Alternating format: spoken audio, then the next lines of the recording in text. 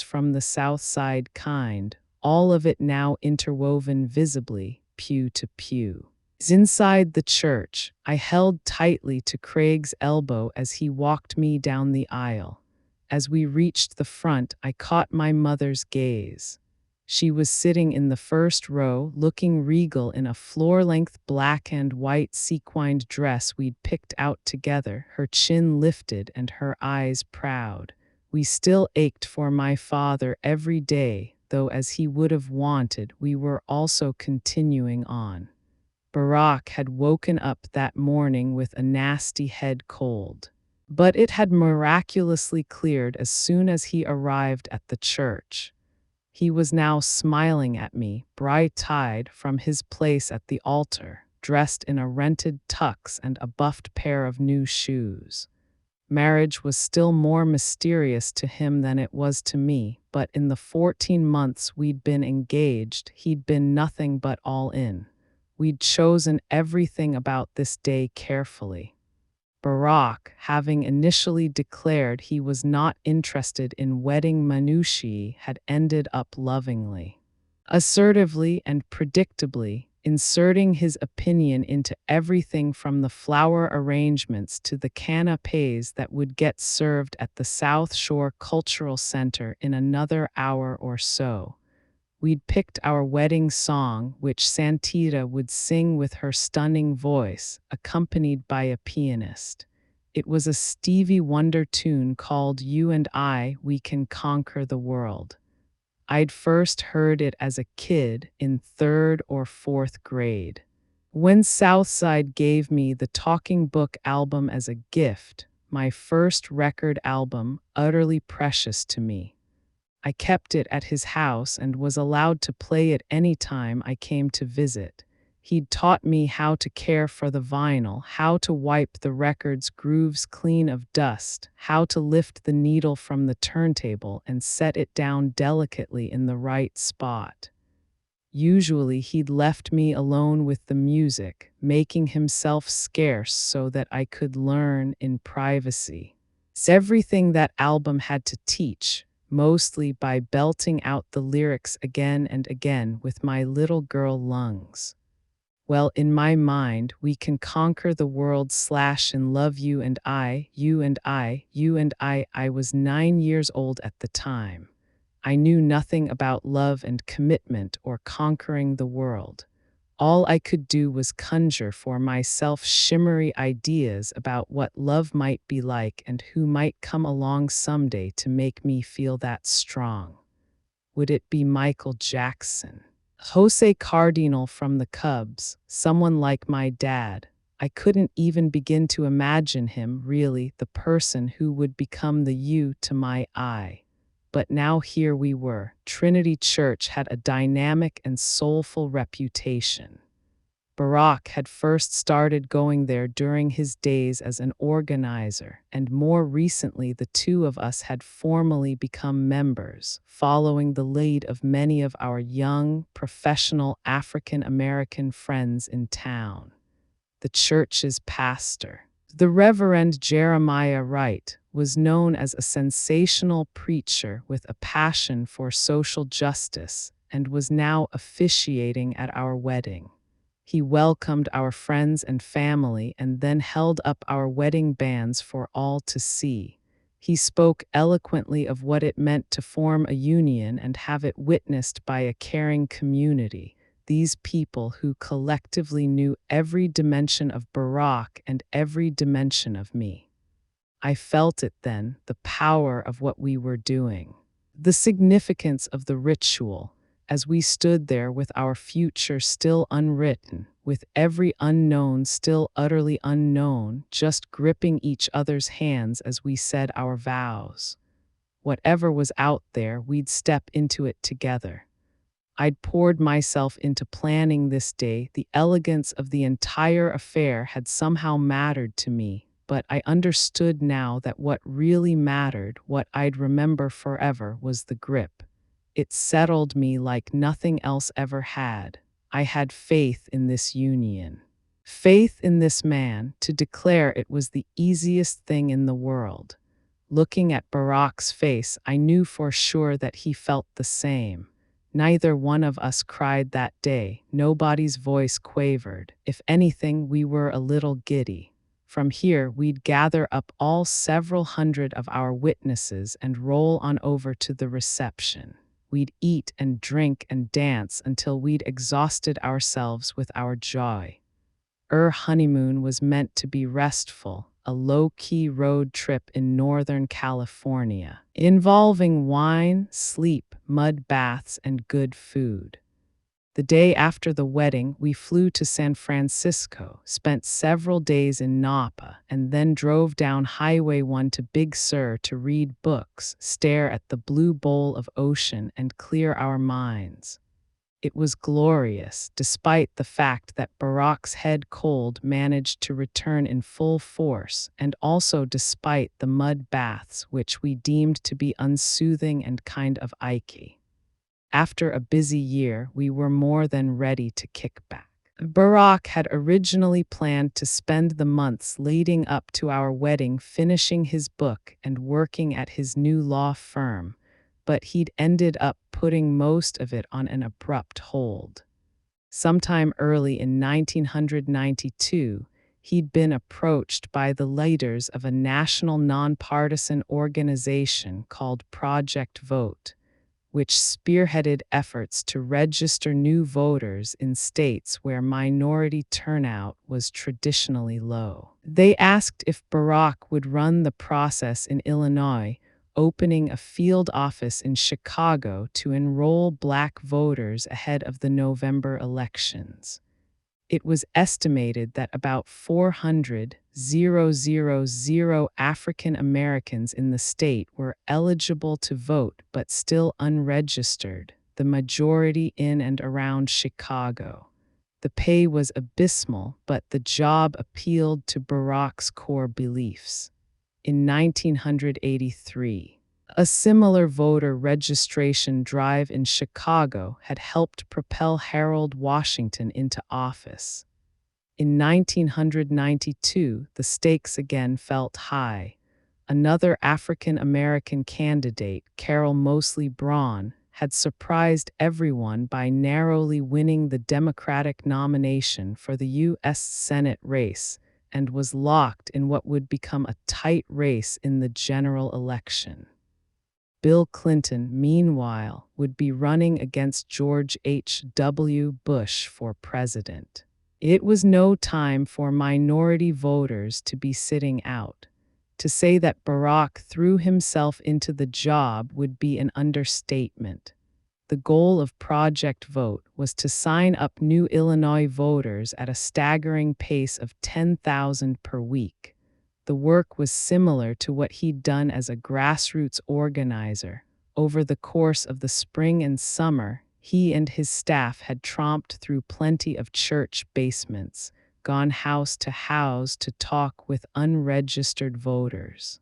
He networked regularly with community leaders and made his pitch countless times to wealthy donors, helping to fund the production of radio ads and informational brochures that could be handed out in Black neighborhoods and public housing projects.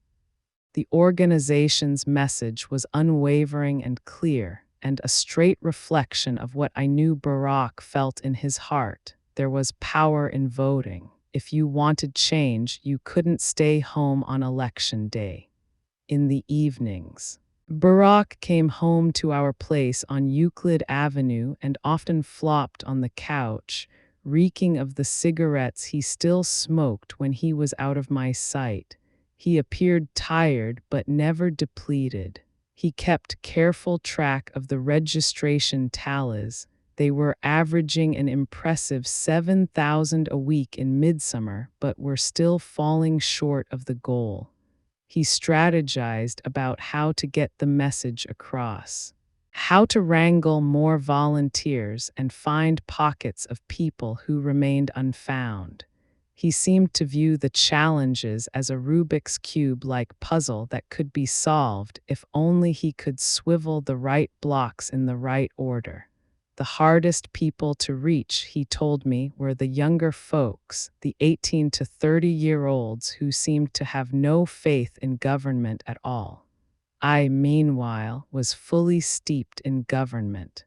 I'd spent a year now working with Valerie in the mayor's office, acting as a liaison to several of the city's departments, including health and human services. The job was broad and people-oriented enough to be energizing and almost always interesting. Whereas I'd once spent my days writing briefs in a quiet, plush-carpeted office with a view of the lake, I now worked in a windowless room on one of the top floors of City Hall, with citizens streaming noisily through the building every hour of the day. Government issues, I was learning, were elaborate and unending. I shuttled between meetings with various department heads, worked with the staffs of city commissioners, and was dispatched sometimes to different neighborhoods around Chicago to follow up on personal complaints received by the mayor. I went on missions to inspect fallen trees that needed removing, talked to neighborhood pastors who were upset about traffic or garbage collection, and often represented the mayor's office at community functions. I once had to break up a shoving match at a senior citizens' picnic on the North Side. None of this was what a corporate lawyer did, and for this reason I found it compelling. I was experiencing Chicago in a way I never had before. I was learning something else of value, too, spending much of my time in the presence of Susan Scher and Valerie Jarrett, two women who, I was seeing, managed to be both tremendously confident and tremendously human at the same time. Susan ran meetings with a steely and unflappable grace. Valerie thought nothing of speaking her mind in a roomful of opinionated men, often managing to deftly bring people around to whatever side she was arguing. She was like a fast-moving comet, someone who was clearly going places. Not long before my wedding, she'd been promoted to the role of commissioner in charge of planning and economic development for the city, and had offered me a job as an assistant commissioner. I was going to begin work as soon as we got back from our honeymoon. I saw more of Valerie than I did of Susan, but I took careful note of everything each of them did, similarly to how I'd observed Cherney, my college mentor. These were women who knew their own voices and were unafraid to use them. They could be humorous and humble when the moment called for it, but they were unfazed by blowhards and didn't second-guess the power in their own points of view. Also, importantly, they were working moms. I watched them closely in this regard as well, knowing that I wanted someday to be one myself. Valerie never hesitated to step out of a big meeting when a call came in from her daughter's school. Susan, likewise, dashed out in the middle of the day if one of her sons spiked a fever or was performing in a preschool music show. They were unapologetic about prioritizing the needs of their children, even if it meant occasionally disrupting the flow at work, and didn't try to compartmentalize work and home the way I'd noticed male partners at Sidley seemed to do.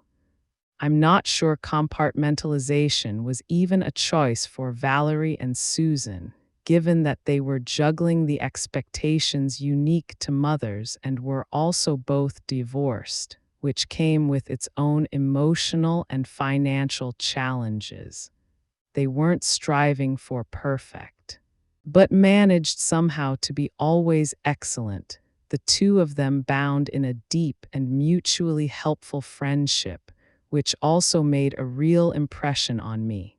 They dropped any masquerade and were just wonderfully, powerfully, and instructively themselves. Barack and I came back from our honeymoon in Northern California to both good and bad news. The good news came in the form of the November election, which brought what felt like a tide of encouraging change. Bill Clinton won overwhelmingly in Illinois and across the country, moving President Bush out of office after only one term. Carol Moseley Braun also won decisively, becoming the first African American woman ever to hold a Senate seat. What was even more exciting to Barack was that the election day turnout had been nothing short of epic. Project Vote had directly registered 110,000 new voters. And its broader Get Out the Vote campaign had likely boosted overall turnout as well. For the first time in a decade, over 500,000 Black voters in Chicago went to the polls, proving that they had the collective power to shape political outcomes. This sent a clear message to lawmakers and future politicians and reestablished a feeling that seemed to have been lost when Harold Washington died. The African American vote mattered. It would be costly politically for anyone to ignore or discount Black people's needs and concerns. Inside of this, too, was a secondary message to the Black community itself, a reminder that progress was possible, that our worth was measurable. All this was heartening for Barack. As tiring as it was, he'd loved his job for what it taught him about Chicago's complex political system and for proving that his organizing instincts could work on a larger scale. He'd collaborated with grassroots leaders, everyday citizens, and elected officials, and almost miraculously it had yielded results. Several media outlets noted the impressive impact of Project Vote. A writer for Chicago Magazine described Barack as a tall, affable workaholic, suggesting that he should someday run for office, an idea that he simply shrugged off. And here was the bad news: that tall, affable workaholic I'd just married had also blown his book deadline, having been so caught up in registering voters that he'd managed to turn in only a partial manuscript.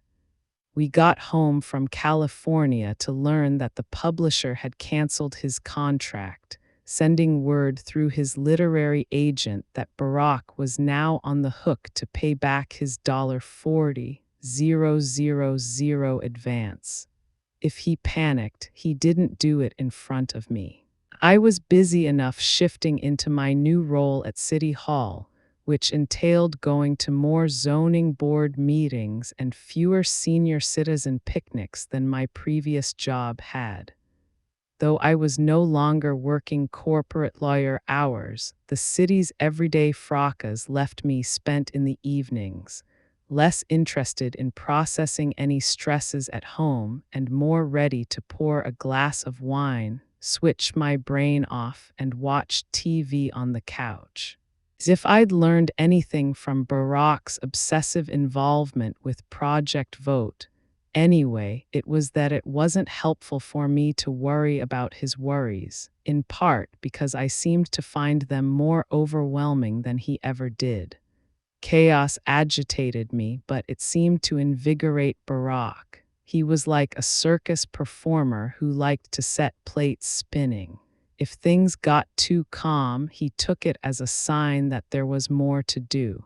He was a serial overcommitter. I was coming to understand, taking on new projects without much regard for limits of time and energy. He'd said yes, for example, to serving on the boards of a couple of nonprofits, while also saying yes to a part-time teaching job at the University of Chicago for the coming spring semester, while also planning to work full-time at the law firm. And then there was the book. Barack's agent felt sure she could resell the idea to a different publisher, though he'd have to get a draft finished soon. With his teaching gig yet to begin and having obtained the blessing of the law firm that had waited a year already for him to start full time, he came up with a solution that seemed to suit him perfectly. He'd write the book in isolation, removing his everyday distractions by renting a little cabin somewhere and drilling down hard on the work. It was the equivalent of pulling a frantic all-nighter to get a paper done in college. Only Barack was estimating it would take him roughly a couple of months to get the book finished. He relayed all of this to me one night at home about 6 weeks after our wedding, before delicately dropping a final bit of information. His mother had found him the perfect cabin. In fact, she'd already rented it for him. It was cheap, quiet, and on the beach in Sanur, which was on the Indonesian island of Bali, some 9,000 miles away from me. The T sounds a little like a bad joke, doesn't it? What happens when a solitude-loving individualist marries an outgoing family woman who does not love solitude one bit? The answer, I'm guessing, is probably the best and most sustaining answer to nearly every question arising inside a marriage. No matter who you are or what the issue is, you find ways to adapt. If you're in it forever, there's really no choice.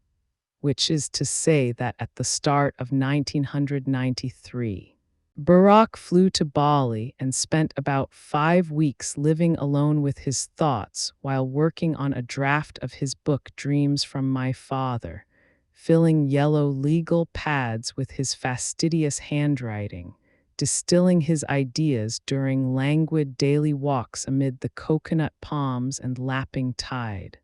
I, meanwhile, stayed home on Euclid Avenue, living upstairs from my mother as another leaden Chicago winter descended, shellacking the trees and sidewalks with ice.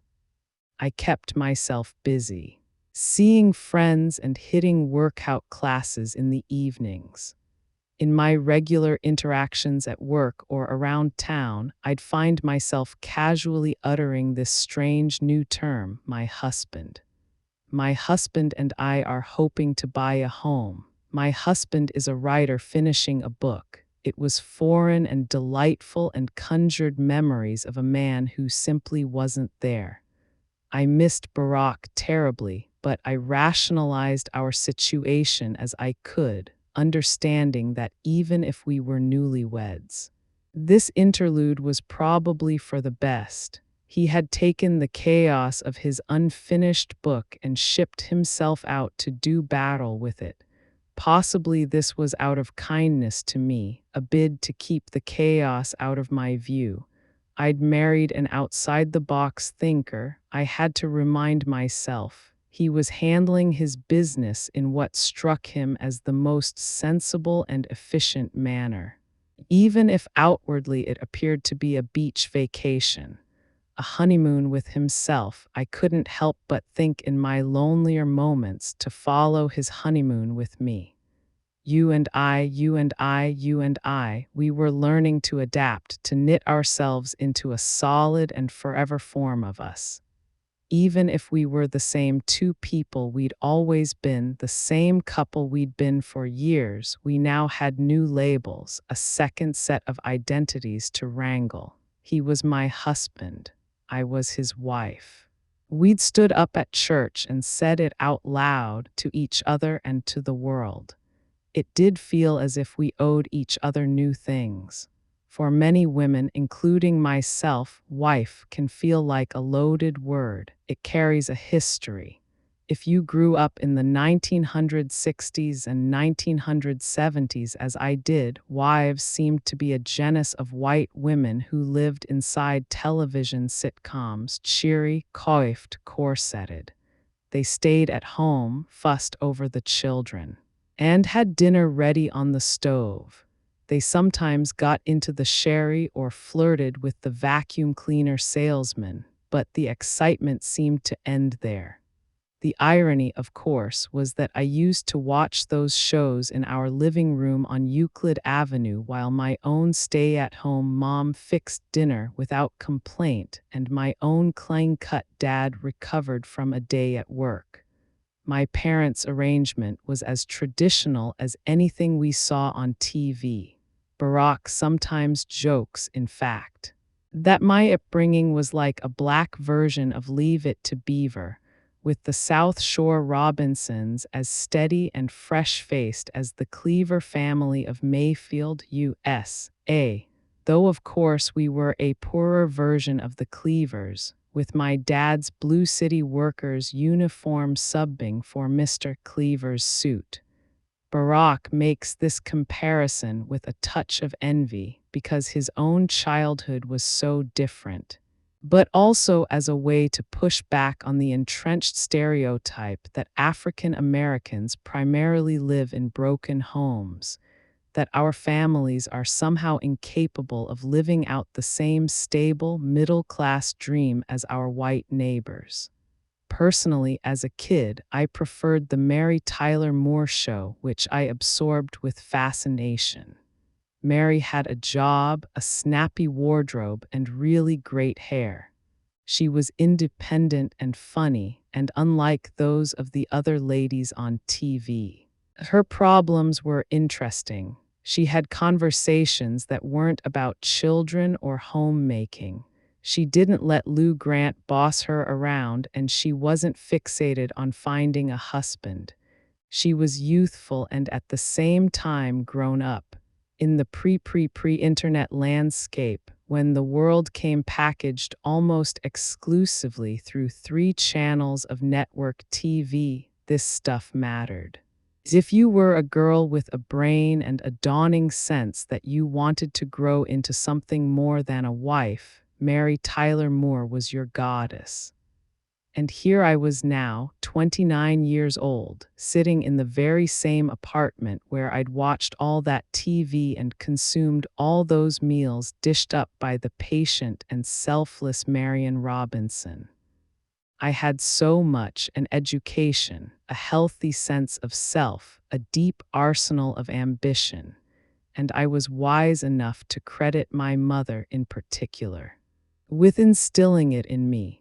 She'd taught me how to read before I started kindergarten, helping me sound out words as I sat curled like a kitten in her lap, studying a library copy of Dick and Jane. She'd cooked for us with care, putting broccoli and Brussels sprouts on our plates and requiring that we eat them. She'd hand-sewn my prom dress for God's sake. The point was, she'd given diligently and she'd given everything. She'd let our family define her. I was old enough now to realize that all the hours she gave to me and Craig were hours she didn't spend on herself. My considerable blessings in life were now causing a kind of psychic whiplash. I'd been raised to be confident and see no limits, to believe I could go after and get absolutely anything I wanted, and I wanted everything. Because, as Susan would say, why not? I wanted to live with the hat-tossing, independent careerwoman zest of Mary Tyler Moore. And at the same time, I gravitated toward the stabilizing, self-sacrificing, seemingly bland normalcy of being a wife and mother. I wanted to have a work life and a home life, but with some promise that one would never fully squelch the other. I hoped to be exactly like my own mother and at the same time nothing like her at all. It was an odd and confounding thing to ponder. Could I have everything? Would I have everything? I had no idea. Barack, meanwhile, came home from Bali looking tanned and carrying a satchel stuffed with legal pads, having converted his isolation into a literary victory. The book was basically finished.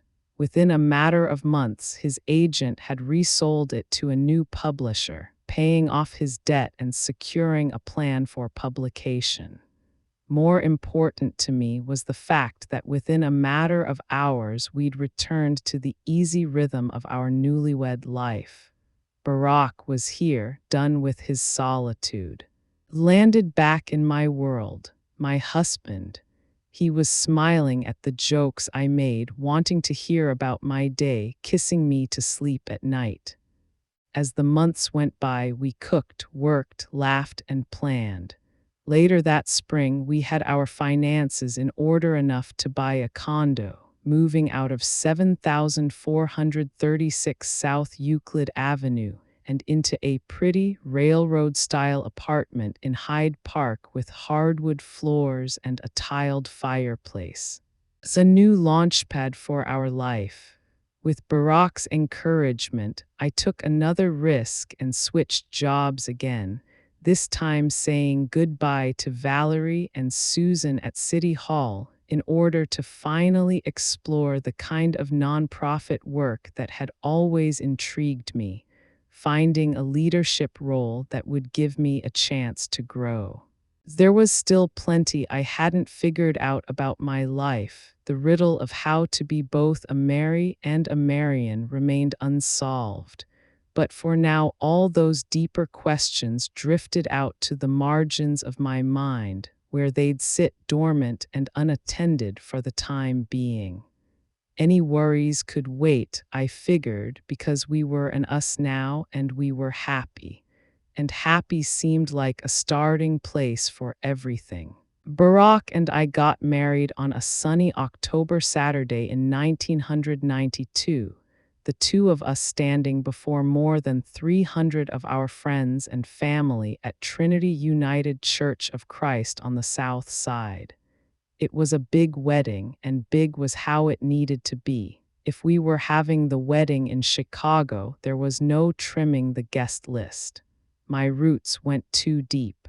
I had not just cousins, but also cousins of cousins, and those cousins of cousins had kids, none of whom I'd ever leave out, and all of whom made the day more meaningful and merry. My father's younger siblings were there. My mother's family turned out in its entirety. I had old school friends and neighbors who came, people from Princeton, people from Whitney Young. Mrs. Smith, the wife of my high school assistant principal who still lived down the street from us on Euclid Avenue, helped organize the wedding, while our across-the-street neighbors Mr. and Mrs. Thompson and their jazz band played later that day at our reception.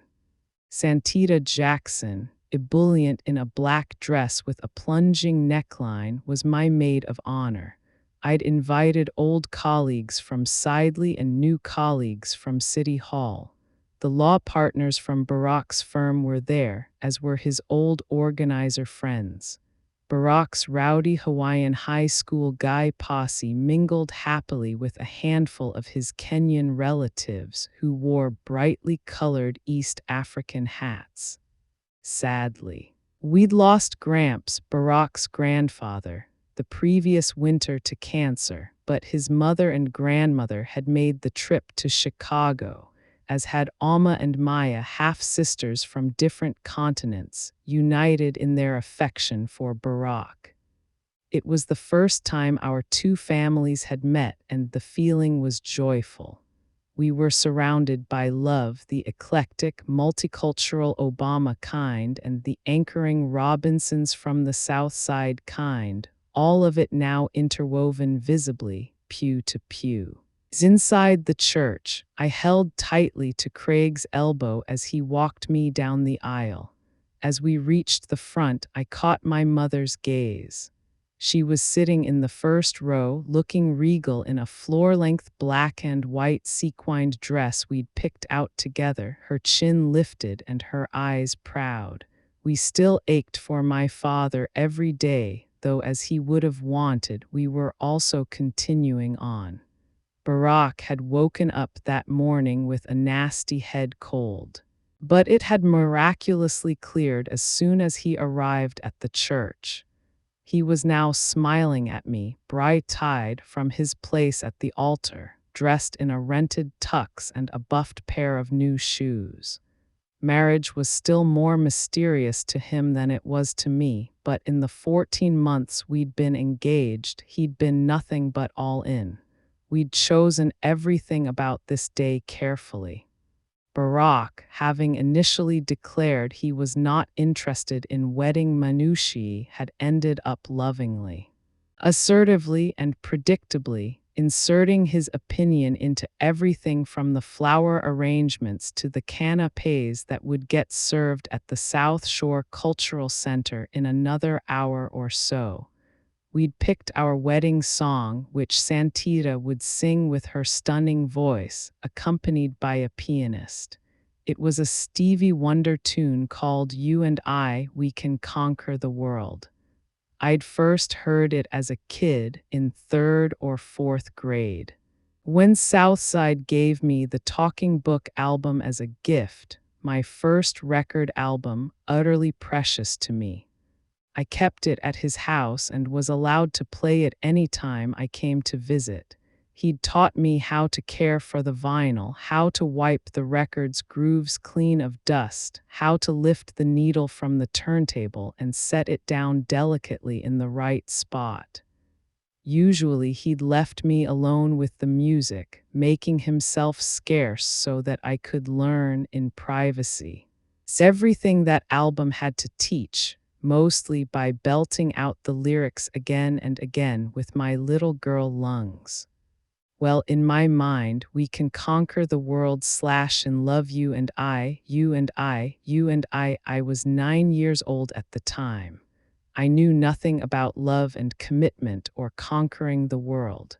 All I could do was conjure for myself shimmery ideas about what love might be like and who might come along someday to make me feel that strong. Would it be Michael Jackson?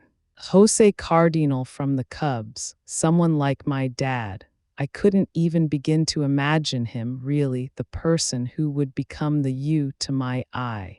But now here we were. Trinity Church had a dynamic and soulful reputation.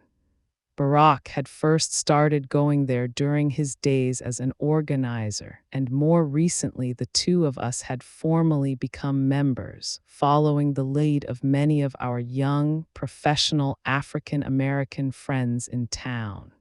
The church's pastor, the Reverend Jeremiah Wright, was known as a sensational preacher with a passion for social justice and was now officiating at our wedding.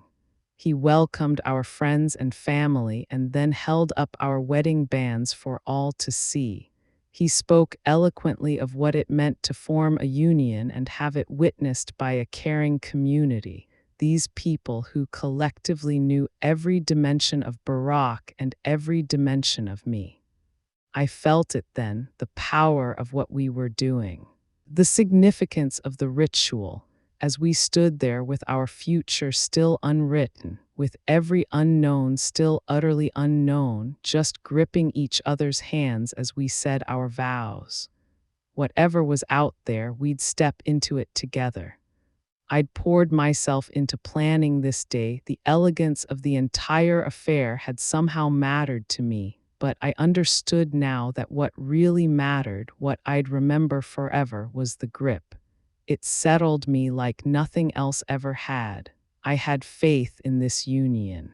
Faith in this man, to declare it was the easiest thing in the world. Looking at Barack's face, I knew for sure that he felt the same. Neither one of us cried that day. Nobody's voice quavered. If anything, we were a little giddy. From here, we'd gather up all several hundred of our witnesses and roll on over to the reception. We'd eat and drink and dance until we'd exhausted ourselves with our joy. Our honeymoon was meant to be restful, a low-key road trip in Northern California, involving wine, sleep, mud baths, and good food.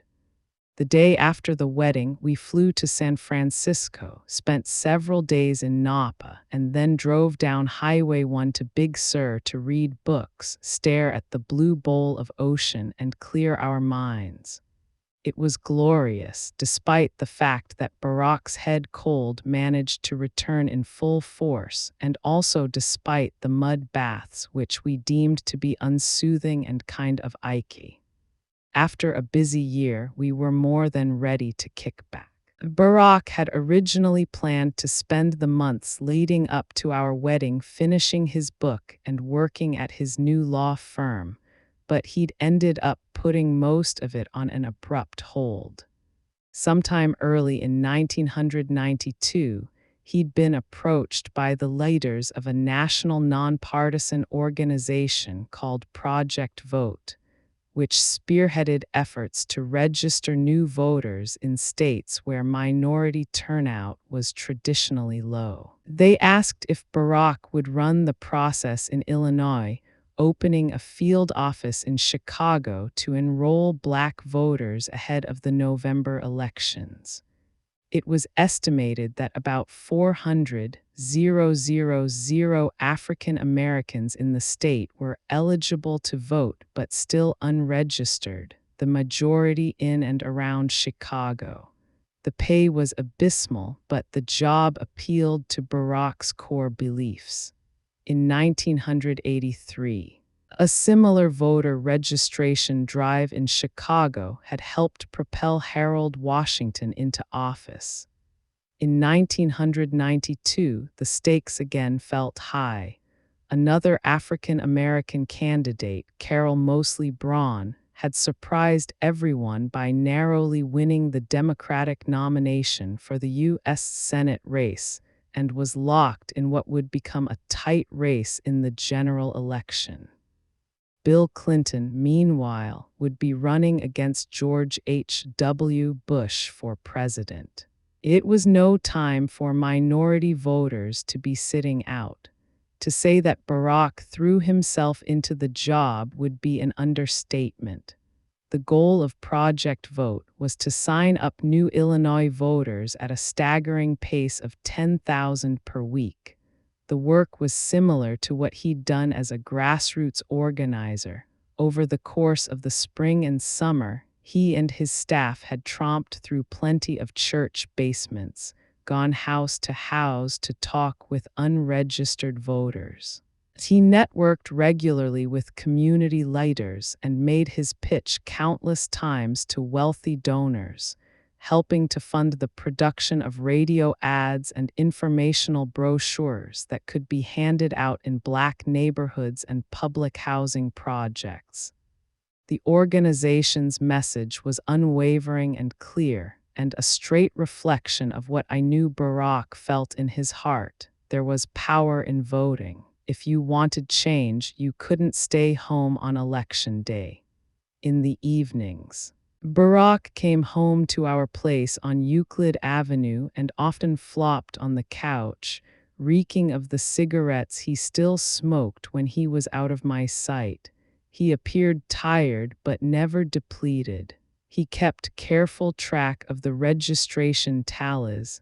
They were averaging an impressive 7,000 a week in midsummer, but were still falling short of the goal. He strategized about how to get the message across, how to wrangle more volunteers and find pockets of people who remained unfound. He seemed to view the challenges as a Rubik's Cube-like puzzle that could be solved if only he could swivel the right blocks in the right order. The hardest people to reach, he told me, were the younger folks, the 18 to 30-year-olds who seemed to have no faith in government at all. I, meanwhile, was fully steeped in government. I'd spent a year now working with Valerie in the mayor's office, acting as a liaison to several of the city's departments, including health and human services. The job was broad and people-oriented enough to be energizing and almost always interesting. Whereas I'd once spent my days writing briefs in a quiet, plush-carpeted office with a view of the lake, I now worked in a windowless room on one of the top floors of City Hall, with citizens streaming noisily through the building every hour of the day. Government issues I was learning. were elaborate and unending. I shuttled between meetings with various department heads, worked with the staffs of city commissioners, and was dispatched sometimes to different neighborhoods around Chicago to follow up on personal complaints received by the mayor. I went on missions to inspect fallen trees that needed removing, talked to neighborhood pastors who were upset about traffic or garbage collection, and often represented the mayor's office at community functions. I once had to break up a shoving match at a senior citizens' picnic on the North Side. None of this was what a corporate lawyer did, and for this reason I found it compelling. I was experiencing Chicago in a way I never had before. I was learning something else of value, too, spending much of my time in the presence of Susan Scher and Valerie Jarrett, two women who, I was seeing, managed to be both tremendously confident and tremendously human at the same time. Susan ran meetings with a steely and unflappable grace. Valerie thought nothing of speaking her mind in a roomful of opinionated men, often managing to deftly bring people around to whatever side she was arguing. She was like a fast-moving comet, someone who was clearly going places. Not long before my wedding, she'd been promoted to the role of commissioner in charge of planning and economic development for the city, and had offered me a job as an assistant commissioner. I was going to begin work as soon as we got back from our honeymoon. I saw more of Valerie than I did of Susan, but I took careful note of everything each of them did, similarly to how I'd observed Cherney, my college mentor. These were women who knew their own voices and were unafraid to use them. They could be humorous and humble when the moment called for it, but they were unfazed by blowhards and didn't second-guess the power in their own points of view.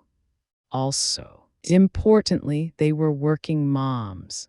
I watched them closely in this regard as well, knowing that I wanted someday to be one myself.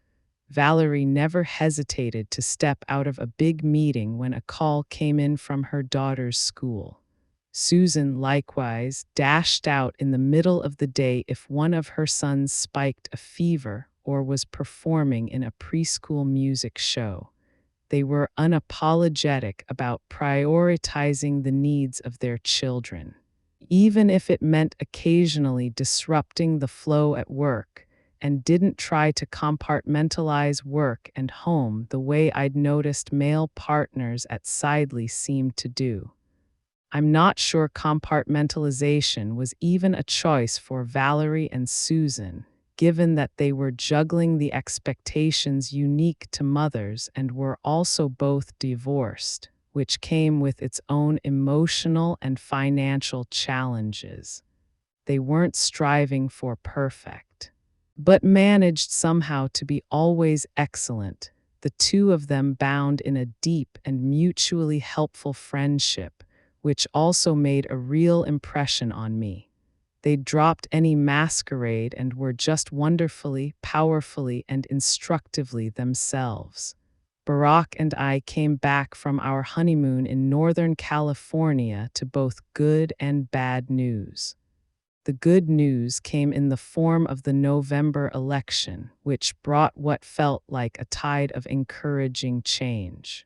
Bill Clinton won overwhelmingly in Illinois and across the country, moving President Bush out of office after only one term.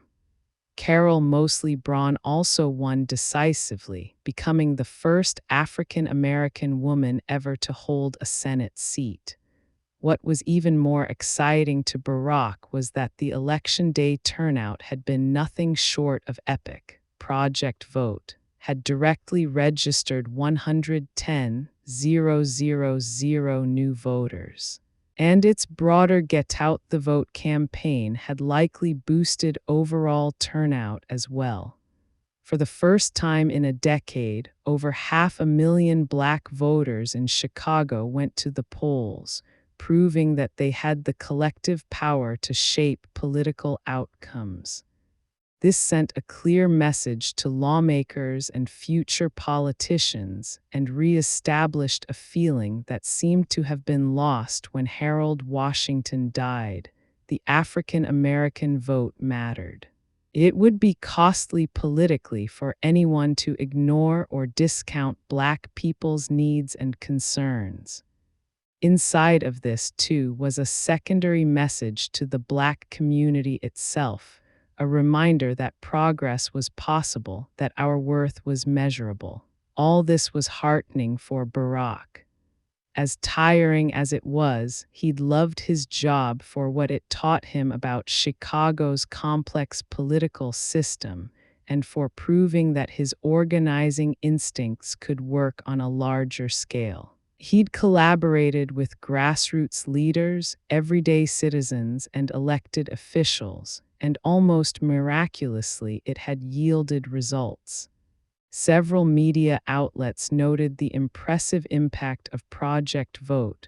A writer for Chicago Magazine described Barack as a tall, affable workaholic, suggesting that he should someday run for office, an idea that he simply shrugged off. And here was the bad news: that tall, affable workaholic I'd just married had also blown his book deadline, having been so caught up in registering voters that he'd managed to turn in only a partial manuscript. We got home from California to learn that the publisher had canceled his contract, sending word through his literary agent that Barack was now on the hook to pay back his $40,000 advance. If he panicked, he didn't do it in front of me. I was busy enough shifting into my new role at City Hall, which entailed going to more zoning board meetings and fewer senior citizen picnics than my previous job had. Though I was no longer working corporate lawyer hours, the city's everyday fracas left me spent in the evenings, less interested in processing any stresses at home and more ready to pour a glass of wine, switch my brain off, and watch TV on the couch. As if I'd learned anything from Barack's obsessive involvement with Project Vote, anyway, it was that it wasn't helpful for me to worry about his worries, in part because I seemed to find them more overwhelming than he ever did. Chaos agitated me, but it seemed to invigorate Barack. He was like a circus performer who liked to set plates spinning. If things got too calm, he took it as a sign that there was more to do. He was a serial overcommitter. I was coming to understand, taking on new projects without much regard for limits of time and energy. He'd said yes, for example, to serving on the boards of a couple of nonprofits, while also saying yes to a part-time teaching job at the University of Chicago for the coming spring semester, while also planning to work full-time at the law firm. And then there was the book. Barack's agent felt sure she could resell the idea to a different publisher, though he'd have to get a draft finished soon. With his teaching gig yet to begin and having obtained the blessing of the law firm that had waited a year already for him to start full-time, he came up with a solution that seemed to suit him perfectly. He'd write the book in isolation, removing his everyday distractions by renting a little cabin somewhere and drilling down hard on the work. It was the equivalent of pulling a frantic all-nighter to get a paper done in college. Only Barack was estimating it would take him roughly a couple of months to get the book finished.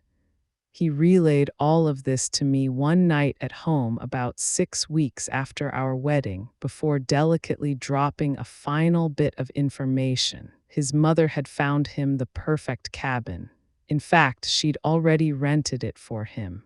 It was cheap, quiet, and on the beach in Sanner, which was on the Indonesian island of Bali, some 9,000 miles away from me. The T sounds a little like a bad joke, doesn't it?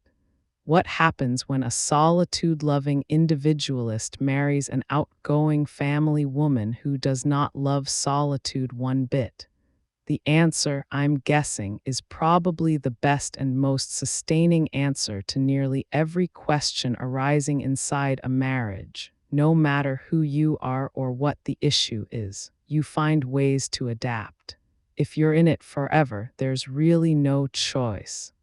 Which is to say that at the start of 1993, Barack flew to Bali and spent about 5 weeks living alone with his thoughts while working on a draft of his book Dreams from My Father, filling yellow legal pads with his fastidious handwriting, distilling his ideas during languid daily walks amid the coconut palms and lapping tide. I, meanwhile, stayed home on Euclid Avenue, living upstairs from my mother as another leaden Chicago winter descended, shellacking the trees and sidewalks with ice. I kept myself busy, seeing friends and hitting workout classes in the evenings. In my regular interactions at work or around town, I'd find myself casually uttering this strange new term, my husband. My husband and I are hoping to buy a home. My husband is a writer finishing a book. It was foreign and delightful and conjured memories of a man who simply wasn't there. I missed Barack terribly, but I rationalized our situation as I could, understanding that even if we were newlyweds, this interlude was probably for the best. He had taken the chaos of his unfinished book and shipped himself out to do battle with it.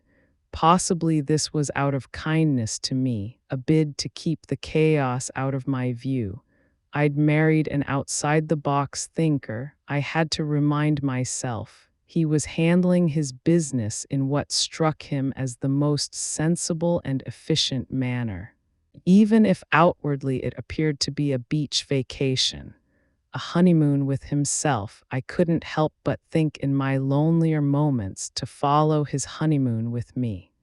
You and I, we were learning to adapt, to knit ourselves into a solid and forever form of us. Even if we were the same two people we'd always been, the same couple we'd been for years, we now had new labels, a second set of identities to wrangle. He was my husband. I was his wife. We'd stood up at church and said it out loud to each other and to the world. It did feel as if we owed each other new things. For many women, including myself, wife can feel like a loaded word. It carries a history. If you grew up in the 1960s and 1970s as I did, wives seemed to be a genus of white women who lived inside television sitcoms, cheery, coiffed, corseted. They stayed at home, fussed over the children, and had dinner ready on the stove. They sometimes got into the sherry or flirted with the vacuum cleaner salesman, but the excitement seemed to end there. The irony, of course, was that I used to watch those shows in our living room on Euclid Avenue while my own stay-at-home mom fixed dinner without complaint and my own clean-cut dad recovered from a day at work. My parents' arrangement was as traditional as anything we saw on TV. Barack sometimes jokes, in fact, that my upbringing was like a black version of Leave It to Beaver, with the South Shore Robinsons as steady and fresh-faced as the Cleaver family of Mayfield, USA, though of course we were a poorer version of the Cleavers, with my dad's Blue City Workers uniform subbing for Mr. Cleaver's suit. Barack makes this comparison with a touch of envy because his own childhood was so different, but also as a way to push back on the entrenched stereotype that African Americans primarily live in broken homes, that our families are somehow incapable of living out the same stable, middle-class dream as our white neighbors. Personally, as a kid, I preferred the Mary Tyler Moore Show, which I absorbed with fascination. Mary had a job, a snappy wardrobe, and really great hair. She was independent and funny, and unlike those of the other ladies on TV. Her problems were interesting. She had conversations that weren't about children or homemaking. She didn't let Lou Grant boss her around, and she wasn't fixated on finding a husband. She was youthful and at the same time grown up.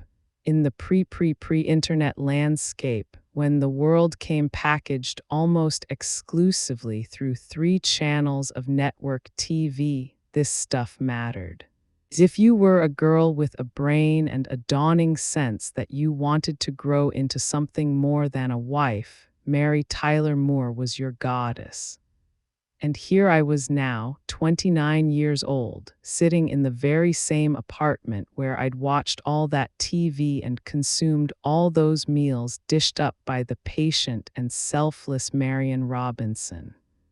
I had so much: an education, a healthy sense of self, a deep arsenal of ambition, and I was wise enough to credit my mother in particular with instilling it in me. She'd taught me how to read before I started kindergarten, helping me sound out words as I sat curled like a kitten in her lap, studying a library copy of Dick and Jane.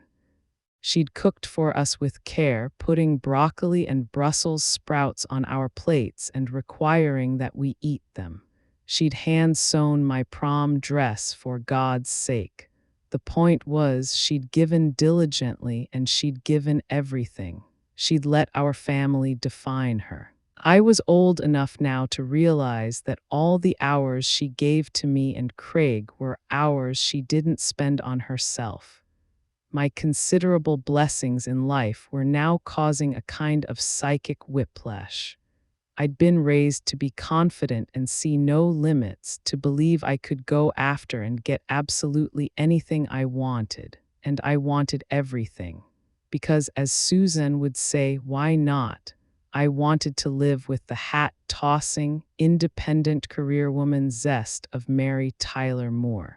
And at the same time, I gravitated toward the stabilizing, self-sacrificing, seemingly bland normalcy of being a wife and mother. I wanted to have a work life and a home life, but with some promise that one would never fully squelch the other. I hoped to be exactly like my own mother and at the same time nothing like her at all. It was an odd and confounding thing to ponder. Could I have everything? Would I have everything? I had no idea. Barack, meanwhile, came home from Bali looking tanned and carrying a satchel stuffed with legal pads, having converted his isolation into a literary victory. The book was basically finished. Within a matter of months, his agent had resold it to a new publisher, paying off his debt and securing a plan for publication. More important to me was the fact that within a matter of hours we'd returned to the easy rhythm of our newlywed life. Barack was here, done with his solitude. Landed back in my world, my husband. He was smiling at the jokes I made, wanting to hear about my day, kissing me to sleep at night. As the months went by, we cooked, worked, laughed, and planned. Later that spring, we had our finances in order enough to buy a condo, moving out of 7436 South Euclid Avenue and into a pretty railroad-style apartment in Hyde Park with hardwood floors and a tiled fireplace. It's a new launchpad for our life. With Barack's encouragement, I took another risk and switched jobs again, this time saying goodbye to Valerie and Susan at City Hall in order to finally explore the kind of nonprofit work that had always intrigued me, finding a leadership role that would give me a chance to grow. There was still plenty I hadn't figured out about my life. The riddle of how to be both a Mary and a Marian remained unsolved. But for now, all those deeper questions drifted out to the margins of my mind, where they'd sit dormant and unattended for the time being. Any worries could wait, I figured, because we were an us now and we were happy. And happy seemed like a starting place for everything. There is no handbook for incoming First Ladies of the United States. It's not technically a job, nor is it an official government title. It comes with no salary and no spelled out set of obligations. It's a strange kind of sidecar to the presidency, a seat that by the time I came to it had already been occupied by more than 43 different women, each of whom had done it in her own way. I knew only a little about previous first ladies and how they'd approached the position. I knew that Jackie Kennedy had dedicated herself to redecorating the White House. I recalled that Rosalind Carter had sat in on cabinet meetings, Nancy Reagan had gotten into some trouble accepting free designer dresses, and Hillary Clinton had been derided for taking on a policy role in her husband's administration. Once, a couple of years earlier at a luncheon for U.S. Senate spouses, I'd watched half in shock, half in awe, as Laura Bush posed serene and smiling for ceremonial photos with about 100 different people, never once losing her composure or needing a break. First ladies showed up in the news having tea with the spouses of foreign dignitaries. They sent out official greetings on holidays and wore pretty gowns to state dinners. I knew that they normally picked a cause or two to champion as well. I understood already that I'd be measured by a different yardstick. As the only African American First Lady to set foot in the White House, I was other almost by default. If there was a presumed grace assigned to my white predecessors, I knew it wasn't likely to be the same for me. I'd learned through the campaign stumbles that I had to be better, faster, smarter, and stronger than ever. My grace would need to be earned. I worried that many Americans wouldn't see themselves reflected in me, or that they wouldn't relate to my journey. I wouldn't have the luxury of settling into my new role slowly before being judged. And when it came to judgment, I was as vulnerable as ever to the unfounded fears and racial stereotypes that lay just beneath the surface of the public consciousness, ready to be stirred up by rumor and innuendo. I was humbled and excited to be First Lady, but not for 1 second did I think I'd be sliding into some glamorous, easy role. Nobody who has the words first and black attached to them ever would. I stood at the foot of the mountain, knowing I'd need to climb my way into favor. For me, it revived an old internal call and response, one that tracked all the way back to high school when I'd shown up at Whitney Young and found myself suddenly gripped by doubt. Confidence, I'd learned then, sometimes needs to be called from within. I've repeated the same words to myself many times now through many climbs. Am I good enough? Yes, I am. The 76 days between election and inauguration felt like a critical time to start setting the tone for the kind of First Lady I wanted to be. After all I'd done to lever myself out of corporate law and into more meaningful community-minded work, I knew I'd be happiest if I could engage actively and work toward achieving measurable results.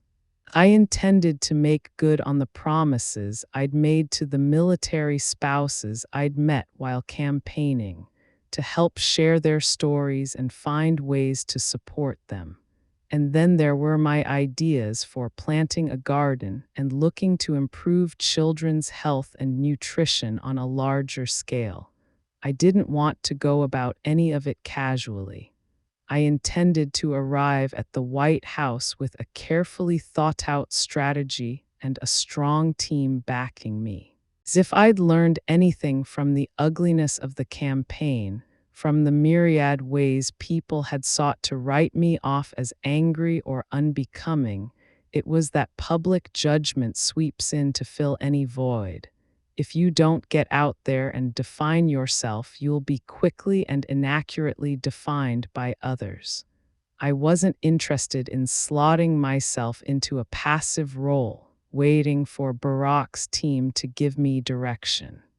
After coming through the crucible of the last year, I knew that I would never allow myself to get that banged up again. My mind raced with all that needed to get done.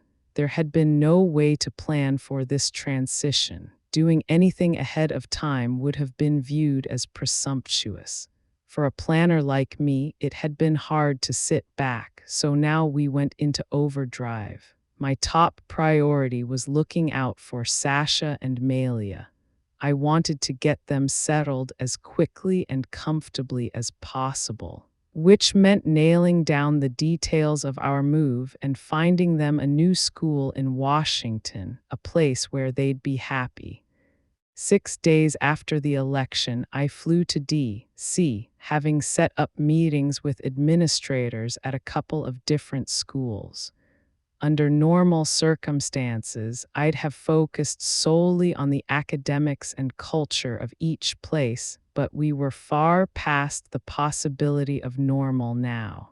There were all sorts of cumbersome new factors to be considered and discussed: Secret Service protocols, emergency evacuation setups, strategies for protecting our kids' privacy now that they had the eyes of a nation upon them. The variables had become exponentially more complex. More people were involved, more conversations needed to be had before even a small decision could be made. Thankfully, I was able to keep my key campaign staffers, Melissa, Katie, and Kristen, working with me during the transition. We immediately set about figuring out the logistics of our family's move while also beginning to hire staff, schedulers, policy experts, communications pros for my future East Wing offices, as well as interviewing people for jobs in the family residence. One of my first hires was Jocelyn Fry, an old friend from law school who had a fantastic analytic mind and agreed to come on as my policy director, helping to oversee the initiatives I planned to launch. Barack, meanwhile, was working on filling positions for his cabinet and huddling with various experts on ways to rescue the economy. By now, more than 10 million Americans were unemployed, and the auto industry was in a perilous free fall. I could tell by the hard set of my husband's jaw following these sessions that the situation was worse than most Americans even understood. He was also receiving daily written intelligence briefings, suddenly privy to the nation's heavier secrets, the classified threats, quiet alliances, and covert operations about which the public remained largely unaware. Now that the Secret Service would be protecting us for years to come, the agency selected official code names for us. Barack was Renegade and I was Renaissance. The girls were allowed to choose their own names from a pre-approved list of alliterative options. Malia became Radiance and Sasha picked Rosebud. My mother would later get her own informal code name, Raindance. When speaking to me directly, the Secret Service agents almost always called me ma'am.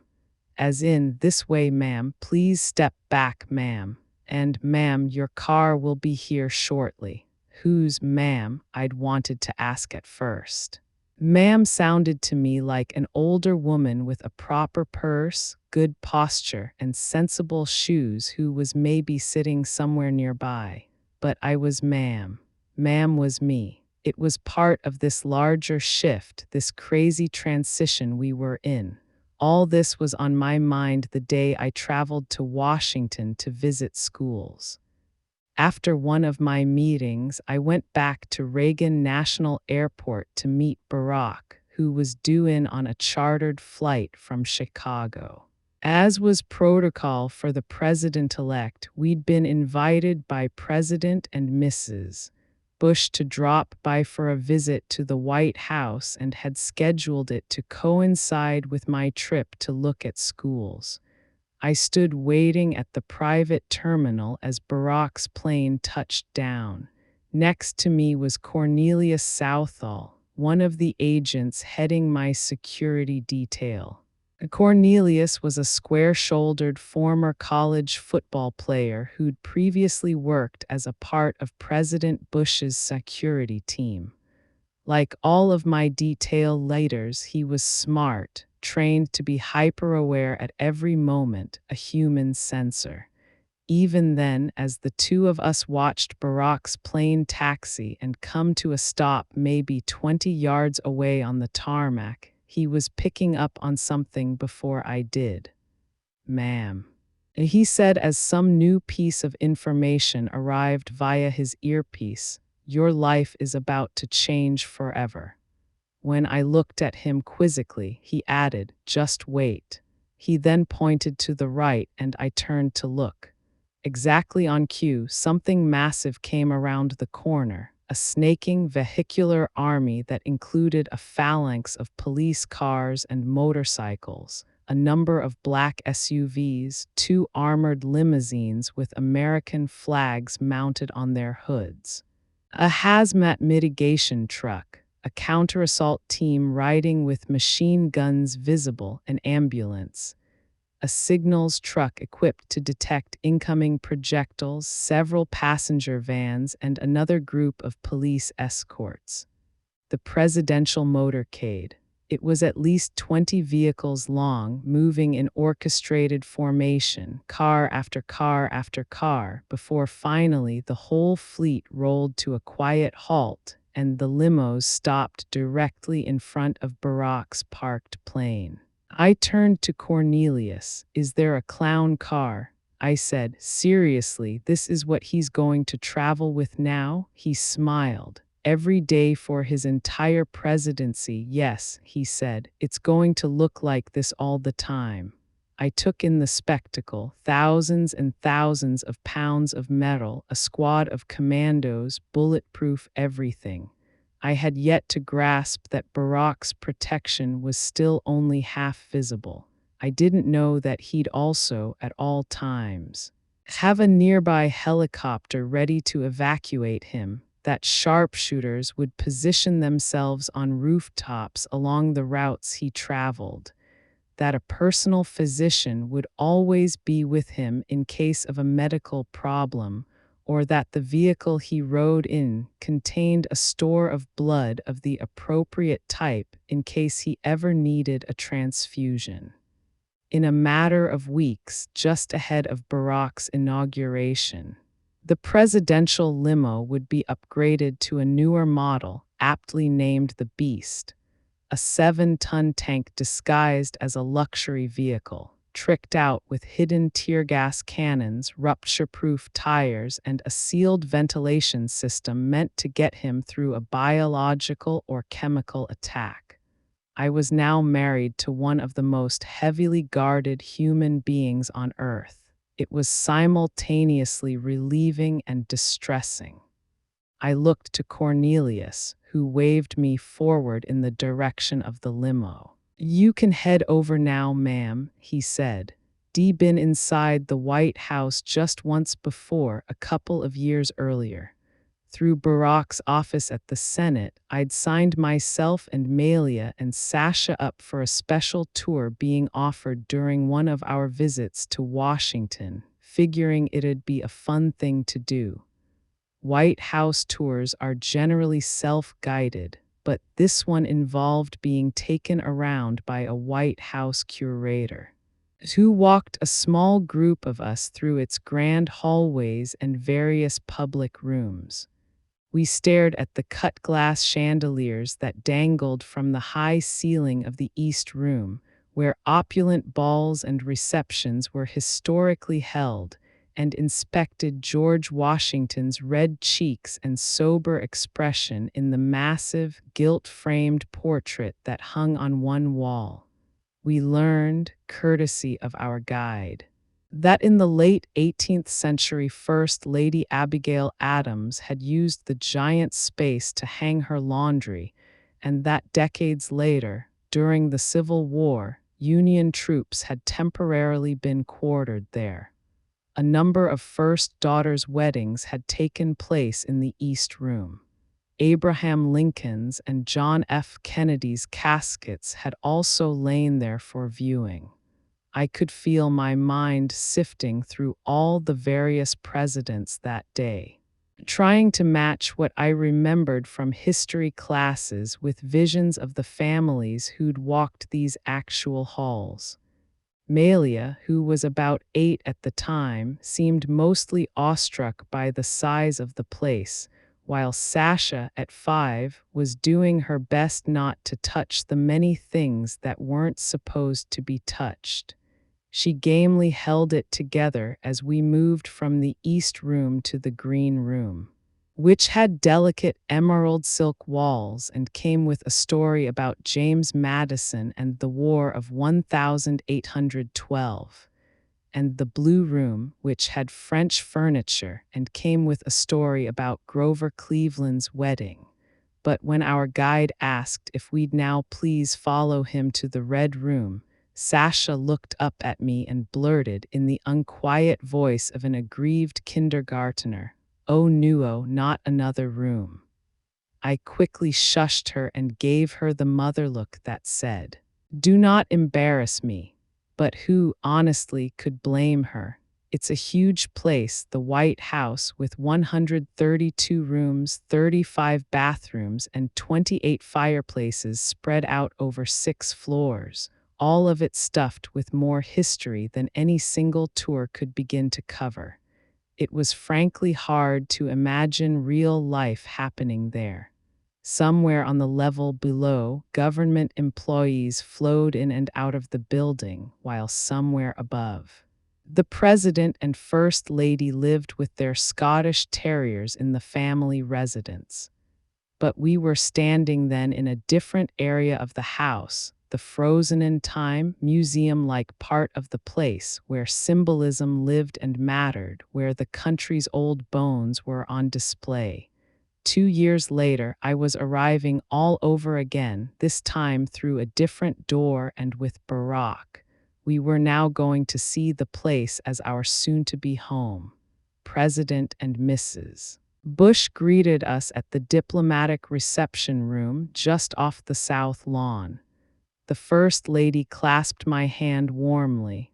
"Please call me Laura," she said. Her husband was just as welcoming, possessing a magnanimous Texas spirit that seemed to override any political hard feelings. Throughout the campaign, Barack had criticized the president's leadership frequently and in detail, promising voters he would fix the many things he viewed as mistakes. Bush, as a Republican, had naturally supported John McCain's candidacy.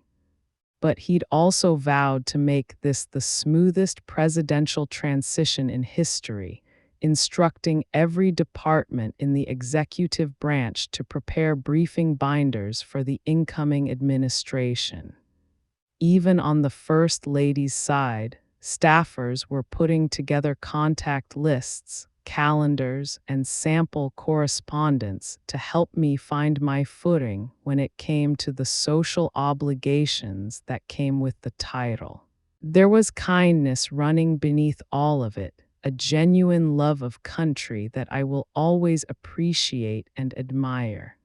Though President Bush mentioned nothing directly, I swore I could see the first traces of relief on his face, knowing that his tenure was almost finished, that he'd run the race and could soon head home to Texas.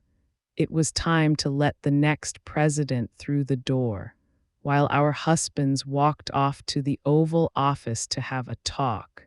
Laura led me to the private wood-paneled elevator reserved for the first family, which was operated by a gentlemanly African American in a tuxedo. As we rode 2 floors up to the family residence, Laura asked how Sasha and Malia were doing. She was 62 years old then and had parented 2 older daughters while in the White House. A former school teacher and librarian, she'd used her platform as First Lady to promote education and advocate for teachers. She inspected me with warm blue eyes. "How are you feeling?" she asked. A little overwhelmed, I admitted. She smiled with what felt like real compassion. "I know, trust me, I do." In the moment, I wasn't able to fully apprehend the significance of what she was saying, but later I would think of it often. Barack and I were joining a strange and very small society made up of the Clintons, the Carters, 2 sets of Bushes, Nancy Reagan, and Betty Ford. These were the only people on earth who knew what Barack and I were facing, who'd experienced firsthand the unique delights and hardships of life in the White House. As different as we all were, we'd always share this bond. Laura walked me through the residence, showing me room upon room upon room. The private area of the White House occupies about 20,000 square feet on the top 2 stories of the main historical structure, the one you'd recognize from photos with its iconic white pillars. I saw the dining room where first families ate their meals and popped my head into the tidy kitchen, where a culinary staff was already at work on dinner. I saw the guest quarters on the top floor, scouting them out as a possible place my mother could live. If we could manage to talk her into moving in with us. There was a small gym up there as well, which was the place both Barack and President Bush got most excited about during the guys' version of the tour. I was most interested in checking out the 2 bedrooms that I thought would work best for Sasha and Malia, just down the hall from the master bedroom. For me, the girls' sense of comfort and home was key. As if we pared back all the pomp and circumstance, the fairy tale unreality of moving into a big house that came with chefs, a bowling alley, and a swimming pool. What Barack and I were doing was something no parent really wants to do, yanking our kids mid-year out of a school they loved, taking them away from their friends, and plopping them into a new home and new school without a whole lot of notice. I was preoccupied by this thought, though I was also comforted by the knowledge that other mothers and children had successfully done this before. Laura took me into a pretty, light-filled room off the master bedroom that was traditionally used as the First Lady's dressing room. She pointed out the view of the rose garden and the Oval Office through the window, adding that it gave her comfort to be able to look out and sometimes get a sense of what her husband was doing. Hillary Clinton, she said, had shown her this same view when she'd first come to visit the White House 8 years earlier. And 8 years before that, her mother-in-law Barbara Bush had pointed out the view to Hillary. I looked out the window, reminded that I was part of a humble continuum. In the coming months, I'd feel the power of connection to these other women. Hillary graciously shared wisdom over the phone, walking me through her experience picking out a school for Chelsea. I had a meeting with Rosalind Carter and a phone call with Nancy Reagan, both women warm and offering support. And Laura kindly invited me to return with Sasha and Malia a couple of weeks after that first visit, on a day when her own girls, Jenna and Barbara, could be there to introduce my kids to the fun parts of the White House, showing them everything from the plush seats of the in-house movie theater to how to slide down a sloping hallway on the top floor. This was all heartening. I already looked forward to the day I could pass whatever wisdom I picked up to the next first lady in line. We ended up moving to Washington right after our traditional Christmas holiday in Hawaii, so that Sasha and Malia could start school just as their new classmates were coming back from winter break. It was still about 3 weeks ahead of the inauguration, which meant that we had to make temporary arrangements, renting rooms on the top floor of the Hay Adams Hotel in the center of the city. Our rooms overlooked Lafayette Square and the north lawn of the White House, where we could see the grandstand and metal bleachers being set up in preparation for the inaugural parade. On a building across from the hotel, someone had hung a massive banner that read, "Welcome Malia and Sasha." I choked up a little at the sight. After a lot of research, 2 visits, and many conversations, we'd opted to enroll our daughters at Sidwell Friends, a private Quaker school with an excellent reputation. Sasha would be a second grader in the lower school, which was located in suburban Bethesda, Maryland, and Malia would attend 5th grade on the main campus, which sat on a quiet block just a few miles north of the White House. Both kids would need to commute by motorcade, escorted by a group of armed Secret Service agents, some of whom would also remain posted outside their classroom doors and follow them to every recess, playdate, and sports practice. We lived in a kind of bubble now, sealed off at least partially from the everyday world. I couldn't remember the last time I'd run an errand by myself or walked in a park just for fun. All movements first required a discussion about both security and schedule. The bubble had formed around us slowly over the course of the campaign as Barack's notoriety grew, and as it became more necessary to put boundaries up between us and the general public, and in some instances, between us and our friends and family members.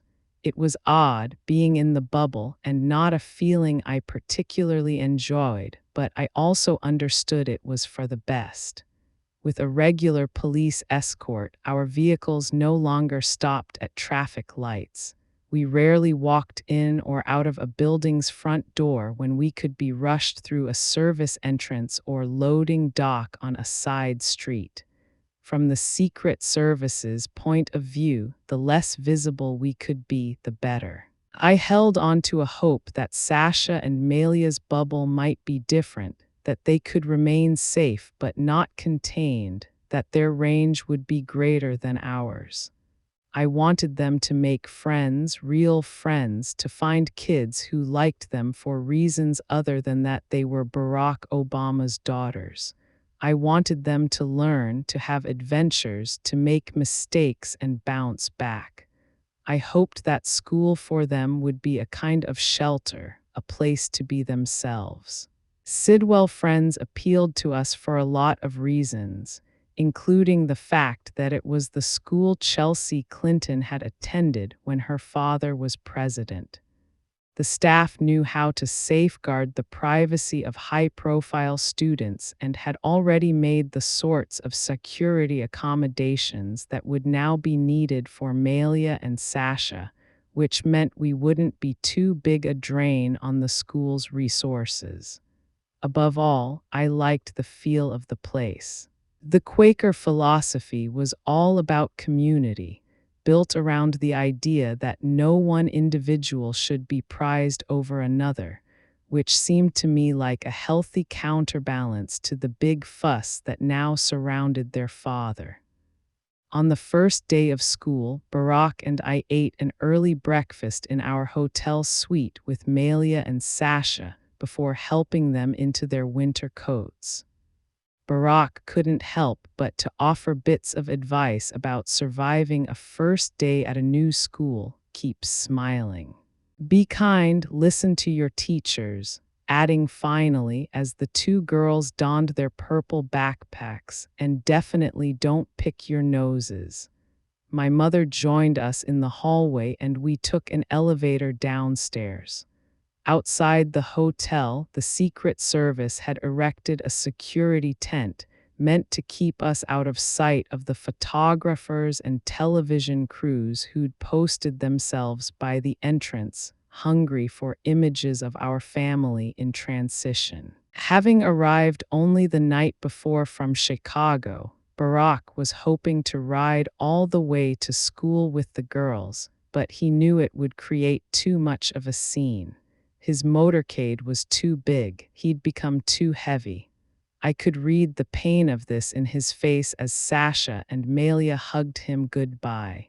My mom and I then accompanied the girls in what would become their new form of school bus, a black SUV with smoked windows made of bulletproof glass. I tried that morning to model confidence, smiling and joking with the kids. Inside, however, I felt a thrumming nervousness, that sense of inching perpetually farther out on a limb. We arrived first at the upper school campus, where Malia and I hustled past a gauntlet of news cameras and into the building, the two of us flanked by Secret Service agents. After I delivered Malia to her new teacher, the motorcade took us to Bethesda, where I repeated the routine with little Sash, releasing her into a sweet classroom with low tables and wide windows, what I prayed would be a safe and happy place. I returned to the motorcade and rode back to the Hay Adams, ensconced in my bubble. I had a busy day ahead, every minute of it scheduled with meetings, but my mind would stay locked on our daughters. What kind of day were they having? What were they eating? Were they being gawked at or made to feel at home? I'd later see a media photo of Sasha taken during the morning trip to school, one that brought me to tears. I believe it was snapped as I was dropping off Malia while Sasha waited in the car with my mom. She had her round little face pressed up against the window of the SUV and was staring outward, wide-eyed and pensive, taking in the sight of photographers and onlookers, her thoughts unreadable but her expression sober. We were asking so much of them. I sat with that thought not just for that entire day, but for months and years to come. The pace of the transition never slowed. I was bombarded with hundreds of decisions, all of them evidently urgent. I was supposed to pick out everything from bath towels and toothpaste to dish soap and beer for the White House residents, choose my outfits for the inauguration ceremony and fancy balls that would follow it, and figure out logistics for the 150 or so of our close friends and relatives who'd be coming from out of town as our guests. I delegated what I could to Melissa and other members of my transition team. We also hired Michael Smith, a talented interior designer we'd found through a Chicago friend, to help us with furnishing and redecorating the residence and the Oval Office. The president-elect, I learned, is given access to $100,000 in federal funds to help with moving and redecorating, but Barack insisted that we pay for everything ourselves, using what we'd saved from his book royalties. As long as I've known him, he's been this way, extra vigilant when it comes to matters of money and ethics, holding himself to a higher standard than even what's dictated by law.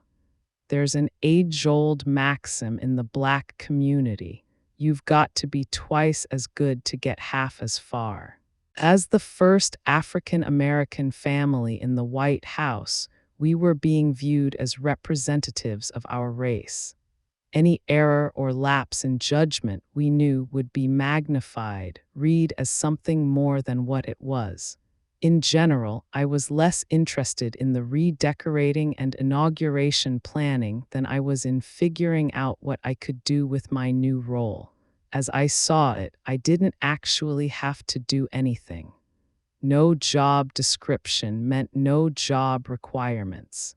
And this gave me the freedom to choose my agenda. I wanted to ensure any effort I made helped advance the new administration's larger goals.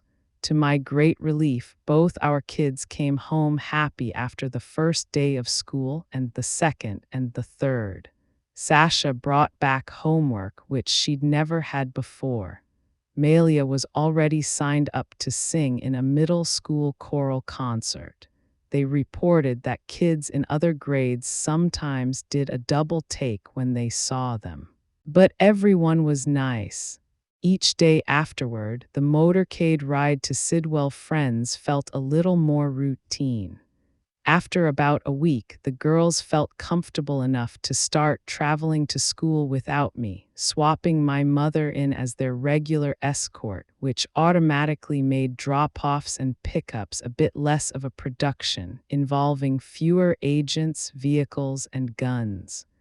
My mother hadn't wanted to come with us to Washington, but I'd forced the issue. The girls needed her. I needed her. I liked to believe that she needed us too. For the last few years, she'd been a nearly everyday presence in our lives, her practicality a salve to everyone's worries. At 71, though, she'd never lived anywhere but Chicago. She was reluctant to leave the South Side and her home on Euclid Avenue. I love those people, but I love my own house, she told a reporter after the election, not mincing any words. The White House reminds me of a museum, and it's like, how do you sleep in a museum? I tried to explain that if she moved to Washington, she'd meet all sorts of interesting people, wouldn't have to cook or clean for herself anymore, and would have more room on the top floor of the White House than she'd ever had at home. None of this was meaningful to her. My mother was impervious to all manner of glamour and hype. I'd finally called Craig. "You've got to talk to Mom for me." I said, please get her on board with this. Somehow that worked. Craig was good at strong-arming when he needed to be. My mother would end up staying with us in Washington for the next 8 years, but at the time she claimed the move was temporary, that she'd stay only until the girls got settled. She also refused to get put into any bubble. She declined Secret Service protection and avoided the media in order to keep her profile low and her footprint light. She'd charm the White House housekeeping staff by insisting on doing her own laundry. And for years to come, she'd slip in and out of the residence as she pleased, walking out the gates and over to the nearest CVS or Filene's basement when she needed something, making new friends and meeting them out regularly for lunch. Anytime a stranger commented that she looked exactly like Michelle Obama's mother, she'd just give a polite shrug and say, "Yeah, I get that a lot," before carrying on with her business. As she always had, my mother did things her own way. My whole family came for the inauguration. My aunts, uncles, and cousins came. Our friends from Hyde Park came, along with my girlfriends and their spouses. Everyone brought their kids. We'd planned twin festivities for the big and small people over Inauguration Week, including a kids' concert.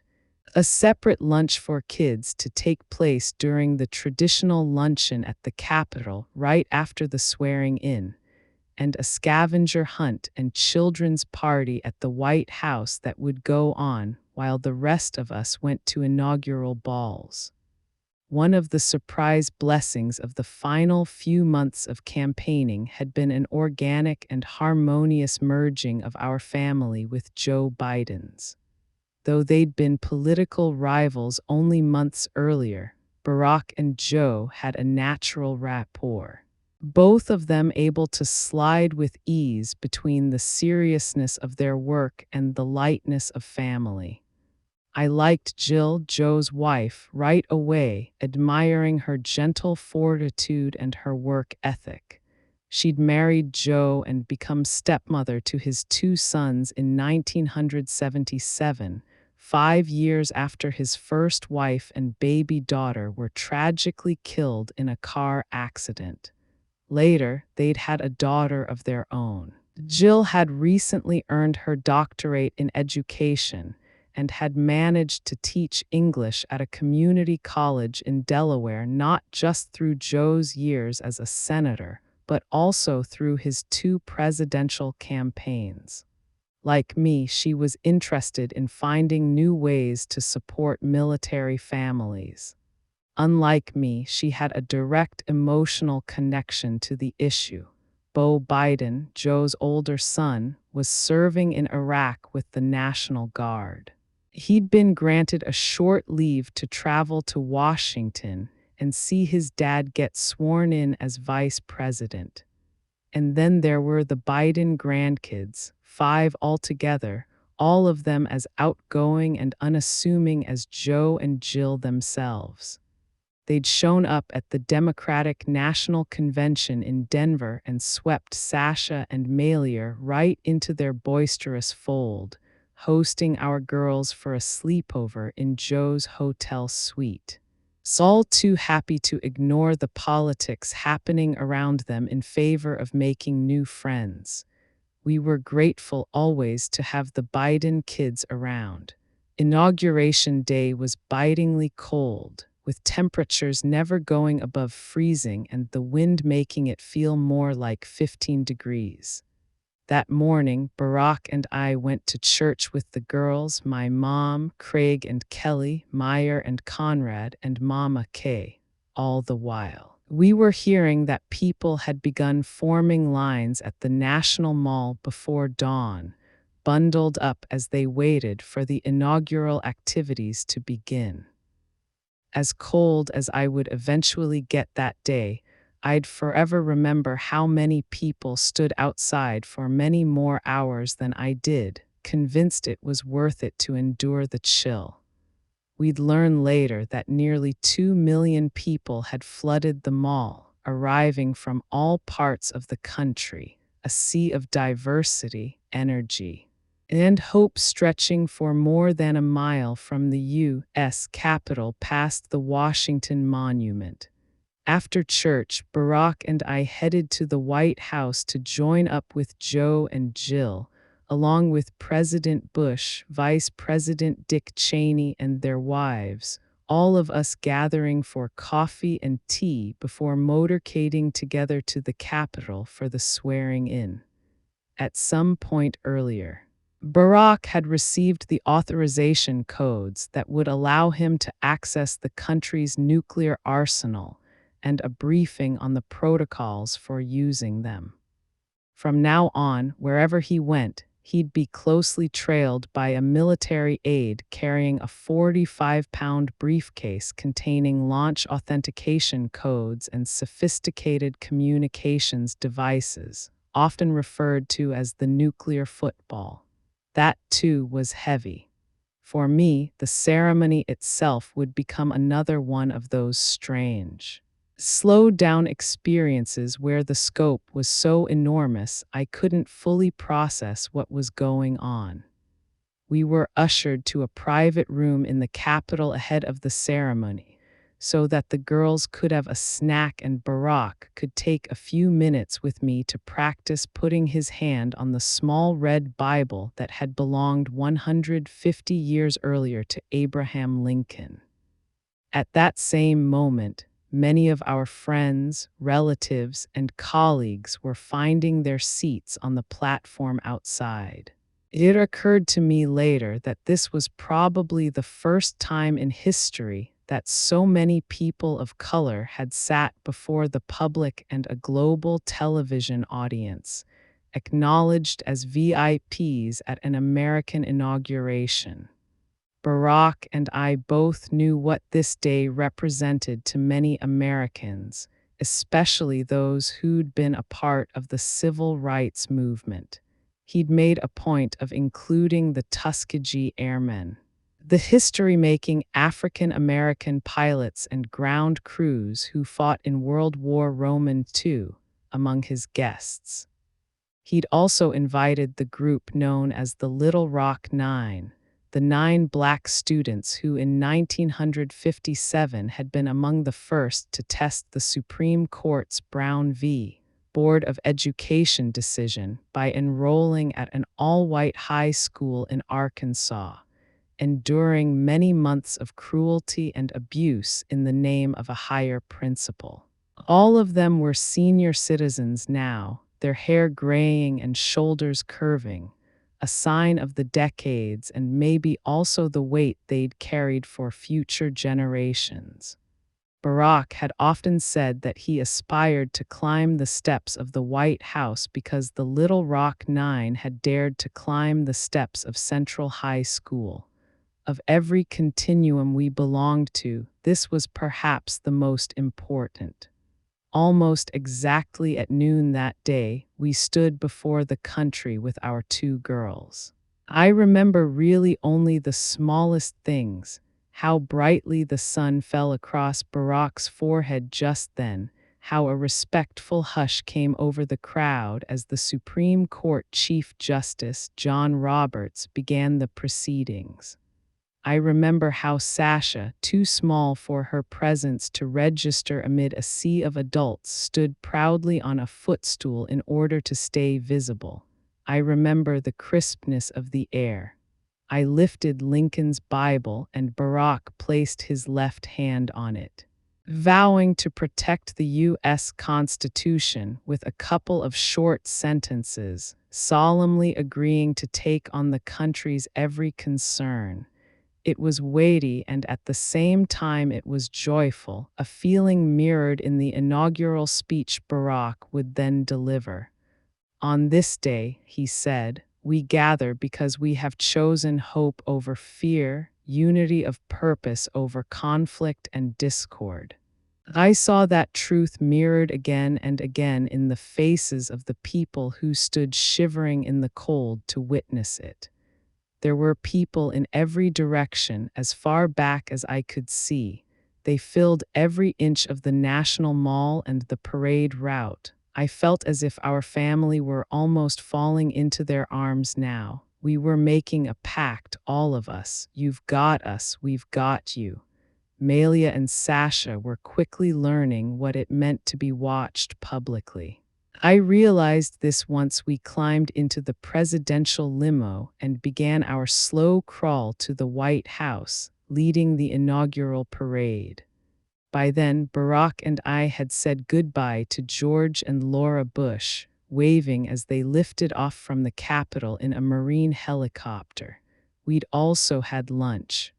Barack and I were served duck breast in a formal marbled hall inside the Capitol with a couple hundred guests, including his new cabinet members of Congress and the justices of the Supreme Court, while the girls feasted on their favorite delicacies, chicken fingers and mac and cheese, with the Biden kids and a handful of cousins in a nearby room.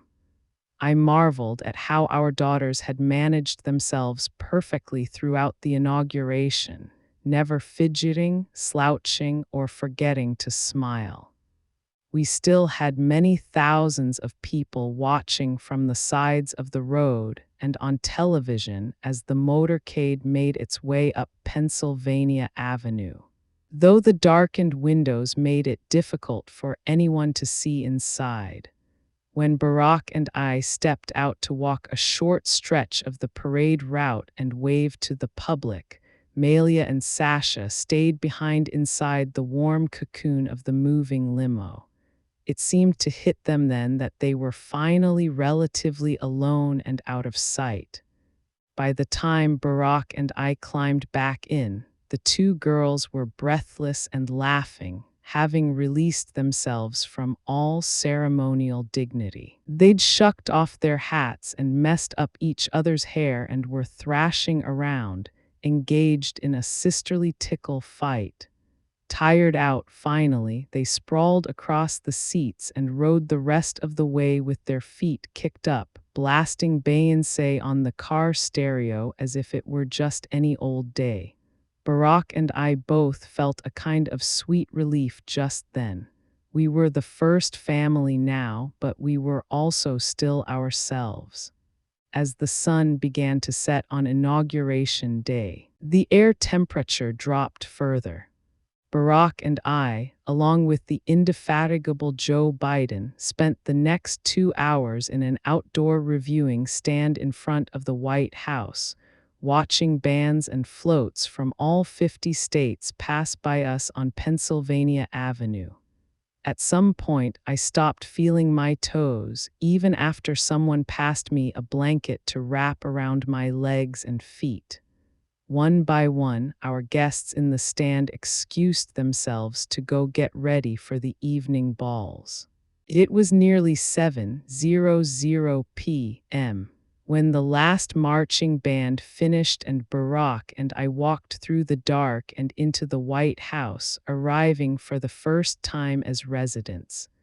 Over the course of the afternoon, the staff had pulled off an extraordinary top-to-bottom flip of the residence, whisking the Bush's belongings out and our belongings in the span of about 5 hours.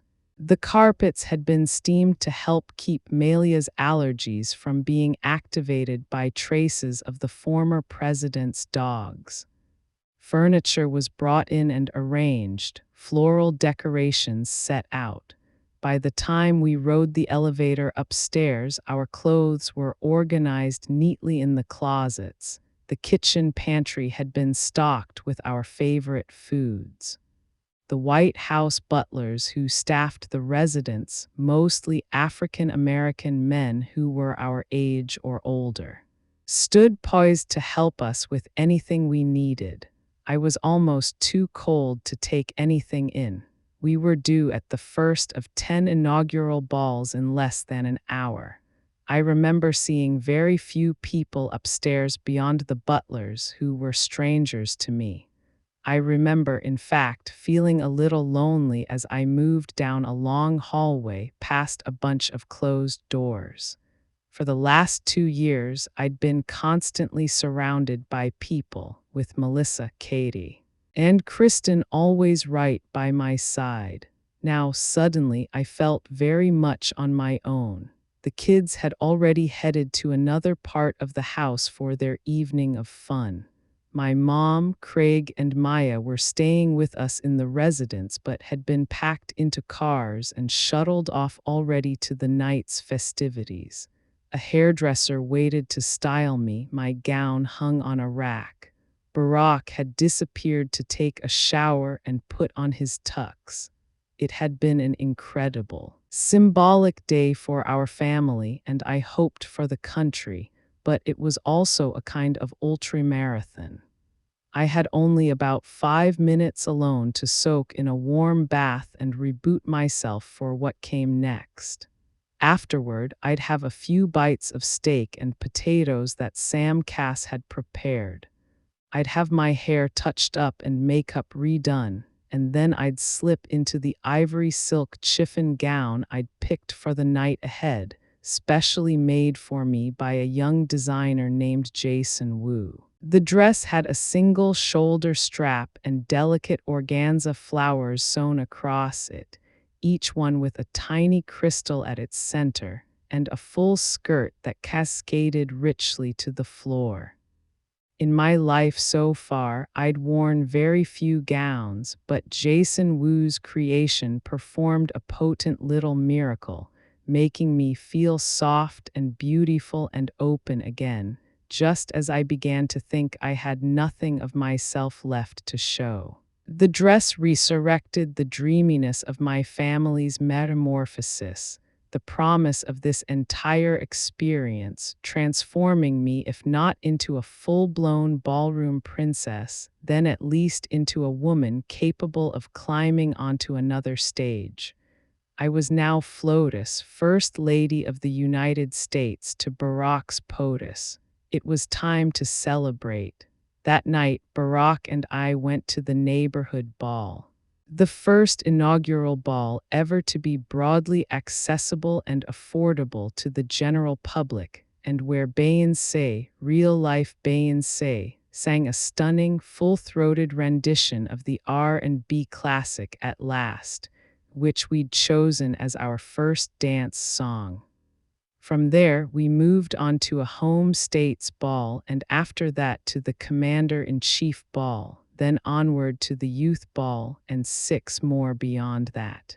Our stay at each one was relatively brief and pretty much exactly the same.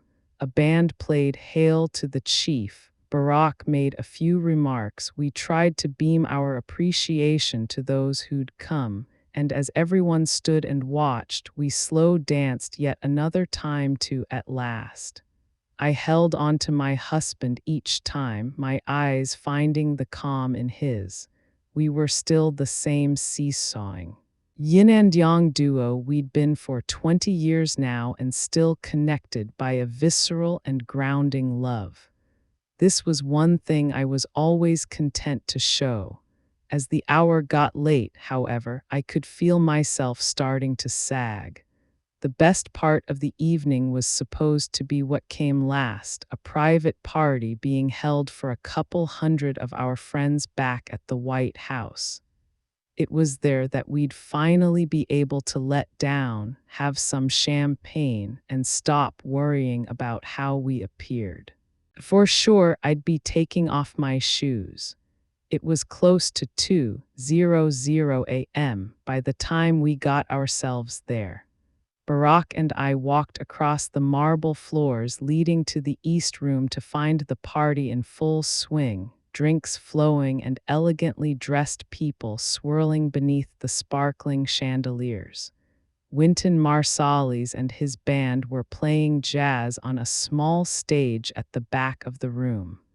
I saw friends from nearly every phase of my life: Princeton friends, Harvard friends, Chicago friends, Robinsons and Shieldses galore. These were the people I wanted to laugh with, to say, how in holy hell did we all get here? But I was done. I'd hit a final fence line.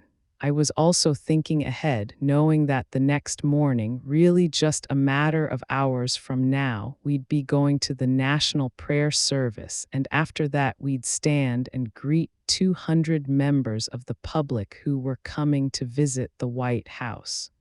Barack looked at me. Reading my thoughts. "You don't need to do this," he said. "It's okay." Partygoers were moving toward me now, eager to interact. Here came a donor. Here was the mayor of a big city. Michelle, people were calling. I was so exhausted I thought I might cry. As Barack stepped over the threshold and got promptly sucked into the room, I froze for a split second, then pivoted and fled. I had no energy left to verbalize some first lady-like excuse or even wave to my friends. I just walked quickly away over the thick red carpet, ignoring the agents who trailed behind me, ignoring everything as I found the elevator to the residence and took myself there, down an unfamiliar hallway and into an unfamiliar room, out of my shoes and out of my gown and into our strange new bed. Been walking around thinking that our new house was big and grand to the point of being over the top. But then in April I went to England and met Her Majesty the Queen. This was the first international trip Barack and I made together since the election, flying to London on Air Force One so that he could attend a meeting of the Group of 20, or G20, made up of leaders representing the world's largest economies.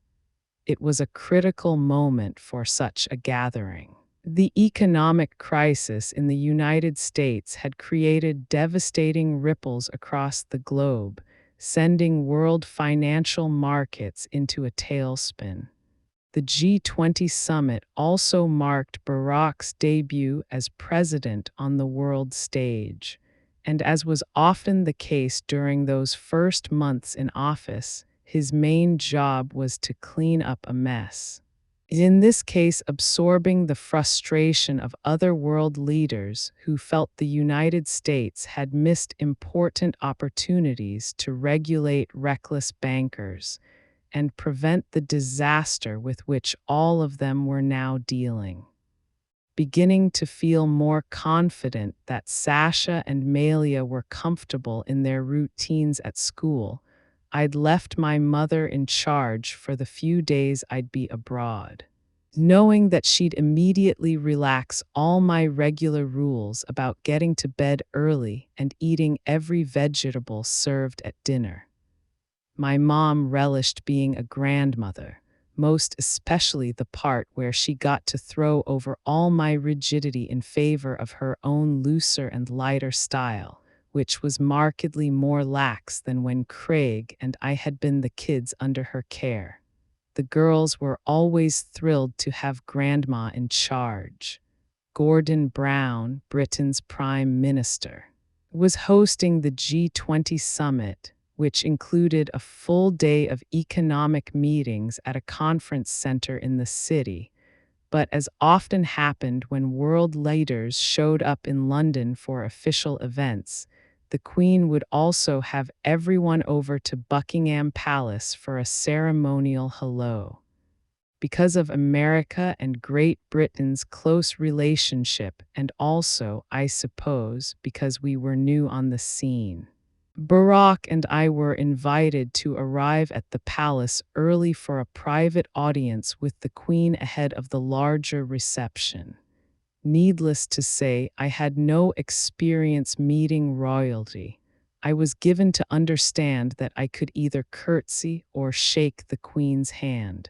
I knew that we were to refer to her as Your Majesty, while her husband, Prince Philip, the Duke of Edinburgh, went by Your Royal Highness. Other than that, I wasn't sure what to expect as our motorcade rolled through the tall iron gates at the entrance to the palace, past onlookers pressed at the fences, past a collection of guards and a royal horn player, through an interior arch and up to the courtyard, where the official master of the household waited outside to greet us. It turns out that Buckingham Palace is big, so big that it almost defies description. It has 775 rooms and is 15 times the size of the White House. In the years to come, Barack and I would be lucky enough to return there a few times as invited guests. On our later trips, we'd sleep in a sumptuous bedroom suite on the ground floor of the palace, looked after by liveried footmen and ladies-in-waiting. We'd attend a formal banquet in the ballroom, eating with forks and knives coated in gold. At one point, as we were given a tour, we were told things like, "This is our blue room," our guide gesturing into a vast hall that was 5 times the size of our blue room back home.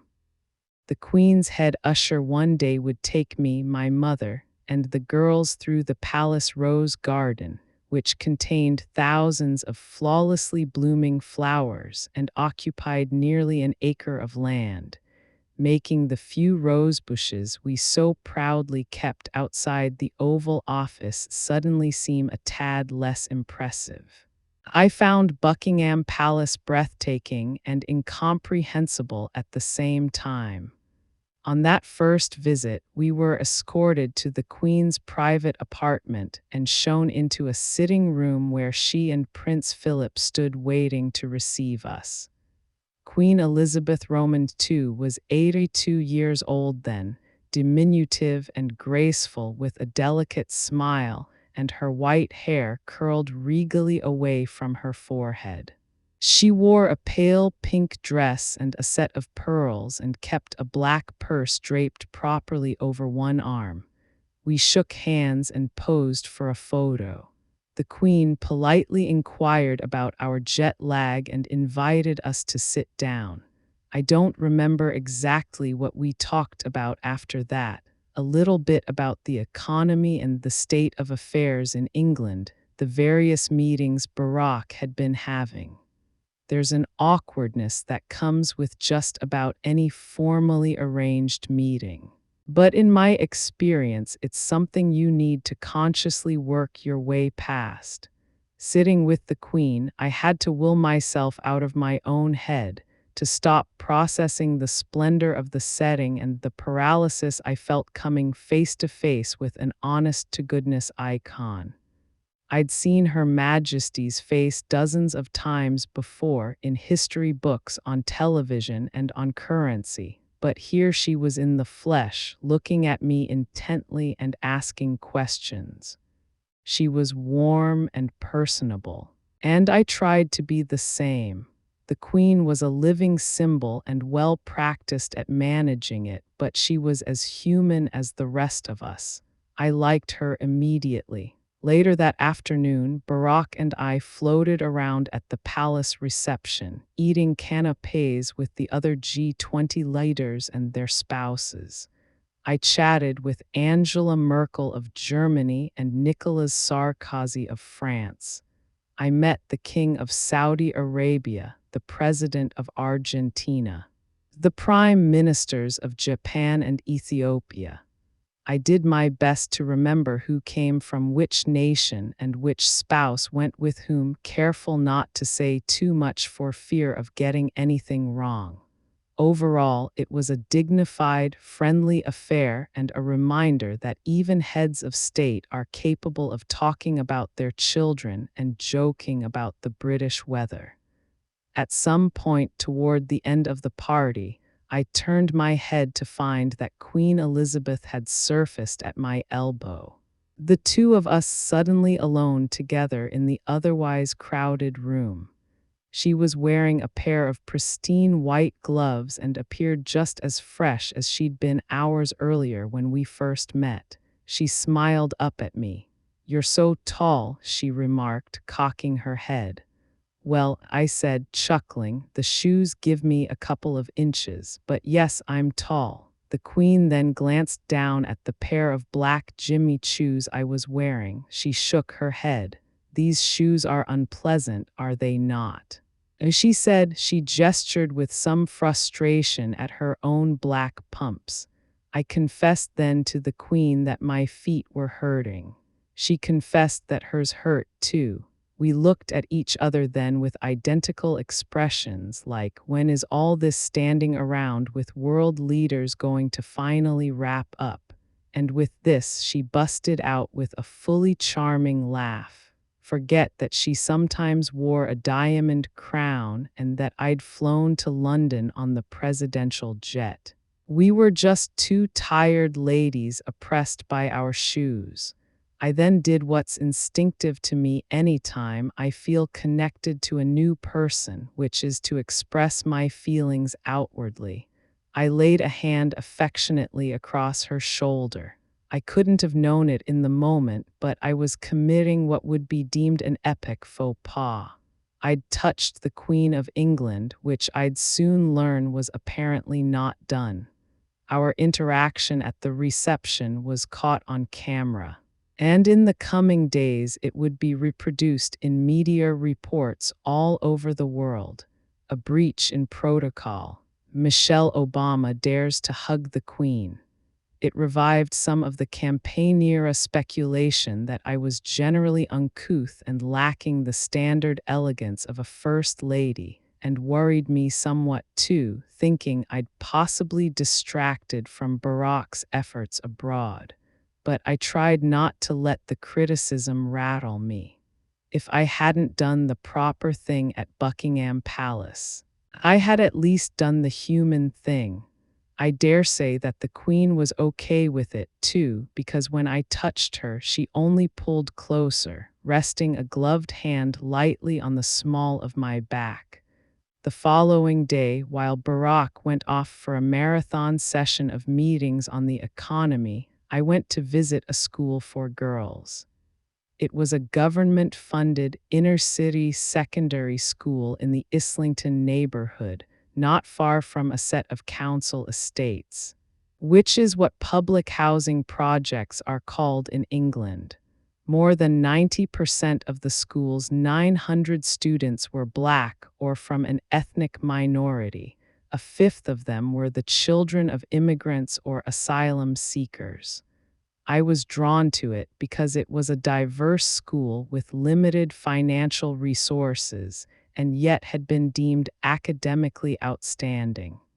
I also wanted to make sure that when I visited a new place as First Lady, I really visited it, meaning that I'd have a chance to meet the people who actually lived there, not just those who governed them.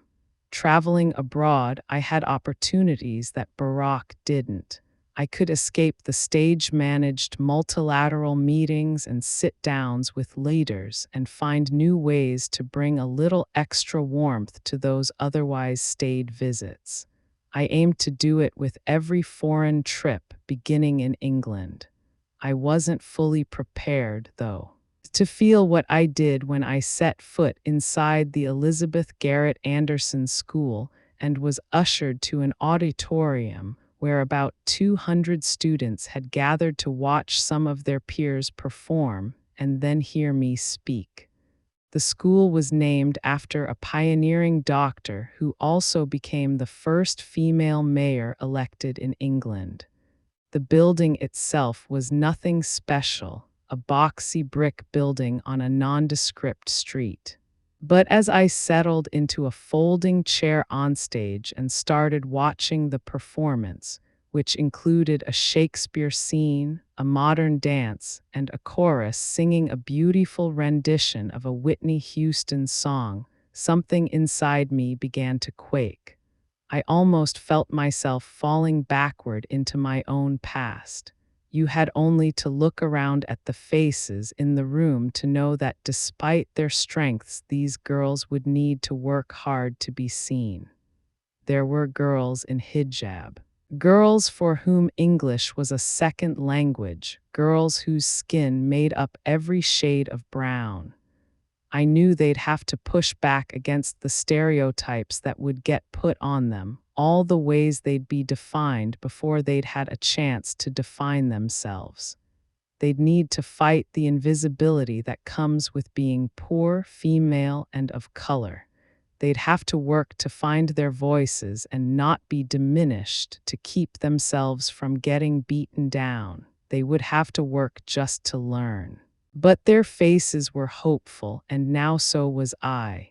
For me, it was a strange, quiet revelation. They were me as I'd once been, and I was them as they could be. The energy I felt thrumming in that school had nothing to do with obstacles. It was the power of 900 girls striving. When the performance was done and I went to the lectern to speak, I could barely contain my emotion. I glanced down at my prepared notes but suddenly had little interest in them. Looking up at the girls, I just began to talk, explaining that though I had come from far away, carrying this strange title of First Lady of the United States, I was more like them than they knew. That I, too, was from a working-class neighborhood, raised by a family of modest means and loving spirit, that I'd realized early on that school was where I could start defining myself, that an education was a thing worth working for, that it would help spring them forward in the world. At this point, I'd been First Lady for just over 2 months. In different moments, I'd felt overwhelmed by the pace, unworthy of the glamour, anxious about our children, and uncertain of my purpose. There are pieces of public life, of giving up one's privacy to become a walking, talking symbol of a nation that can seem specifically designed to strip away part of your identity. But here, finally, speaking to those girls, I felt something completely different and pure, an alignment of my old self with this new role. Are you good enough? Yes, you are, all of you. I told the students of Elizabeth Garrett Anderson that they'd touched my heart. I told them that they were precious because they truly were, and when my talk was over, I did what was instinctive. I hugged absolutely every single girl I could reach. Back home in Washington, spring had arrived. The sun came up earlier and stayed out a little longer each day. I watched as the slope of the south lawn gradually turned a lush and vibrant green. From the windows of the residence, I could see the red tulips and lavender grape hyacinth that surrounded the fountain at the base of the hill. My staff and I had spent the past 2 months working to turn my idea for a garden into reality, which hadn't been easy. For one thing, we'd had to persuade the National Park Service and the White House grounds team to tear up a patch of one of the most iconic lawns in the world. The very suggestion had been met with resistance initially. It had been decades since a White House Victory Garden had been planted on Eleanor Roosevelt's watch, and no one seemed much interested in a reprise. They think we're insane, Sam Cass told me at one point. Eventually, though, we got our way. We were at first allotted a tiny plot of land tucked away behind the tennis courts, next to a tool shed. To his credit, Sam fought for better real estate, finally securing an L-shaped 1,100 square foot plot in a sun-splashed part of the south lawn, not far from the Oval Office and the swing set we'd recently installed for the girls. We coordinated with the Secret Service to make sure our tilling wouldn't disrupt any of the sensors or sight lines they needed to protect the grounds. We ran tests to determine whether the soil had enough nutrients and didn't contain any toxic elements like lead or mercury, and then we were good to go. Several days after I returned from Europe, I hosted a group of students from Bancroft Elementary School, a bilingual school in the northwestern part of the city. Weeks earlier, we'd used shovels and hoes to prepare the soil. Now the same kids were back to help me do the planting.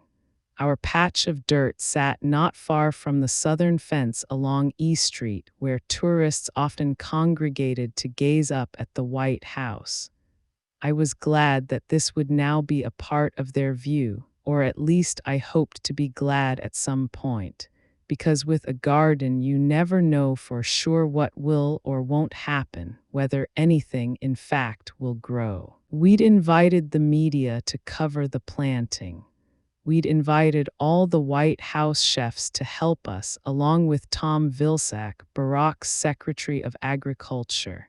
We'd asked everyone to watch what we were doing. Now we had to wait for the results. Honestly, I'd said to Sam before anyone arrived that morning, this better work.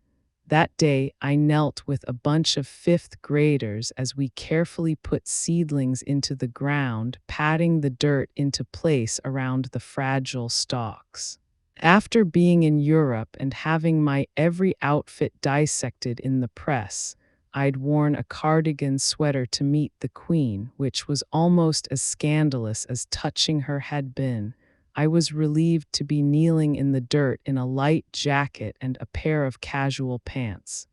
The kids asked me questions, some about vegetables and the tasks at hand, but also things like, where's the president? And how come he's not helping?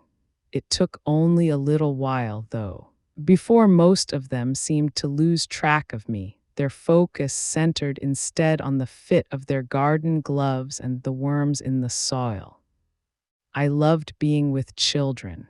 It was and would be throughout the entirety of my time in the White House, a balm for my spirit, a way to momentarily escape my first lady worries, my self-consciousness about constantly being judged. Kids made me feel like myself again. To them, I wasn't a spectacle. I was just a nice, kinda tall lady. As the morning went on, we planted lettuce and spinach, fennel and broccoli. We put in carrots and collard greens and onions and shell peas. We planted berry bushes and a lot of herbs. What would come from it? I didn't know, the same way I didn't know what lay ahead for us in the White House, nor what lay ahead for the country or for any of these sweet children surrounding me. All we could do then was put our faith into the effort, trusting that with sun and rain and time, something half decent would push up through the dirt. Saturday evening at the end of May, Barack took me out on a date. In the 4 months since becoming president, he'd been spending his days working on ways to fulfill the various promises made to voters during the campaign. Now he was making good on a promise to me. We were going to New York to have dinner and see a show. For years in Chicago, our date nights had been a sacred part of every week. An indulgence we built into our lives and protected no matter what. I love talking to my husband across a small table in a low-lit room. I always have, and I expect I always will. Barack is a good listener, patient and thoughtful. I love how he tips his head back when he laughs. I love the lightness in his eyes, the kindness at his core. Having a drink and an unrushed meal together has always been our pathway back to the start. To that first hot summer when everything between us carried an electric charge. I dressed up for our New York date, putting on a black cocktail dress and lipstick, styling my hair in an elegant updo. I felt a fluttering excitement at the prospect of a getaway of time alone with my husband. In the last few months, we'd hosted dinners and gone to Kennedy Center performances together, but it was almost always in an official capacity and with lots of other people. This was to be a true night off. Barack had dressed in a dark suit with no tie. We kissed the girls and my mom goodbye in the late afternoon and walked hand in hand across the South Lawn and climbed onto Marine One, the presidential helicopter, which took us to Andrews Air Force Base. We next boarded a small Air Force plane, flew to JFK Airport, and were then helicoptered into Manhattan. Our movements had been planned meticulously in advance by our scheduling teams and the Secret Service, meant as always to maximize efficiency and security. Barack, with the help of Sam Cass, had chosen a restaurant near Washington Square Park that he knew I'd love for its emphasis on locally grown foods, a small, tucked-away eatery called Blue Hill. As we motorcaded the last stretch of the journey from the helipad in Lower Manhattan to Greenwich Village, I noted the lights of the cop cars being used to barricade the cross streets, feeling a twinge of guilt at how our mere presence in the city was mucking up the Saturday evening flow. New York always awakened a sense of awe in me, big and busy enough to dwarf anyone's ego. I remembered how wide-eyed I'd been on my first trip there decades earlier with Cherney, my mentor from Princeton. Barack, I knew, felt something even deeper.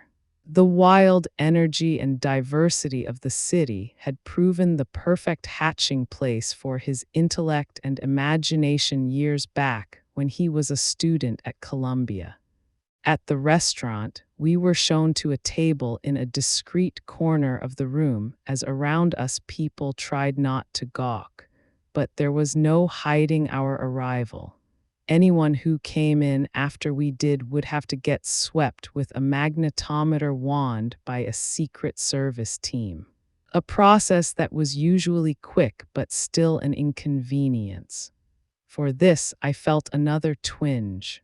We ordered martinis. Our conversation stayed light. 4 months into our lives as POTUS and FLOTUS, we were still retrofitting, figuring out how one identity worked with the other and what this meant inside our marriage. These days, there was almost no part of Barack's complicated life that didn't in some way impact mine, which meant there was plenty of shared business we could have discussed. His team's decision to schedule a foreign trip during the girls' summer vacation, for example, or whether my chief of staff was being listened to at morning staff meetings in the West Wing. But I tried in general to avoid it, not just this night, but every night. If I had an issue with something going on in the West Wing, I usually relied on my staff to convey it to Barack's, doing what I could to keep White House business out of our personal time. Sometimes Barack wanted to talk about work, though more often than not he avoided it. So much of his job was just plain grueling, the challenges huge and often seemingly intractable. General Motors was days away from filing for bankruptcy. North Korea had just conducted a nuclear test. And Barack was soon to leave for Egypt to deliver a major address meant to extend an open hand to Muslims around the world. The ground around him never seemed to stop shaking. Anytime old friends came to visit us at the White House, they were amused by the intensity with which both Barack and I quizzed them about their jobs, their kids, their hobbies, anything. The two of us were always less interested in talking about the intricacies of our new existence and more interested in sponging up bits of gossip and everyday news from home. Both of us, it seemed, craved glimpses of regular life. That evening in New York, we ate, drank, and conversed in the candlelight, reveling in the feeling, however illusory, that we'd stolen away. The White House is a remarkably beautiful and comfortable place, a kind of fortress disguised as a home. And from the point of view of the Secret Service agents tasked with protecting us, it would probably be ideal if we never left its grounds. Even inside it, the agents seemed happiest if we took the elevator instead of the stairs to minimize the risk of a stumble. If Barack or I had a meeting in Blair House, located just across an already closed-off part of Pennsylvania Avenue, they'd sometimes request that we take the motorcade instead of walking in the fresh air. We respected the watchfulness, but it could feel like a form of confinement. I struggled sometimes, trying to balance my needs with what was convenient for others.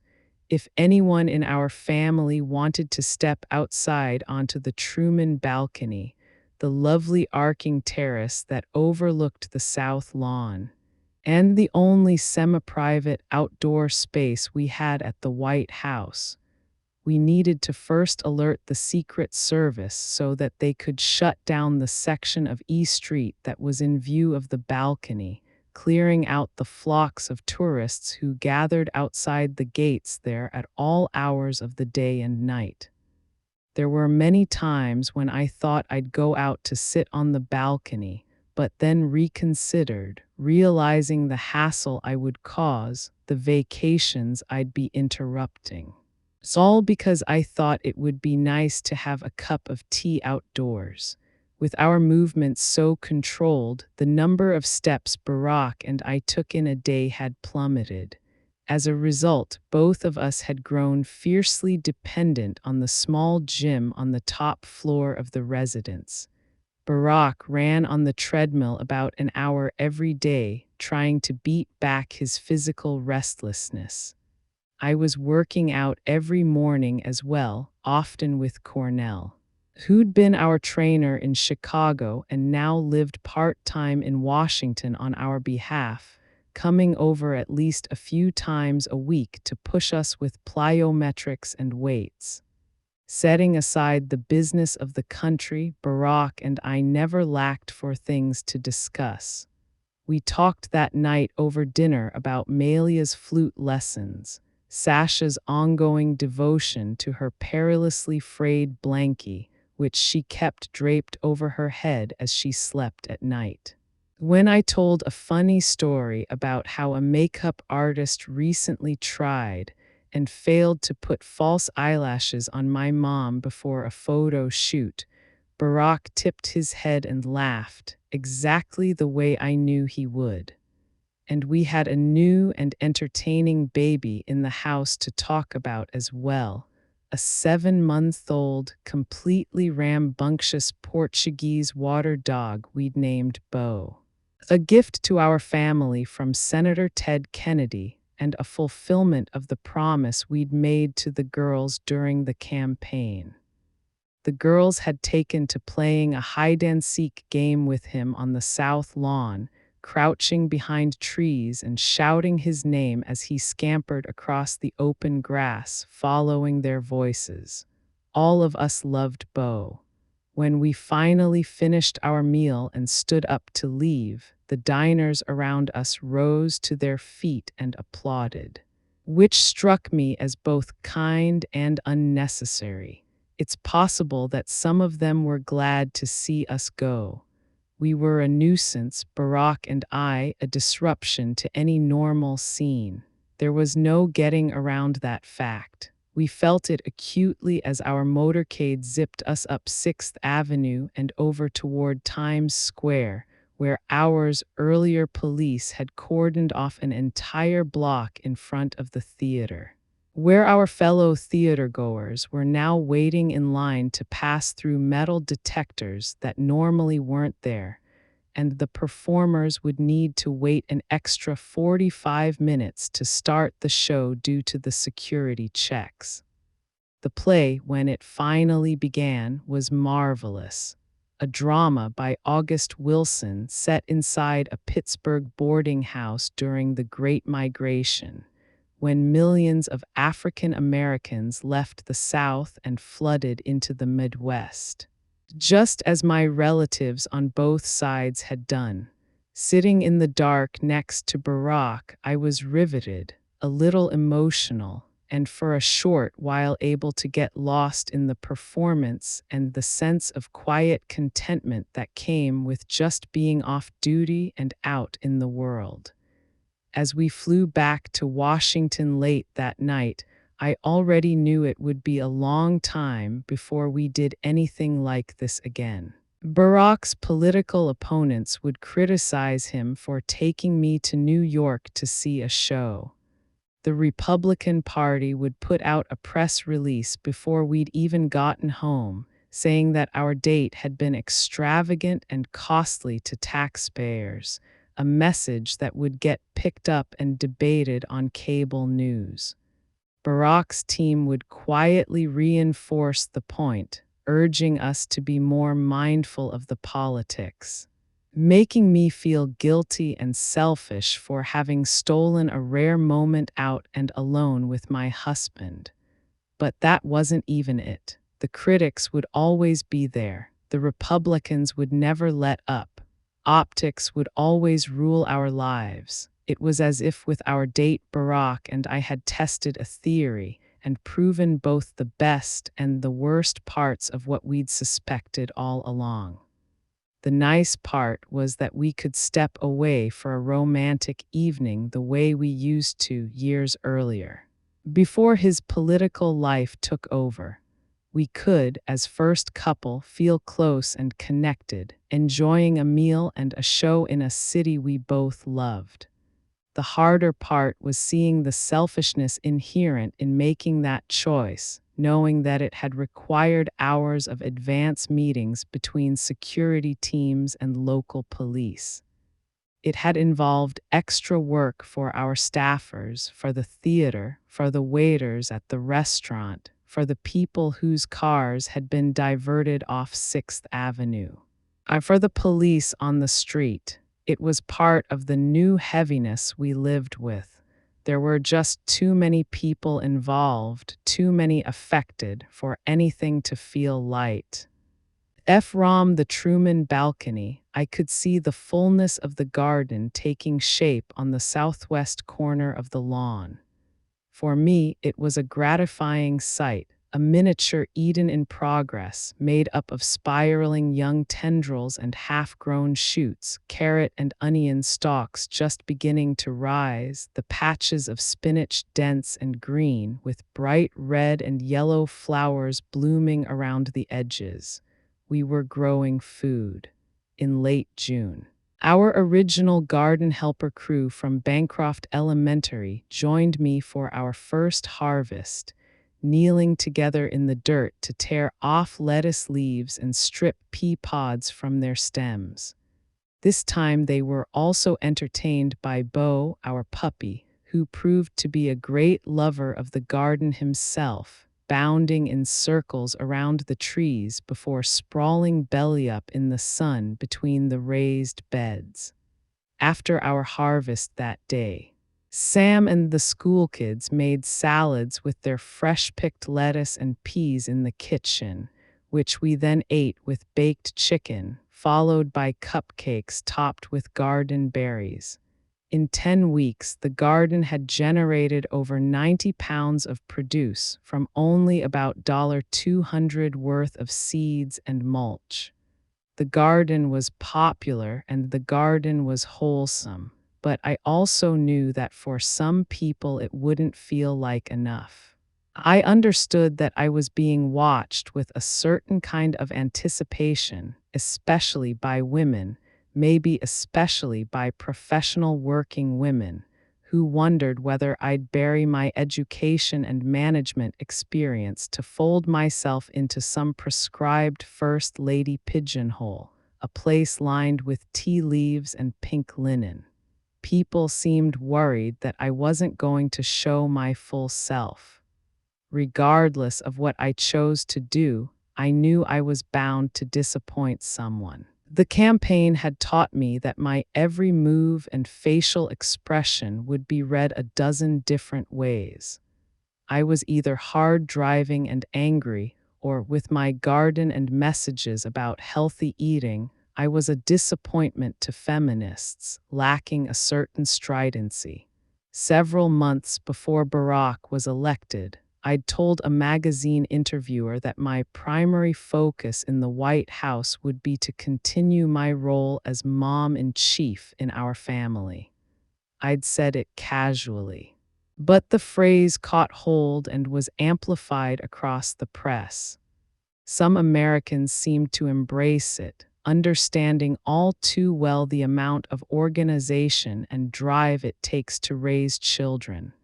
Others, meanwhile, seemed vaguely appalled, presuming it to mean that as First Lady I'd do nothing but pipe cleaner craft projects with my kids. The truth was, I intended to do everything, to work with purpose and parent with care, same as I always had. The only difference now was that a lot of people were watching. My preferred way to work, at least at first, was quietly. I wanted to be methodical in putting together a larger plan, waiting until I had full confidence in what I was presenting before going public with any of it. As I told my staff, I'd rather go deep than broad when it came to taking on issues. I felt sometimes like a swan on a lake, knowing that my job was in part to glide and appear serene. While underwater, I never stopped pedaling my legs. The interest and enthusiasm we generated with the garden, the positive news coverage, the letters pouring in from around the country, only confirmed for me that I could generate buzz around a good idea. Now I wanted to highlight a larger issue and push for larger solutions. At the time Barack took office, nearly a third of American children were overweight or obese. Over the previous 3 decades, rates of childhood obesity had tripled. Kids were being diagnosed with high blood pressure and type 2 diabetes at record rates. Even military leaders were reporting that obesity was one of the most common disqualifiers for service. The problem was woven into every aspect of family life, from the high price of fresh fruits to widespread cuts in funding for sports and rec programs in public schools. TV, computers, and video games competed for kids' time, and in some neighborhoods, staying indoors felt like a safer choice than going outside to play, as Craig and I had done when we were kids. Many families in underserved sections of big cities didn't have grocery stores in their neighborhoods. Rural shoppers across large swaths of the country were similarly out of luck when it came to accessing fresh produce. Meanwhile, portion sizes at restaurants were increasing. Advertising slogans for sugary cereal, microwavable convenience foods, and supersized everything were downloaded directly into the minds of children watching cartoons. Attempting to improve even one part of the food system, though, could set off adversarial ripples. If I were to try to declare war on sugary drinks marketed to kids, it would likely be opposed not just by the big beverage companies, but also by farmers who supplied the corn used in many sweeteners. If I were to advocate for healthier school lunches, I'd put myself on a collision course with the big corporate lobbies that often dictated what food ended up on a fourth grader's tray at the cafeteria.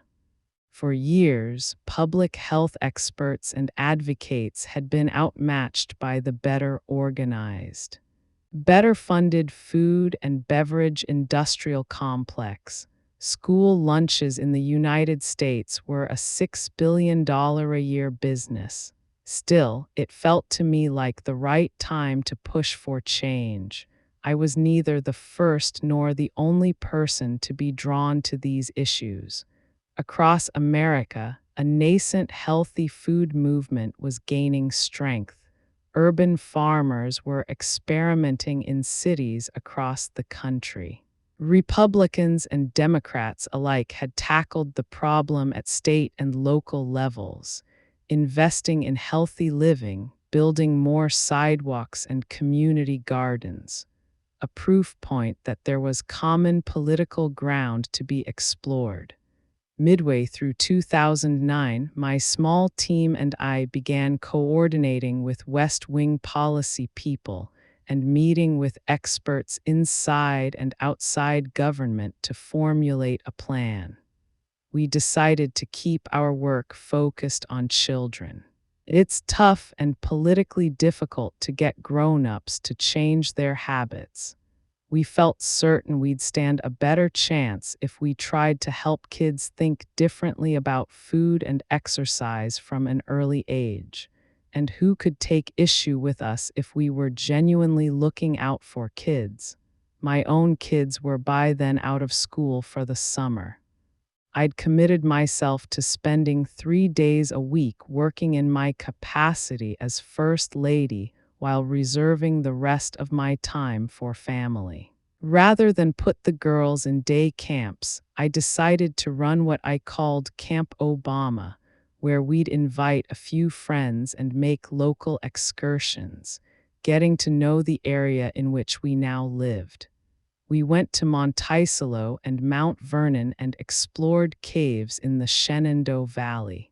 We visited the Bureau of Engraving and Printing to see how dollars got made and toured Frederick Douglass's house in the southeast part of Washington, learning how an enslaved person could become a scholar and a hero.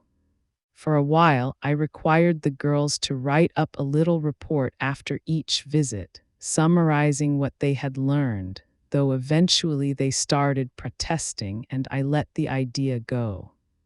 As often as we could, we scheduled these outings for first thing in the morning or late in the day, so that the Secret Service could clear the site or rope off an area ahead of our arrival without causing too much of a hassle.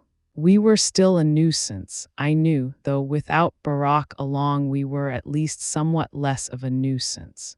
And when it came to the girls anyway, I tried to let go of any guilt. I wanted our kids to be able to move with the same kind of freedom that other kids had.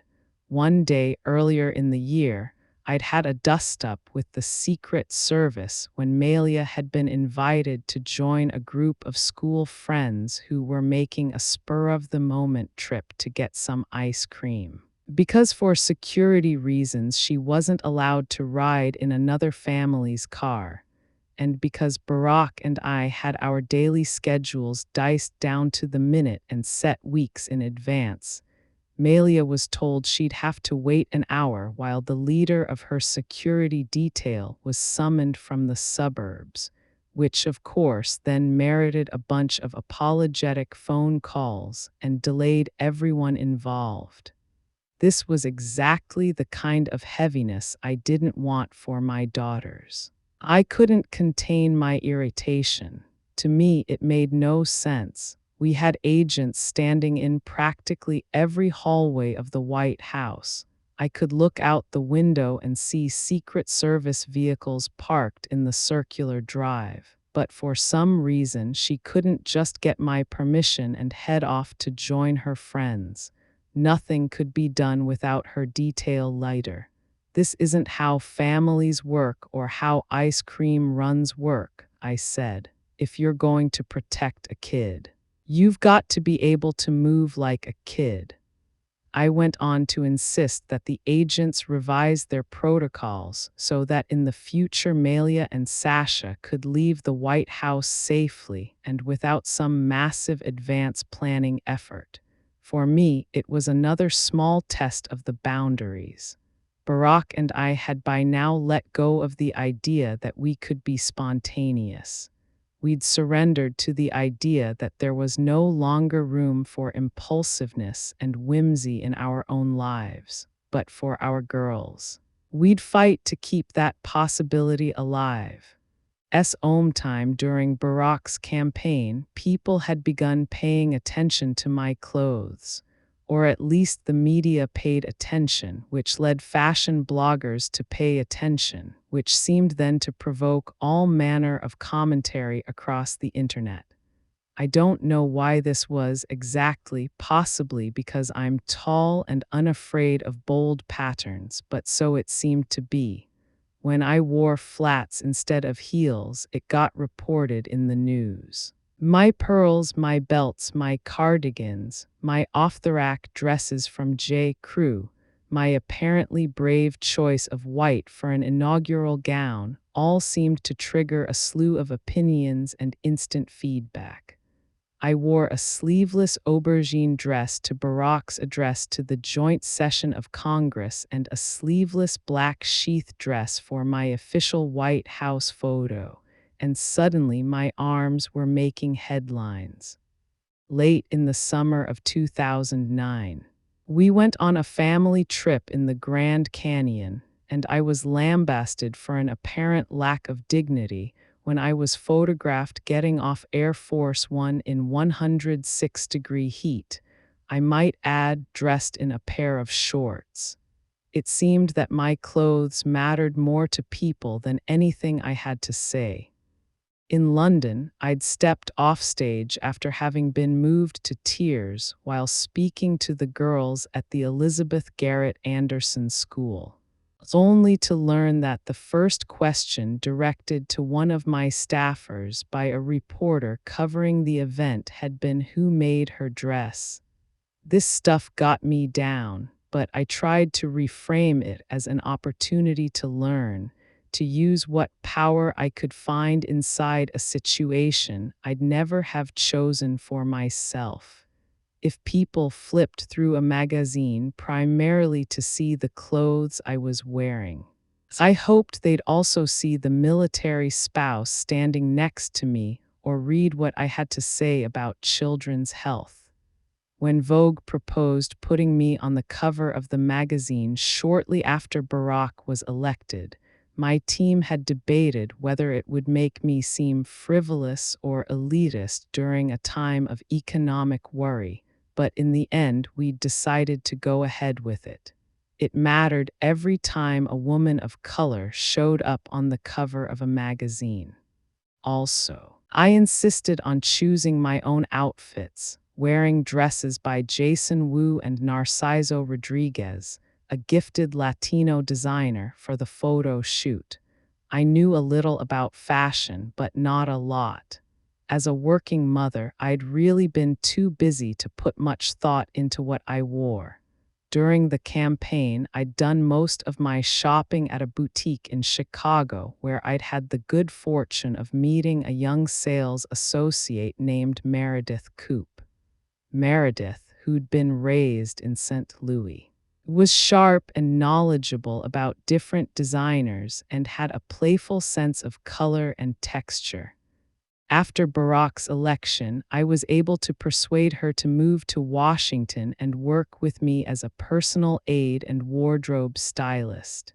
Very quickly, she also became a trusted friend.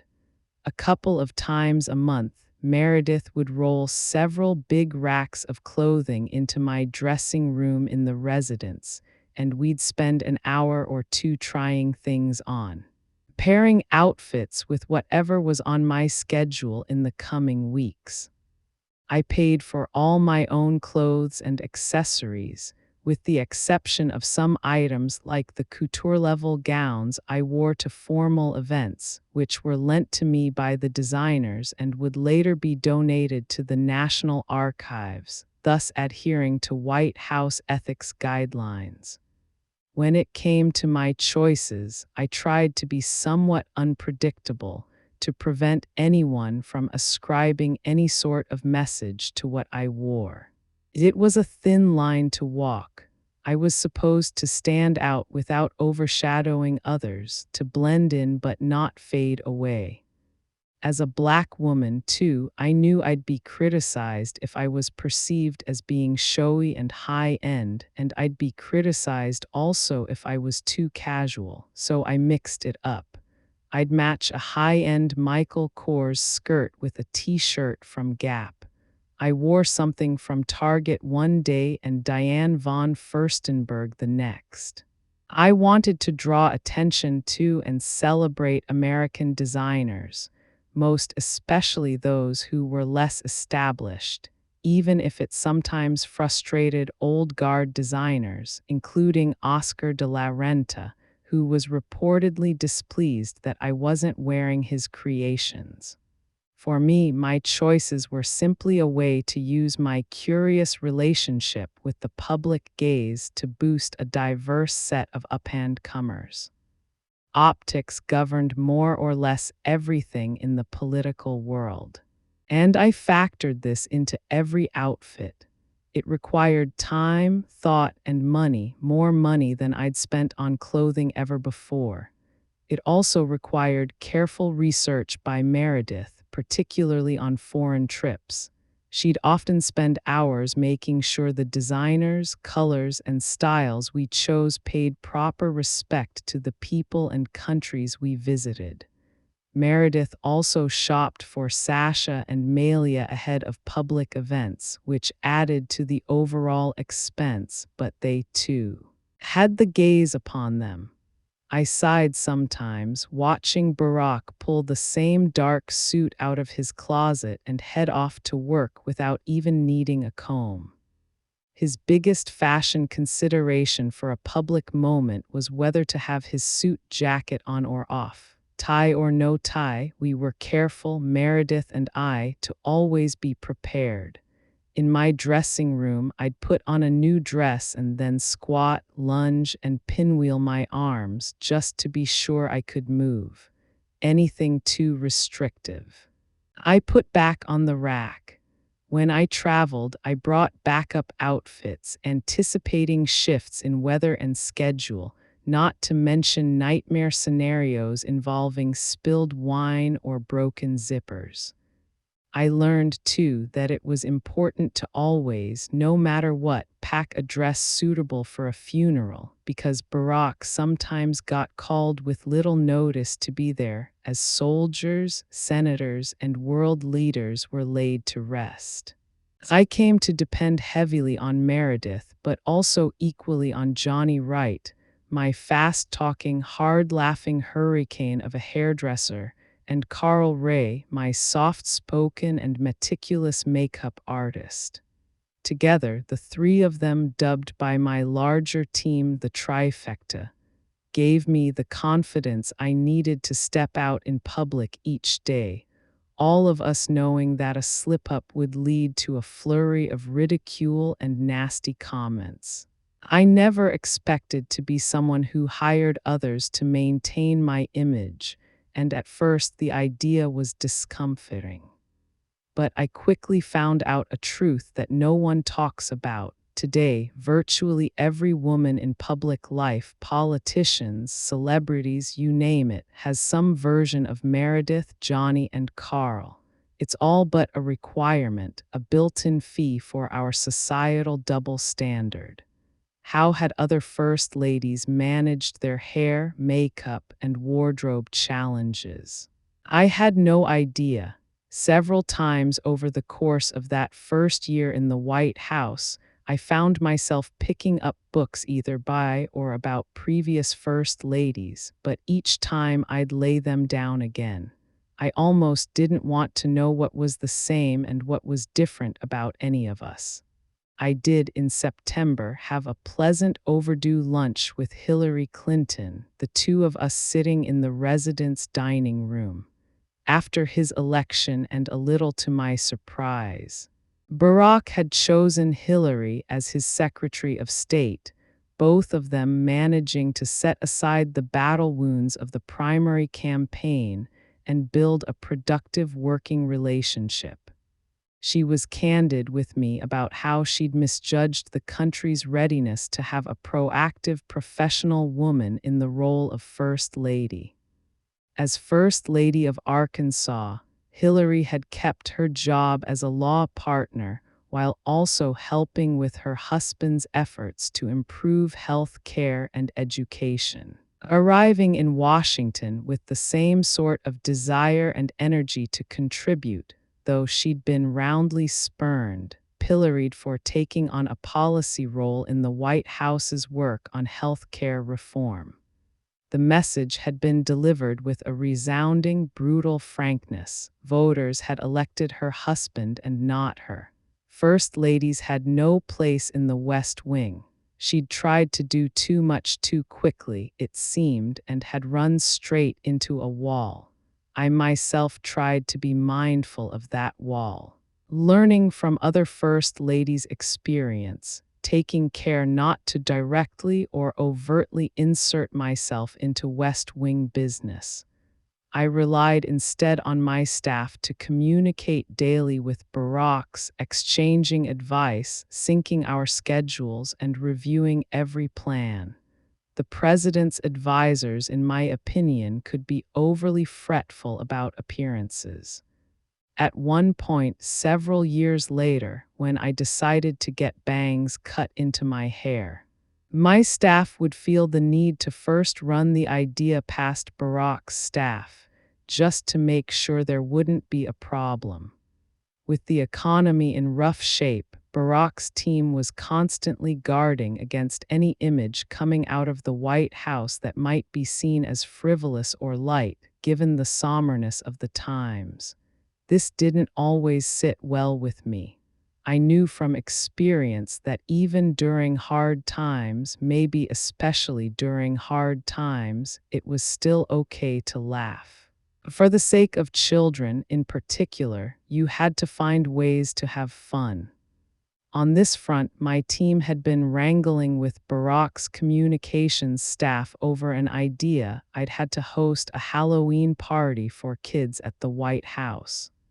The West Wing, particularly David Axelrod, now a senior advisor in the administration, and Press Secretary Robert Gibbs, thought it would be perceived as too showy, too costly, and could potentially alienate Barack from the public. The optics are just bad, was how they put it. I disagreed, arguing that a Halloween party for local kids and military families who'd never seen the White House before was a perfectly appropriate use for a tiny slice of the social office's entertaining budget. Axe and Gibbs never fully consented, but at some point they stopped fighting us on it. At the end of October, to my great delight, 1,000-pound pumpkin sat on the White House lawn. A brass band of skeletons played jazz music, while a giant black spider descended from the north portico. I stood in front of the White House, dressed as a leopard in black pants, a spotted top, and a pair of cat ears on a headband, as Barack, who was never much of a costume guy even before optics mattered, stood next to me in a humdrum sweater. Gibbs, to his credit, showed up dressed as Darth Vader, ready to have fun. That night, we handed out bags of cookies, dried fruits, and M&Ms in a box emblazoned with the presidential seal as more than 2,000 little princesses, grim reapers, pirates, superheroes, ghosts, and football players traipsed up the lawn to meet us. As far as I was concerned, the optics were just right. The garden churned through the seasons, teaching us all sorts of things. We grew cantaloupes that turned out pale and tasteless. We endured pelting rainstorms that washed away our topsoil. Birds snacked on our blueberries. Beetles went after the cucumbers. Each time something went a little awry, with the help of Jim Adams, the National Park Service horticulturist who served as our head gardener, and Dale Haney, the White House grounds superintendent, we made small adjustments and carried on, savoring the overall abundance. Our dinners in the residence now often included broccoli, carrots, and kale grown on the south lawn. We started donating a portion of every harvest to Miriam's Kitchen, a local nonprofit that served the homeless. We began, too, to pickle vegetables and present them as gifts to visiting dignitaries, along with jars of honey from our new beehives.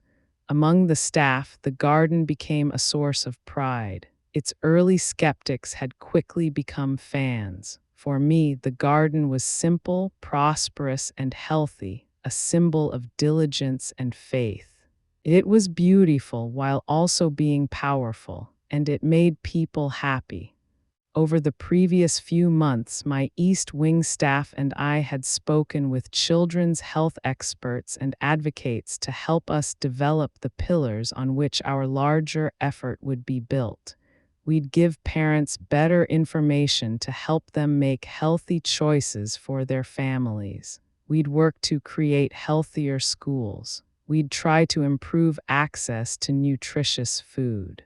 And we'd find more ways for young people to be physically active. Knowing that the way we introduced our work would matter as much as anything, I again enlisted the help of Stephanie Cutter, who came on as a consultant to help Sam and Jocelyn Fry shape the initiative, while my communications team was tasked with building a fun public face for the campaign. All the while, the West Wing was apparently fretting about my plans. Worried I'd come off as a finger-wagging embodiment of the nanny state at a time when controversial bank and car company bailouts had left Americans extra leery of anything that looked like government intervention. My goal, though, was to make this about more than government. I hoped to learn from what Hillary had shared with me about her own experiences, to leave the politics to Barack and focus my own efforts elsewhere. When it came to dealing with the CEOs of soft drink companies and school lunch suppliers, I thought it was worth making a human appeal as opposed to a regulatory one, to collaborate rather than pick a fight. And when it came to the way families actually lived, I wanted to speak directly to moms, dads, and especially kids. I wasn't interested in following the tenets of the political world or appearing on Sunday morning news shows. Instead, I did interviews with health magazines geared toward parents and kids. I hula hooped on the South Lawn to show that exercise could be fun and made a guest appearance on Sesame Street, talking about vegetables with Elmo and Big Bird. Anytime I spoke to reporters from the White House garden, I mentioned that many Americans had trouble accessing fresh produce in their communities and tried to remark on the healthcare costs connected to rising obesity levels.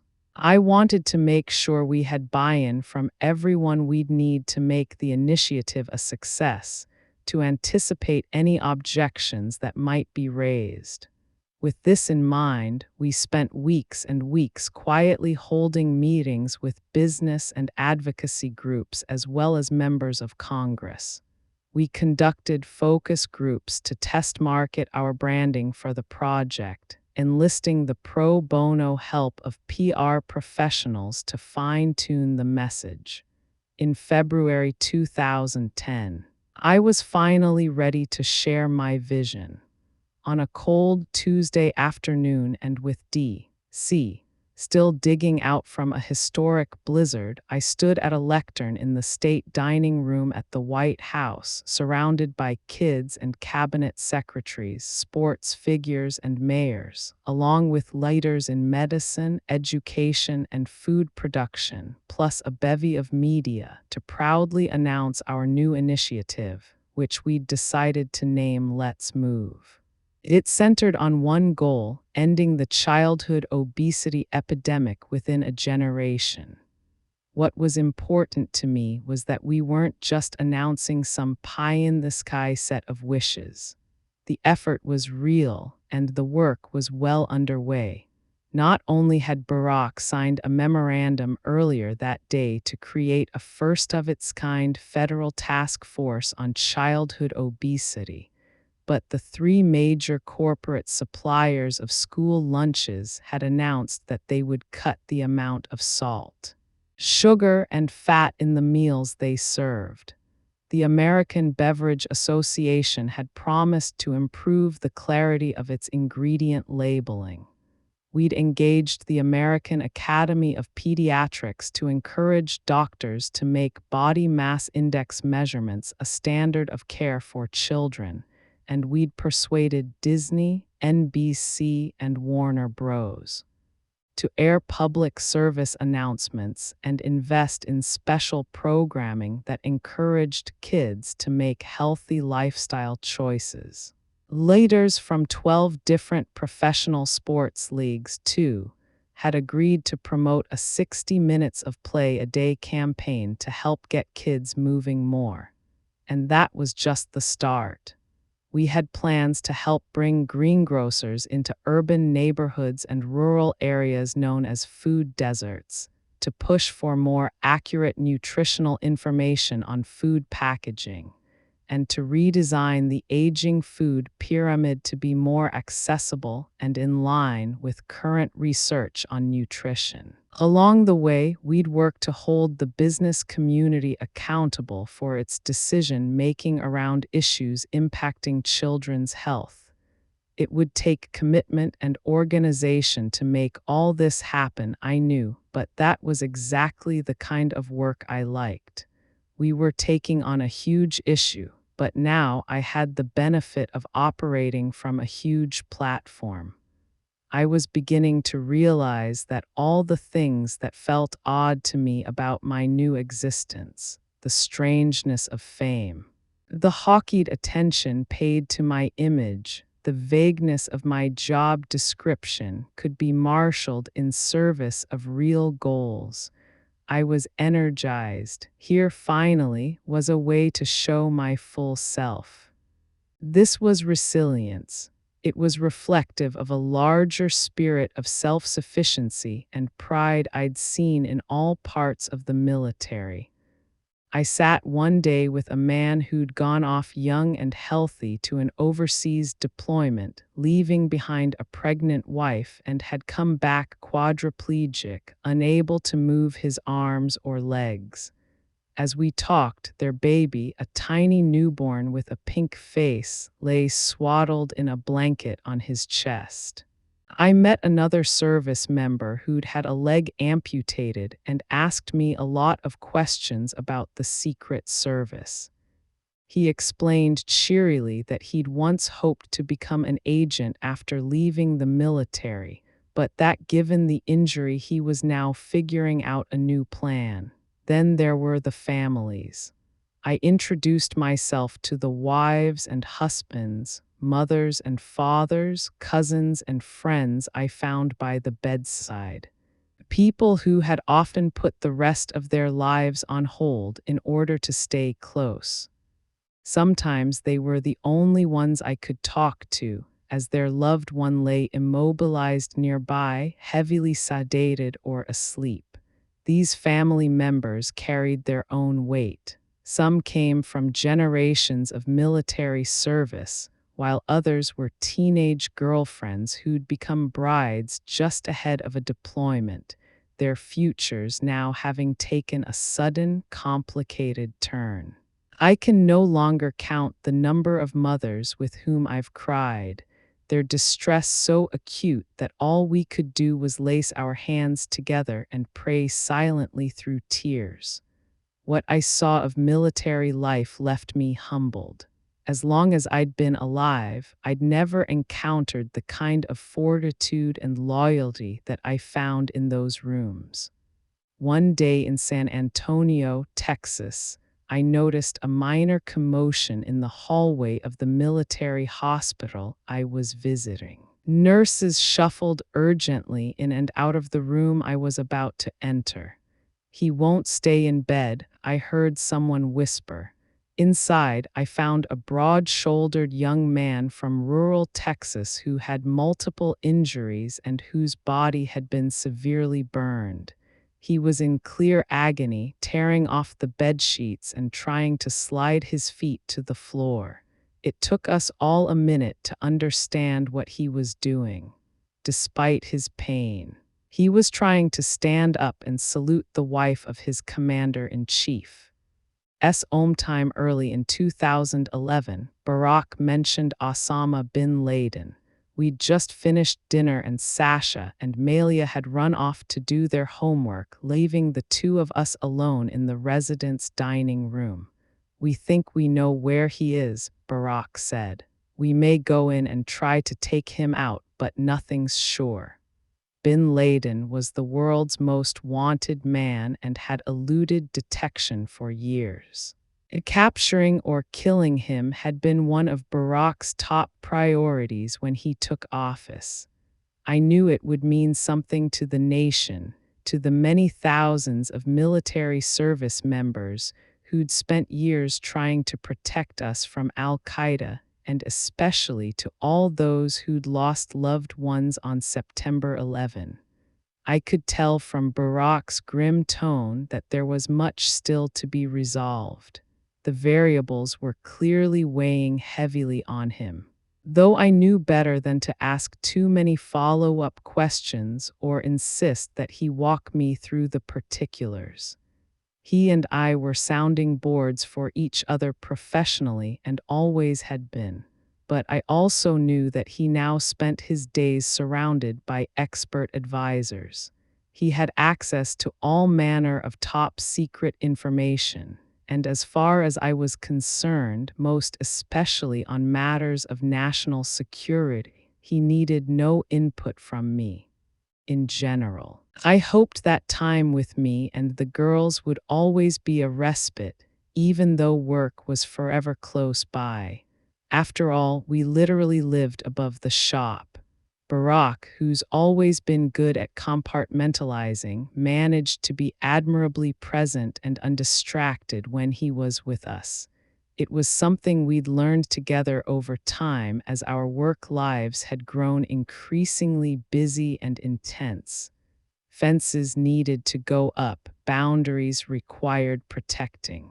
Bin Laden was not invited to dinner, nor was the humanitarian crisis in Libya, nor were the Tea Party Republicans.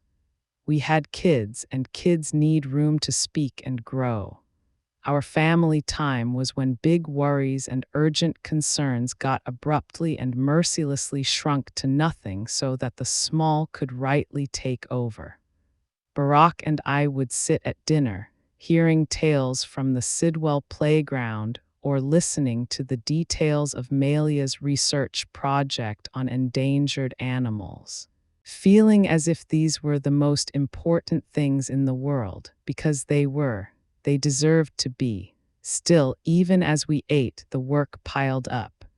I could see over Barack's shoulder to the hallway outside the dining room, where aides dropped off our nightly briefing books on a small table, usually as we were in the middle of our meal.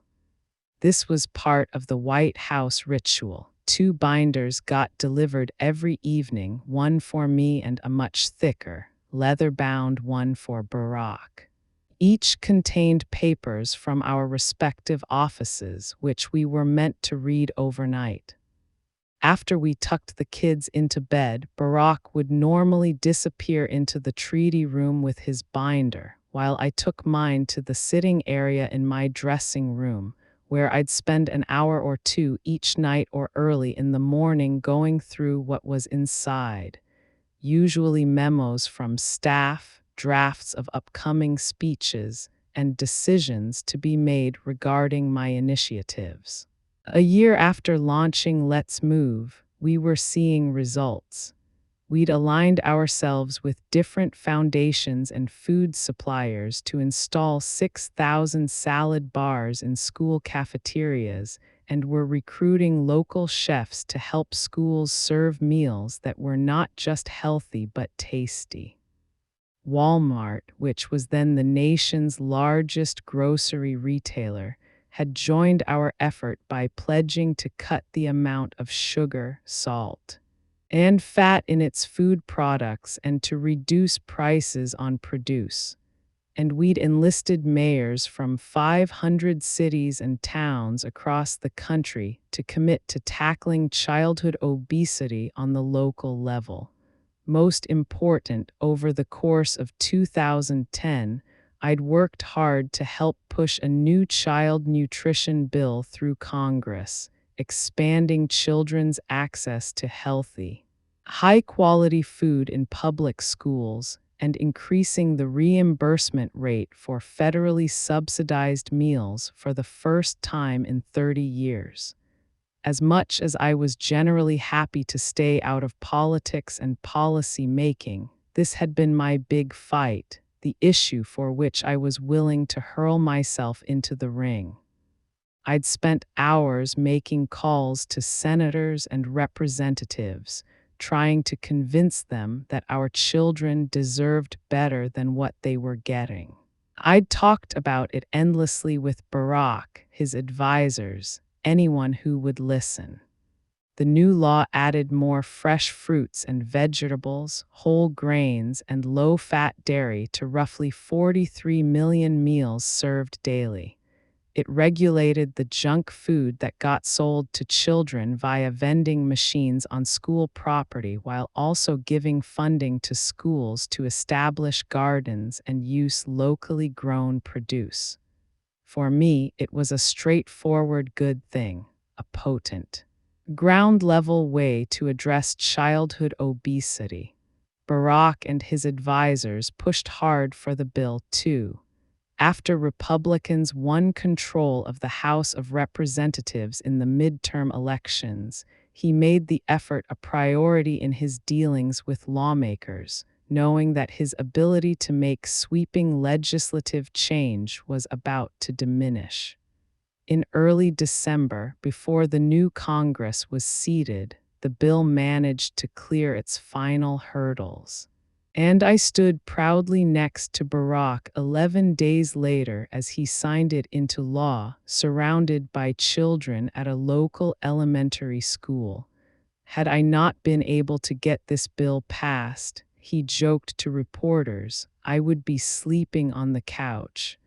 As with the garden, I was trying to grow something, a network of advocates, a chorus of voices speaking up for children and their health.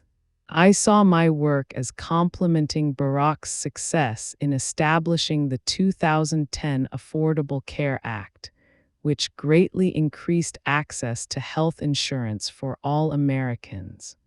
And I was now also focused on getting a new effort called Joining Forces off the ground, this one in collaboration with Jill Biden, whose son Beau had recently returned safely from his deployment in Iraq. This work, too, would serve to support Barack's duties as Commander-in-Chief. Knowing that we owed more to our service members and their families than token thank yous, Jill and I had been collaborating with a group of staffers to identify concrete ways to support the military community and raise its visibility. Barack had kicked things off earlier in the year with a government-wide audit, asking each agency to find new ways to support military families. I, meanwhile, reached out to the country's most powerful CEOs, generating commitments to hire a significant number of veterans and military spouses. Jill would garner pledges from colleges and universities to train teachers and professors to better understand the needs of military children. We also wanted to fight the stigma surrounding the mental health issues that followed some of our troops home, and planned to lobby writers and producers in Hollywood to include military stories in their movies and TV shows. The issues I was working on weren't simple, but still they were manageable in ways that much of what kept my husband at his desk at night was not. As had been the case since I first met him, nighttime was when Barack's mind traveled without distraction. It was during these quiet hours that he could find perspective or inhale new information, adding data points to the vast mental map he carried around. Ushers often came to the treaty room a few times over the course of an evening to deliver more folders, containing more papers, freshly generated by staffers who were working late in the offices downstairs. If Barack got hungry, a valet would bring him a small dish of figs or nuts. He was no longer smoking, thankfully, though he'd often chew a piece of nicotine gum. Most nights of the week, he stayed at his desk until 1:00 or 2:00 in the morning, reading memos, rewriting speeches, and responding to email while ESPN played low on the TV. He always took a break to come kiss me and the girls good night. I was used to it by now, his devotion to the never-finished task of governing. For years, the girls and I had shared Barack with his constituents, and now there were more than 300 million of them. Leaving him alone in the treaty room at night, I wondered sometimes if they had any sense of how lucky they were. The last bit of work he did, usually at some hour past midnight, was to read letters from American citizens. Since the start of his presidency, Barack had asked his correspondence staff to include 10 letters or messages from constituents inside his briefing book, selected from the roughly 15,000 letters and emails that poured in daily. He read each one carefully, jotting responses in the margins so that a staffer could prepare a reply or forward a concern on to a cabinet secretary.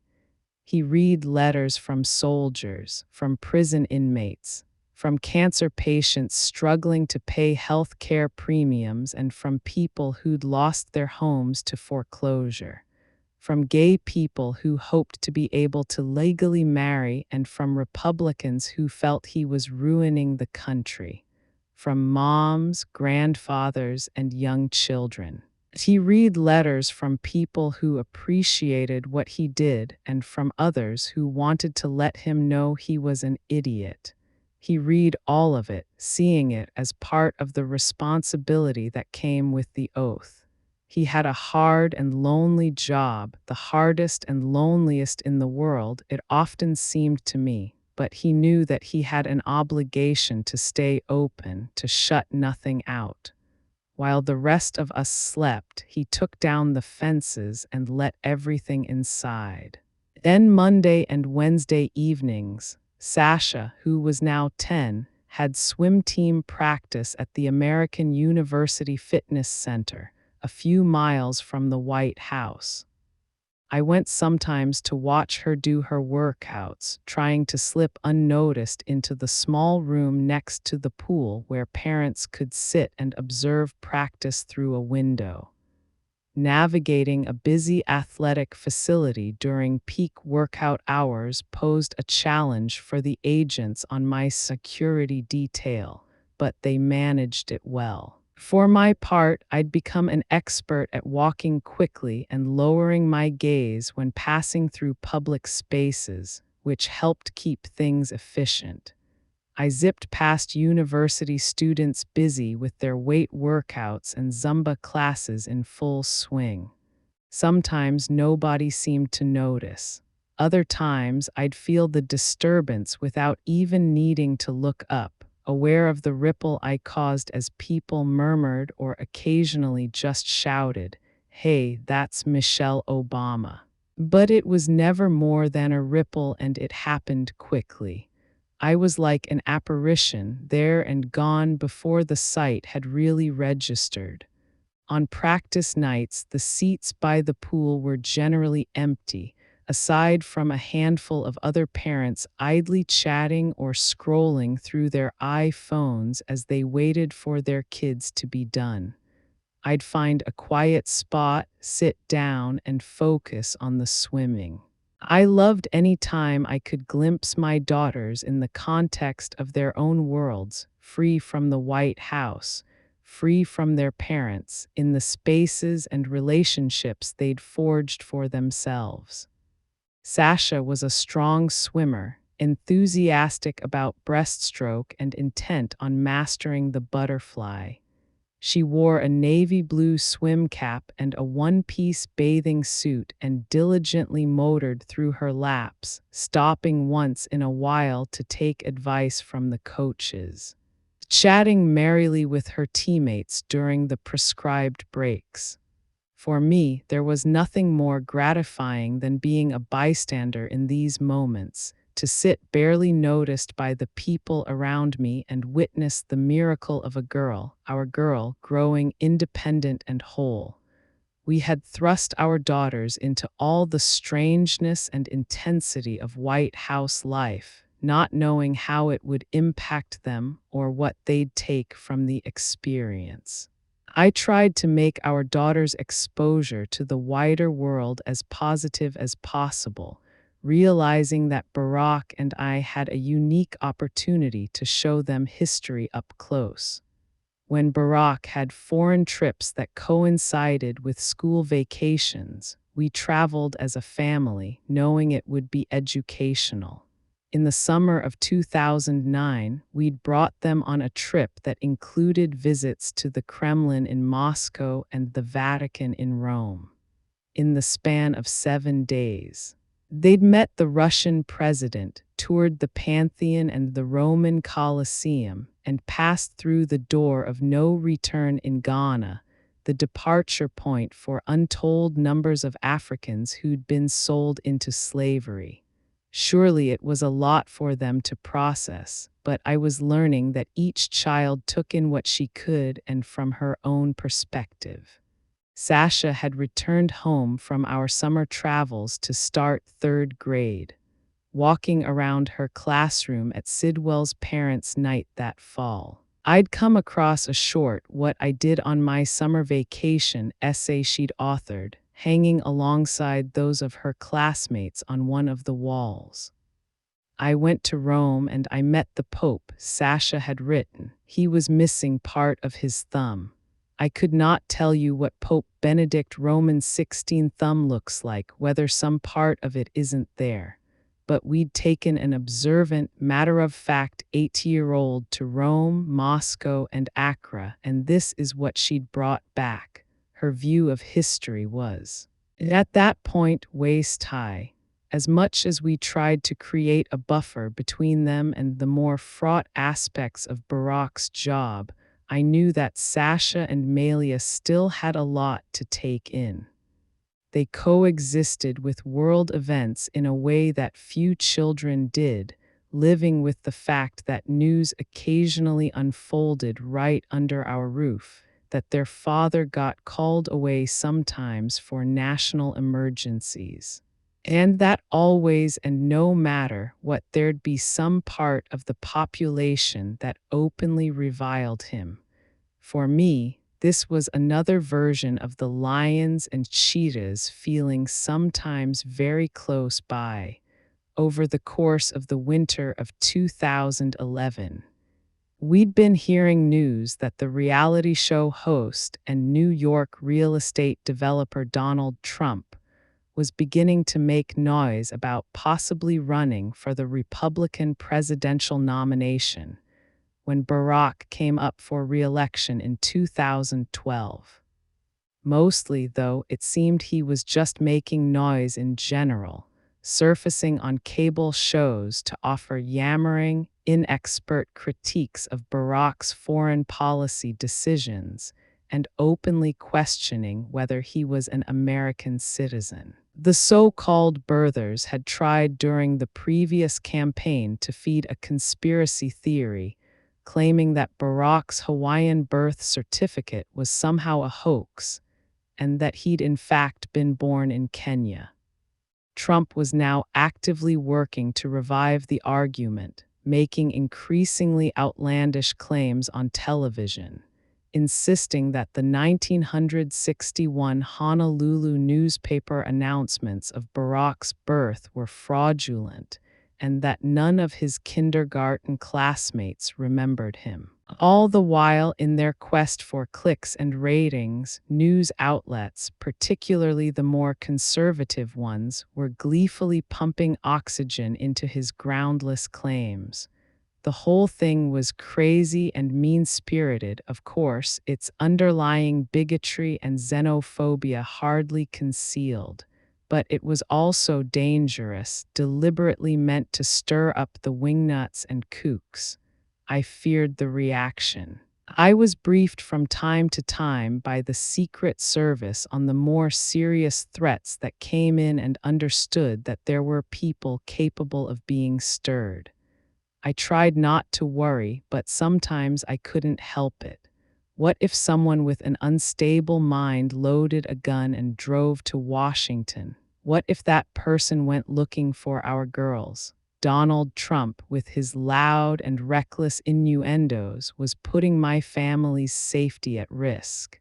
And for this, I'd never forgive him. We had little choice, though, but to push the fears away, continuing to trust the structure set up to protect us and to simply live. The people who tried to define us as other had been doing so for years already. We did everything we could to rise above their lies and distortions, trusting that the way Barack and I lived our lives would show people the truth about who we really were. I'd lived with earnest and well-intentioned concerns for our safety since almost the day Barack first decided to run for president. "We're praying nobody hurts you," people used to say, clasping my hand at campaign events. I'd heard it from people of all races, all backgrounds, all ages, a reminder of the goodness and generosity that existed in our country. "We pray for you and your family every day." I kept their words with me. I felt the protection of those millions of decent people who prayed for our safety. Barack and I both relied on our personal faith as well. We went to church only rarely now, mostly because it had become such a spectacle, involving reporters shouting questions as we walked into worship. Ever since the scrutiny of the Reverend Jeremiah Wright had become an issue in Barack's first presidential campaign. Ever since opponents had tried to use faith as a weapon, suggesting that Barack was a secret Muslim, we'd made the choice to exercise our faith privately and at home, including praying each night before dinner and organizing a few sessions of Sunday school at the White House for our daughters.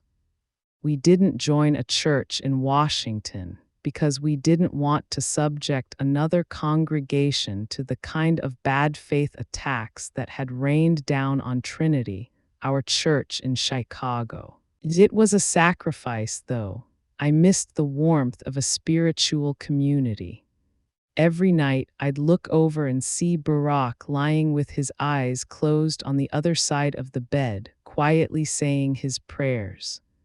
Months after the birther rumors picked up steam, on a Friday night in November, a man parked his car on a closed part of Constitution Avenue and started firing a semi-automatic rifle out the window, aimed at the top floors of the White House. A bullet hit one of the windows in the yellow oval room, where I sometimes liked to sit and have tea. Another lodged itself in a window frame and more ricocheted off the roof. Barack and I were out that night, as was Malia, but Sasha and my mom were both at home, though unaware and unharmed. It took weeks to replace the ballistic glass of the window in the yellow oval, and I often found myself staring at the thick, round crater that had been left by the bullet, reminded of how vulnerable we were.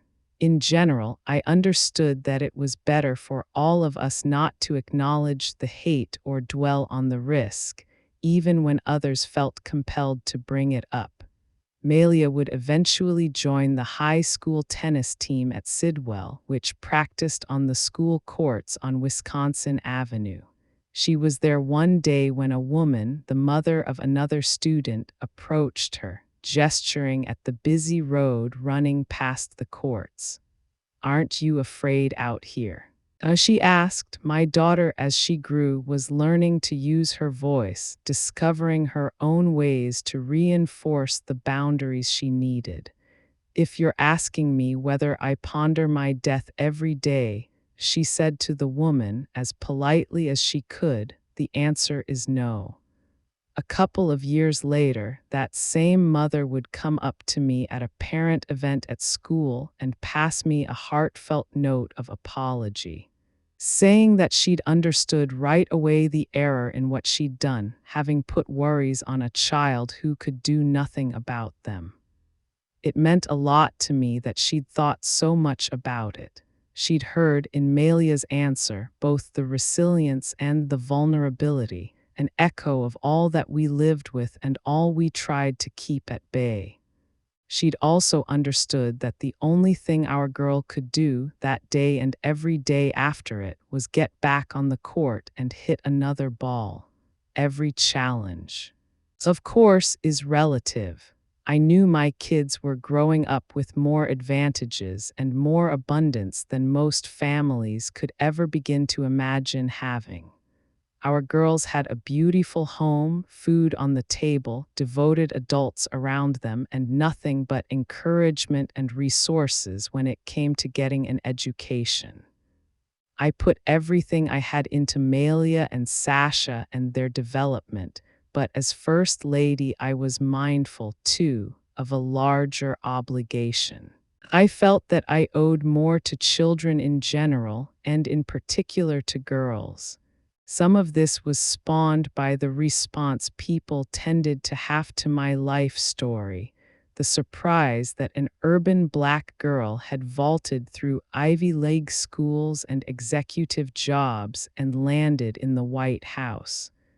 I understood that my trajectory was unusual, but there was no good reason why it had to be. There had been so many times in my life when I'd found myself the only woman of color, or even the only woman, period, sitting at a conference table or attending a board meeting or mingling at one VIP gathering or another. If I was the first at some of these things, I wanted to make sure that in the end I wasn't the only, that others were coming up behind me. As my mother, the plain-spoken enemy of all hyperbole, still says anytime someone starts gushing about me and Craig and our various accomplishments, they are not special at all. The South Side is filled with kids like that. We just needed to help get them into those rooms. The important parts of my story, I was realizing, lay less in the surface value of my accomplishments and more in what undergirded them, the many small ways I'd been buttressed over the years and the people who'd helped build my confidence over time. I remembered them all, every person who'd ever waved me forward, doing his or her best to inoculate me against the slights and indignities I was certain to encounter in the places I was headed, all those environments built primarily for and by people who were neither black nor female. I thought of my great-aunt Robbie and her exacting piano standards. How she'd taught me to lift my chin and play my heart out on a baby grand even if all I'd ever known was an upright with broken keys. I thought of my father, who showed me how to box and throw a football, same as Craig. There were Mr. Martinez and Mr. Bennett, my teachers at Bryn Mawr, who never dismissed my opinions. There was my mom, my staunchest support, whose vigilance had saved me from languishing in a dreary second-grade classroom. At Princeton, I'd had Cherney Braswell, who encouraged me and fed my intellect in new ways. And as a young professional, I'd had, among others, Susan Scher and Valerie Jarrett, still good friends and colleagues many years later, who showed me what it looked like to be a working mother and consistently opened doors for me, certain I had something to offer. These were people who mostly didn't know one another and would never have occasion to meet, many of whom I'd fallen out of touch with myself. But for me, they formed a meaningful constellation. These were my boosters, my believers, my own personal gospel choir, singing, "Yes, kid, you got this," all the way through. I'd never forgotten it.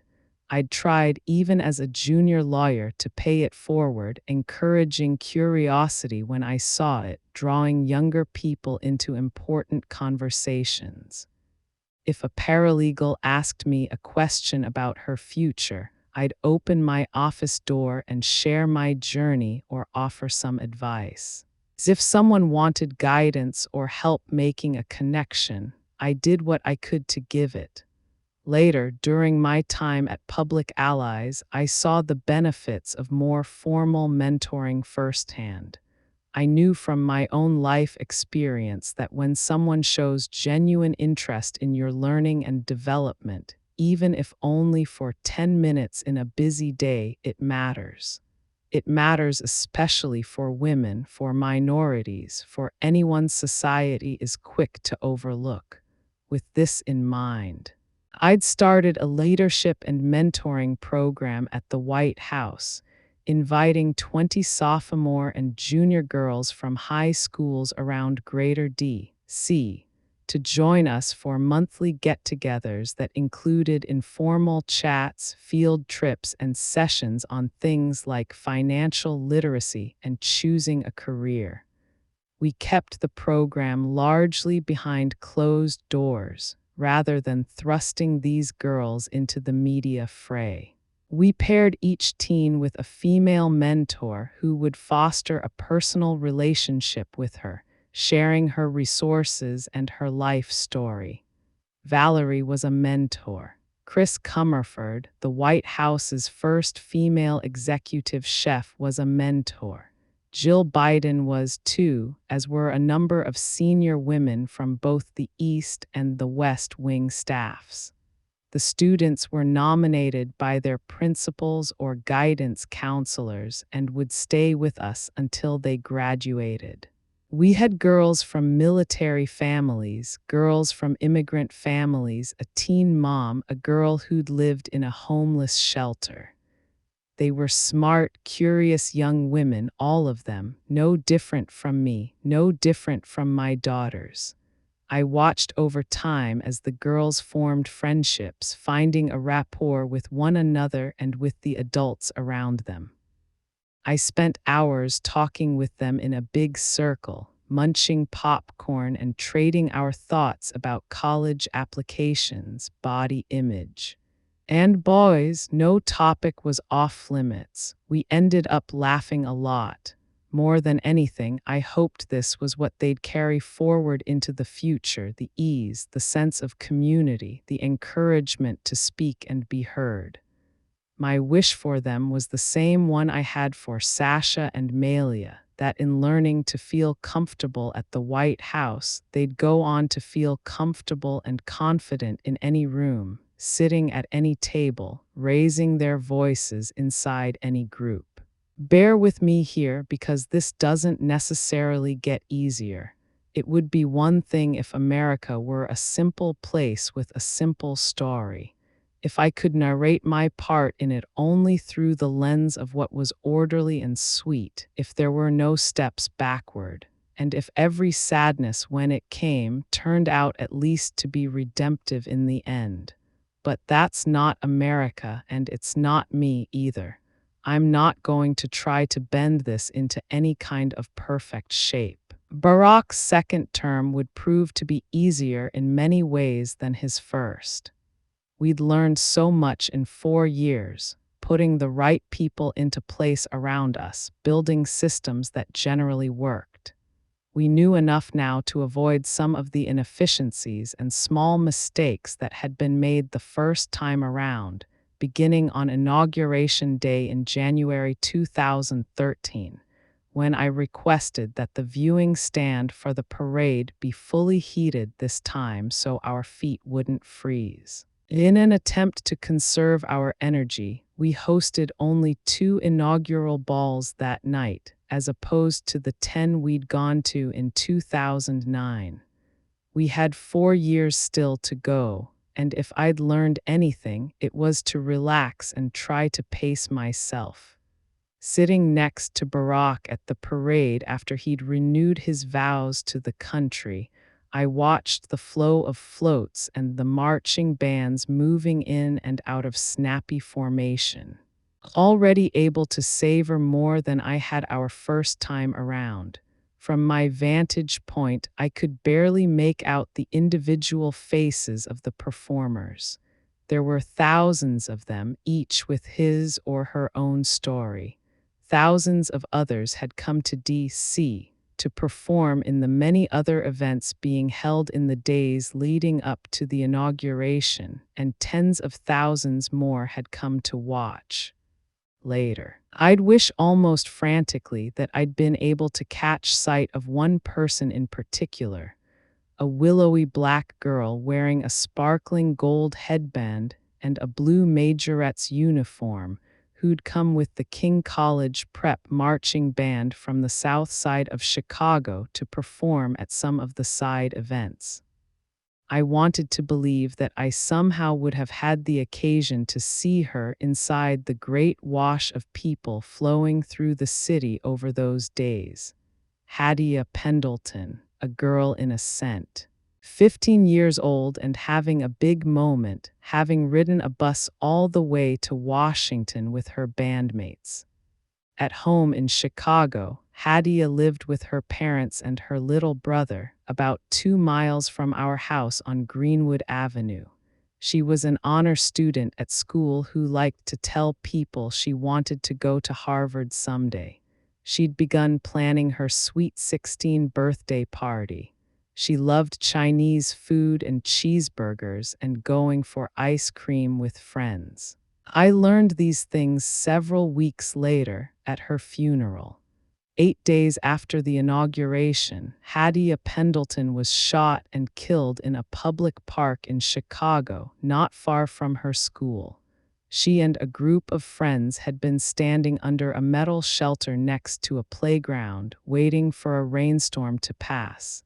They'd been mistaken for gang members, sprayed with bullets by an 18-year-old belonging to a different gang. Hadia had been hit in the back as she tried to run for cover. Two of her friends were injured, all this at 2:20 on a Tuesday afternoon. I wish I'd seen her alive, if only to have a memory to share with her mom, now that the memories of her daughter were suddenly finite, things to be collected and hung on to. I went to Hadia's funeral because it felt like the right thing to do. I'd stayed back when Barack went to the Newtown Memorial, but now was my time to step up. My hope was that my presence would help turn the gaze toward the many innocent kids being gunned down in city streets almost every day, and that this, coupled with the horror of Newtown, would help prompt Americans to demand reasonable gun laws. Hadia Pendleton came from a close-knit, working-class South Side family much like my own. Put simply, I could have known her. I could have been her once, even, and had she taken a different route home from school that day, or even moved 6 inches left instead of 6 inches right when the gunfire started, she could have been me. I did everything I was supposed to, her mother told me when we met just before the funeral started, her brown eyes leaking tears. Cleopatra Cowley Pendleton was a warm woman with a soft voice and close-cropped hair who worked in customer service at a credit rating company. On the day of her daughter's funeral, she wore a giant pink flower pinned to her lapel. She and her husband, Nathaniel, had watched over Hadia carefully, encouraging her to apply to King, a selective public high school, and making sure she had little time to be out on the streets, signing her up for volleyball, cheerleading, and a dance ministry at church.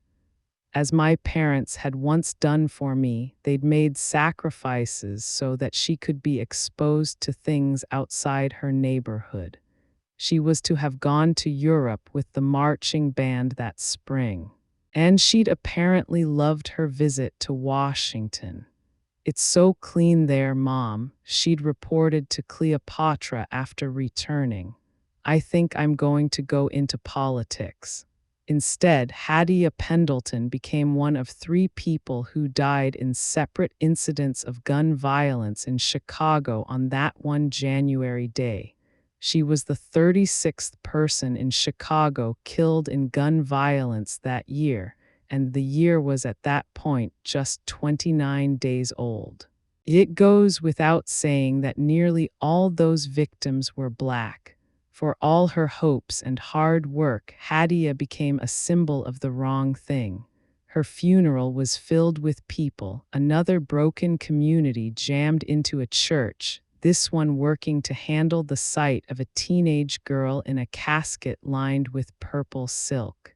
Cleopatra stood up and spoke about her daughter. Hadia's friends stood up and told stories about her, each one punctuated by a larger feeling of outrage and helplessness. These were children asking not just why, but why so often.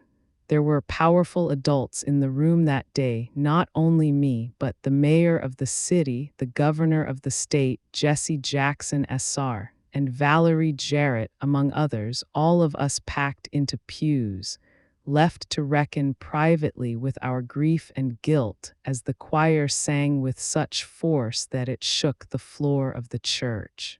The tea was important to me to be more than a consoler. In my life, I'd heard plenty of empty words coming from important people, lip service paid during times of crisis with no action to follow. I was determined to be someone who told the truth, using my voice to lift up the voiceless when I could, and to not disappear on people in need. I understood that when I showed up somewhere, it appeared dramatic from the outside. A sudden and swift descending storm kicked up by the motorcade, the agents, the aides, and the media, with me at the center. We were there and then gone. I didn't like what this did to my interactions, the way my presence sometimes caused people to stammer or go silent, unsure of how to be themselves. It's why I often tried to introduce myself with a hug to slow down the moment and shuck some of the pretense, landing us all in the flesh. I tried to build relationships with the people I met, especially those who didn't normally have access to the world I now inhabited. I wanted to share the brightness as I could. I invited Hadia Pendleton's parents to sit next to me at Barack's State of the Union speech a few days after the funeral, and then hosted the family at the White House for the Easter egg roll. Cleopatra, who became a vocal advocate for violence prevention, also returned a couple of times to attend different meetings on the issue. I made a point of writing letters to the girls from the Elizabeth Garrett Anderson School in London who had so profoundly moved me, encouraging them to stay hopeful and keep working, despite their lack of privilege. In 2011, I'd taken a group of 37 girls from the school to visit the University of Oxford, bringing not the high achievers but students whose teachers thought they weren't yet reaching their potential. The idea was to give them a glimpse of what was possible, to show them what a reach could yield. In 2012, I'd hosted students from the school at the White House during the British Prime Minister's state visit. I felt it was important to reach out to kids multiple times and in multiple ways in order for them to feel that it was all real. My early successes in life were, I knew, a product of the consistent love and high expectations with which I was surrounded as a child, both at home and at school. It was this insight that drove my White House mentoring program, and it lay at the center of a new education initiative my staff and I were now preparing to launch, called Reach Higher. I wanted to encourage kids to strive to get to college and once there to stick with it. I knew that in the coming years, a college education would only become more essential for young people entering a global job market. Reach Higher would seek to help them along the way, providing more support for school counselors and easier access to federal financial aid. I'd been lucky to have parents, teachers, and mentors who'd fed me with a consistent, simple message: you matter. As an adult, I wanted to pass those words to a new generation. It was the message I gave my own daughters, who were fortunate to have it reinforced daily by their school and their privileged circumstances, and I was determined to express some version of it to every young person I encountered.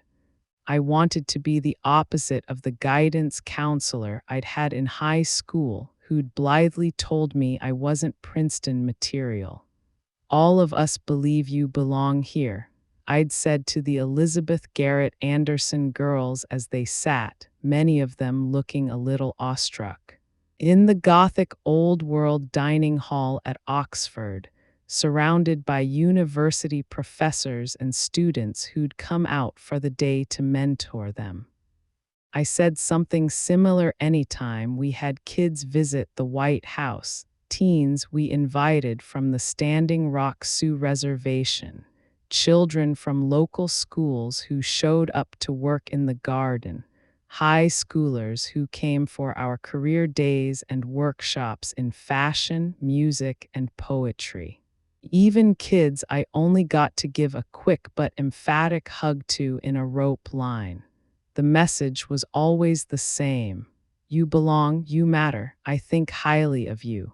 an economist from a British university, would later put out a study that looked at the test performances of Elizabeth Garrett Anderson's students, finding that their overall scores jumped significantly after I'd started connecting with them, the equivalent of moving from a C average to an A. Any credit for improvement really belonged to the girls, their teachers, and the daily work they did together, but it also affirmed the idea that kids will invest more when they feel they are being invested in. I understood that there was power in showing children my regard. 2 months after Hattie Pendleton's funeral, I returned to Chicago. I directed Tina, my chief of staff and an attorney who herself had spent many years in the city, to throw her energy into rallying support for violence prevention there. Tina was a big-hearted policy wonk with an infectious laugh and more hustle than just about anyone I knew. She understood which levers to pull inside and outside government to make an impact at the scale I envisioned. Moreover, her nature and experience wouldn't allow her voice to go unheard, especially at tables dominated by men where she often found herself.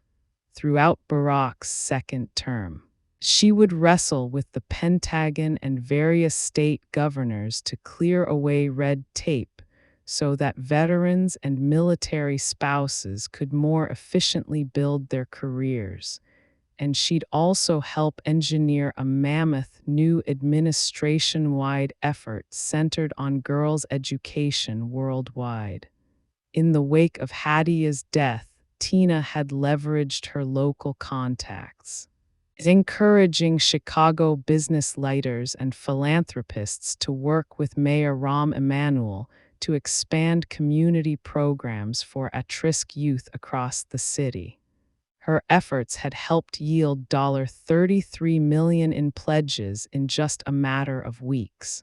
On a cool day in April, Tina and I flew out to attend a meeting of community leaders discussing youth empowerment and also to meet a new group of kids. Earlier that winter, the public radio program This American Life had devoted 2 hours to telling the stories of students and staff from William R. Harper Senior High School in Inglewood, a neighborhood on the South Side. In the previous year, 29 of the school's current and recent students had been shot, 8 of them fatally. These numbers were astonishing to me and my staff, but the sad fact is that urban schools around the country were contending with epidemic levels of gun violence. Amid all the talk of youth empowerment, it seemed important to actually sit down and hear from the youth. When I was young, Inglewood had been a rough neighborhood, but not necessarily as deadly as it was now. In junior high, I'd traveled to Inglewood for weekly biology labs at a community college there. Now, years later, as my motorcade made its way past strips of neglected bungalows and shuttered storefronts, past vacant lots and burned-out buildings, it looked to me as if the only thriving businesses left were the liquor stores. I thought back to my own childhood and my own neighborhood, and how the word ghetto got thrown around like a threat. The mere suggestion of it, I understood now, caused stable, middle-class families to bail preemptively for the suburbs, worried their property values would drop. Ghetto signaled that a place was both black and hopeless. It was a label that foretold failure and then hastened its arrival. It closed corner groceries and gas stations and undermined schools and educators trying to instill self-worth in neighborhood kids. It was a word everyone tried to run from, but it could rear up on a community quick. In the middle of West Inglewood sat Harper High School, a large sand brick building with multiple wings. I met the school's principal, Leonetta Sanders, a quick-moving African-American woman who'd been at the school for 6 years, and two school social workers who immersed themselves in the lives of the 510 kids enrolled at Harper, most of them from low-income families. One of the social workers, Crystal Smith, could often be found pacing Harper's hallways between classes, peppering students with positivity, communicating her high regard for them by calling out, "I'm so proud of you," and "I see you trying hard." She'd shout, "I appreciate you in advance," for every good choice she trusted those students would make. In the school library that day, I joined a circle of 22 Harper students, all African American, mostly juniors and seniors, who were seated in chairs and on couches, dressed in khakis and collared shirts. Most were eager to talk. They described a daily, even hourly, fear of gangs and violence. Some explained that they had absent or addicted parents. A couple had spent time in juvenile detention centers. A junior named Thomas had witnessed a good friend, a 16-year-old girl, get shot and killed the previous summer. He'd also been there when his older brother, who had been partially paralyzed due to a gunshot injury, was shot and wounded in the same incident while sitting outside in his wheelchair. Nearly every kid there that day had lost someone, a friend, relative, neighbor, to a bullet. Few, meanwhile, had ever been downtown to see the lakefront or visit Navy Pier. At one point, one of the social workers interjected, saying to the group, 80 degrees and sunny. Everyone in the circle began nodding ruefully. I wasn't sure why. Tell Mrs. Obama, she said, what goes through your mind when you wake up in the morning and hear the weather forecast is 80 and sunny? She clearly knew the answer, but wanted me to hear it. A day like that, the Harper students all agreed, was no good. When the weather was nice, the gangs got more active and the shooting got worse. These kids had adapted to the upside-down logic dictated by their environment, staying indoors when the weather was good, varying the routes they took to and from school each day based on shifting gang territories and allegiances.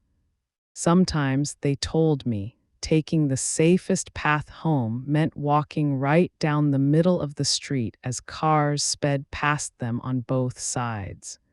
Doing so gave them a better view of any escalating fights or possible shooters.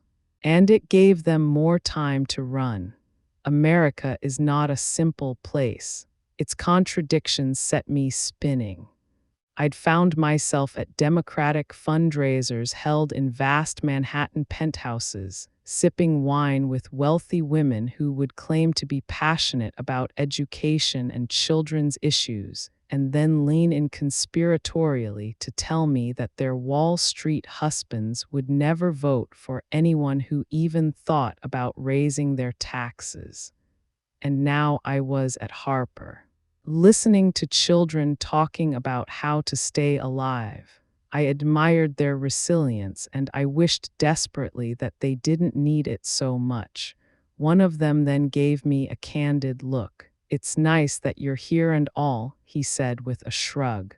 "But what are you actually going to do about any of this?" To them, I represented Washington, D.C., as much as I did the South Side, and when it came to Washington, I felt I owed them the truth.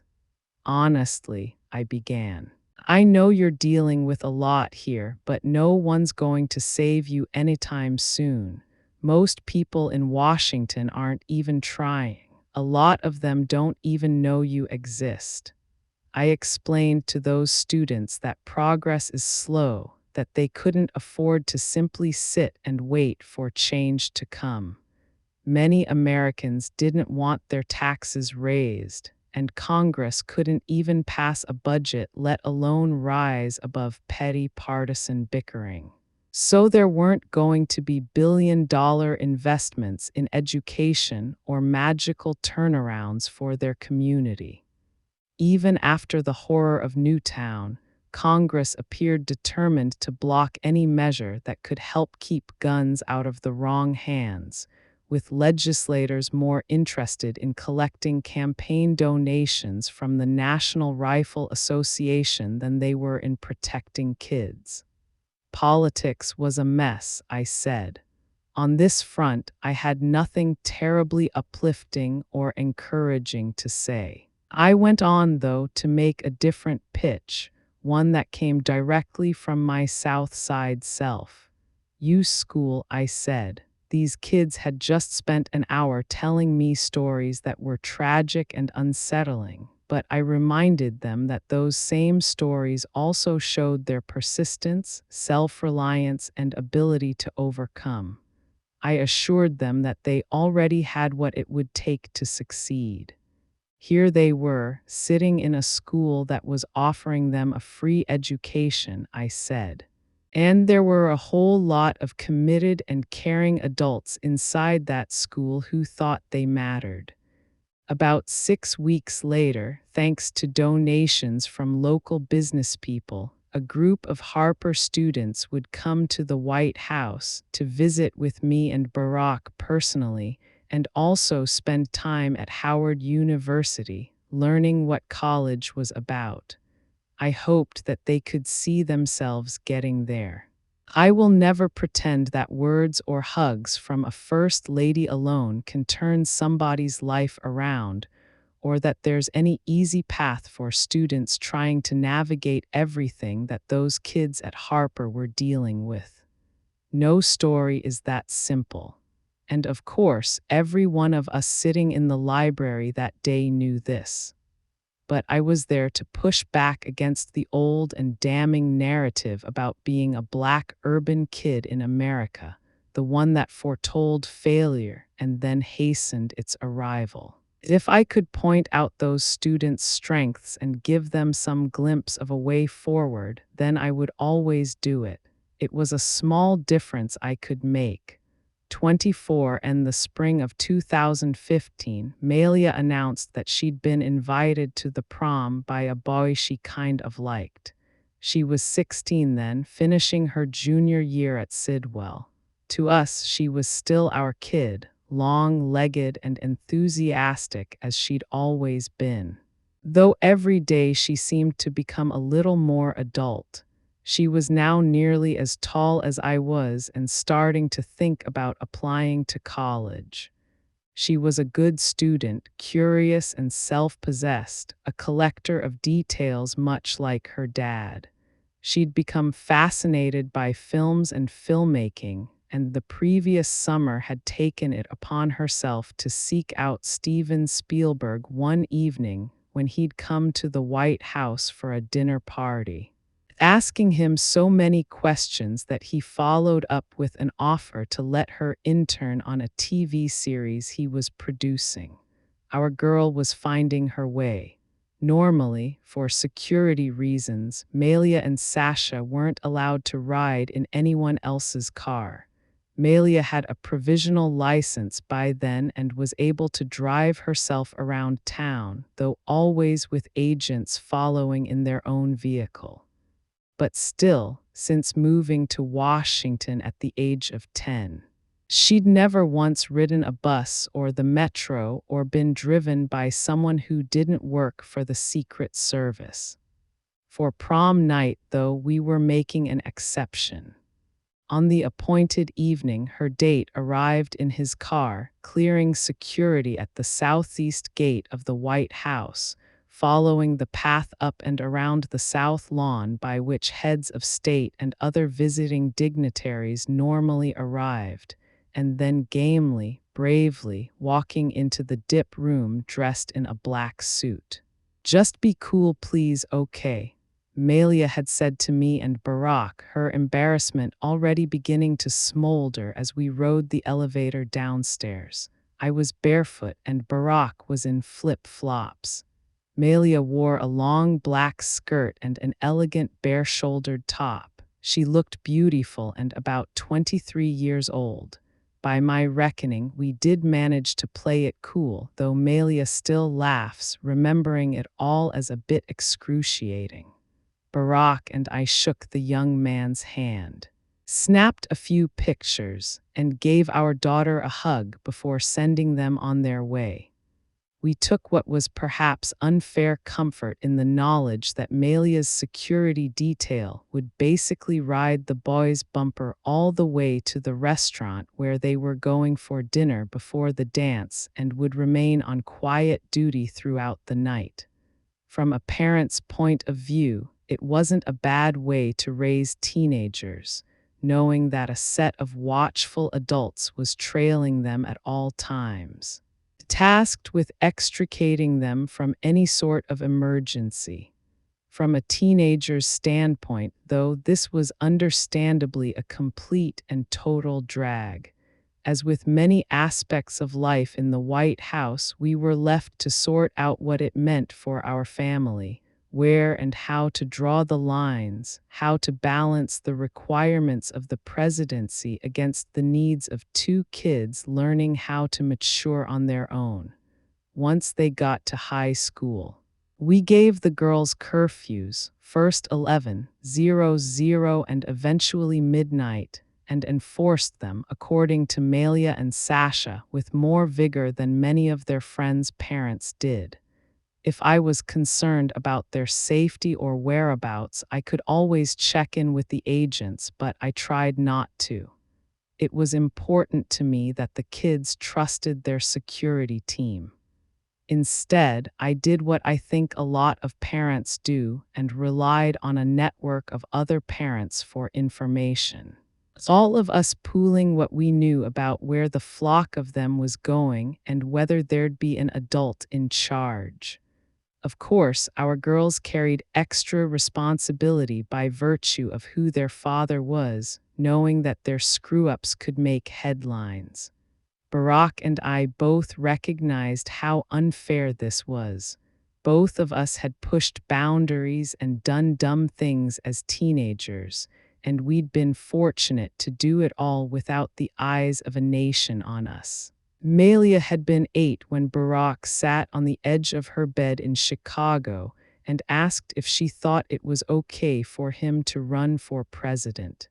I think now of how little she'd known at the time, how little any of us could have known. It meant one thing to be a child in the White House. It meant something different to try to emerge from it as an adult. How could Malia have guessed that she'd have men with guns following her to prom someday? Or that people would take photos of her sneaking a cigarette and sell them to gossipy websites? Our kids were coming of age during what felt like a unique time.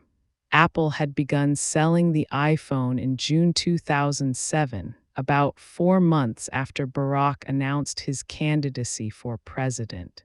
1 million of them sold in less than 3 months.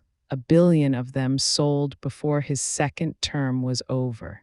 His was the first presidency of a new era, one involving the disruption and dismantling of all norms around privacy, involving selfies, data hacks, Snapchats, and Kardashians.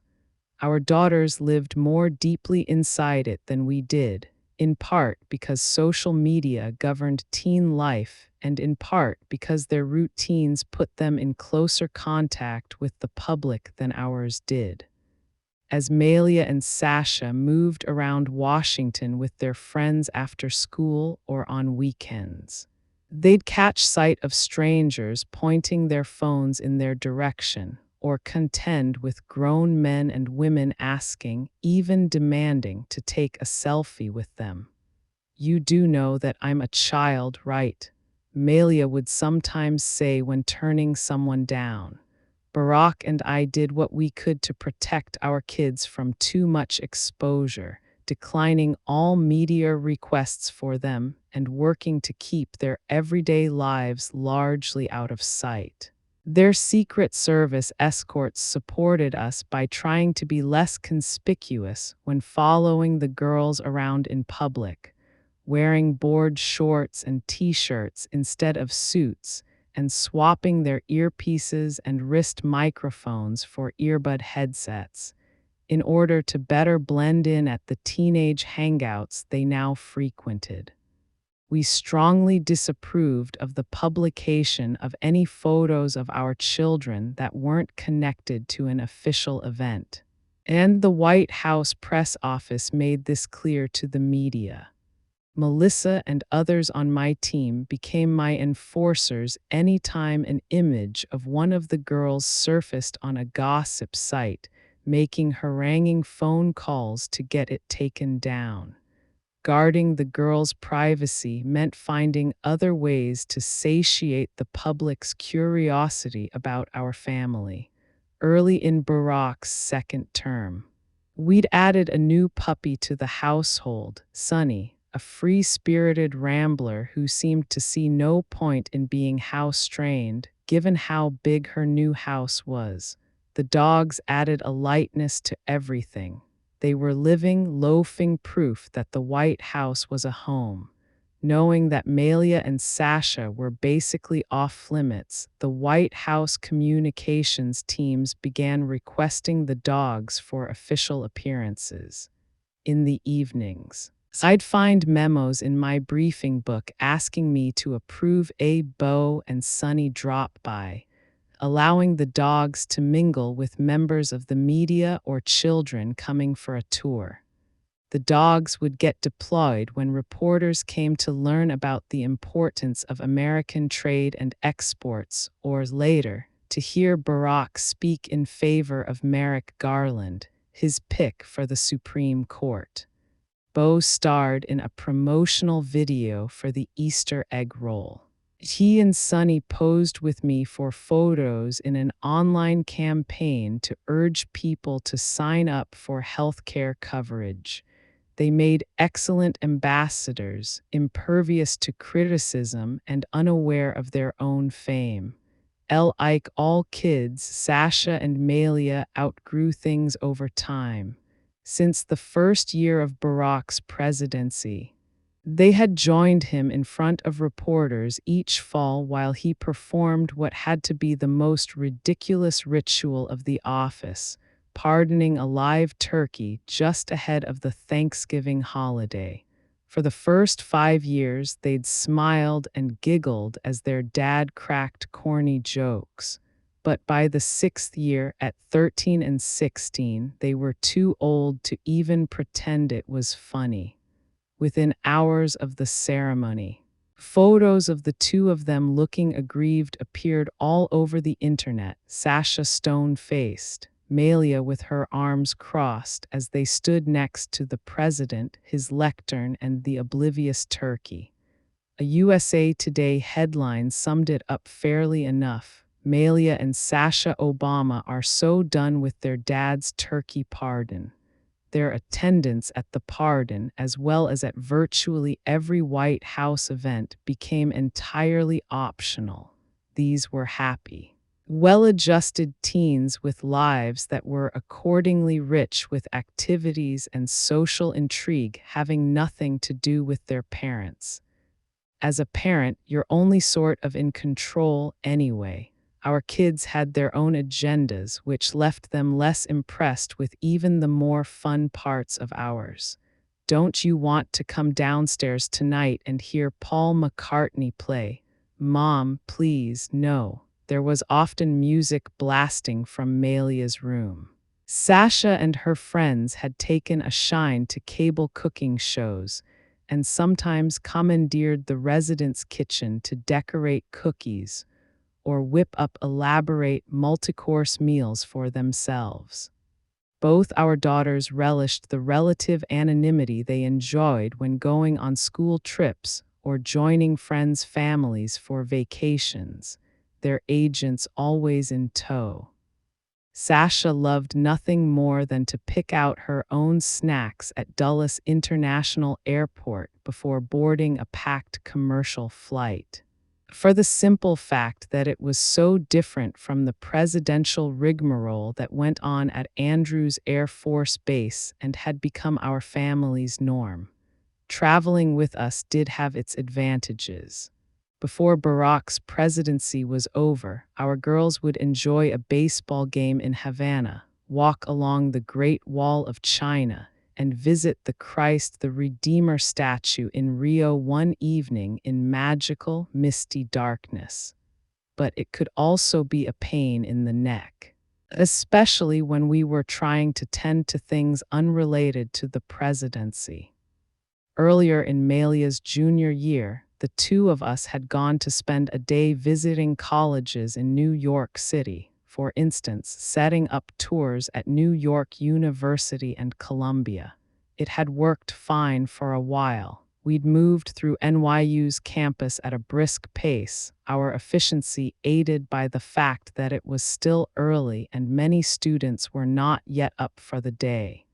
We'd checked out classrooms, poked our heads into a dorm room, and chatted with a dean before heading uptown to grab an early lunch and move on to the next tour.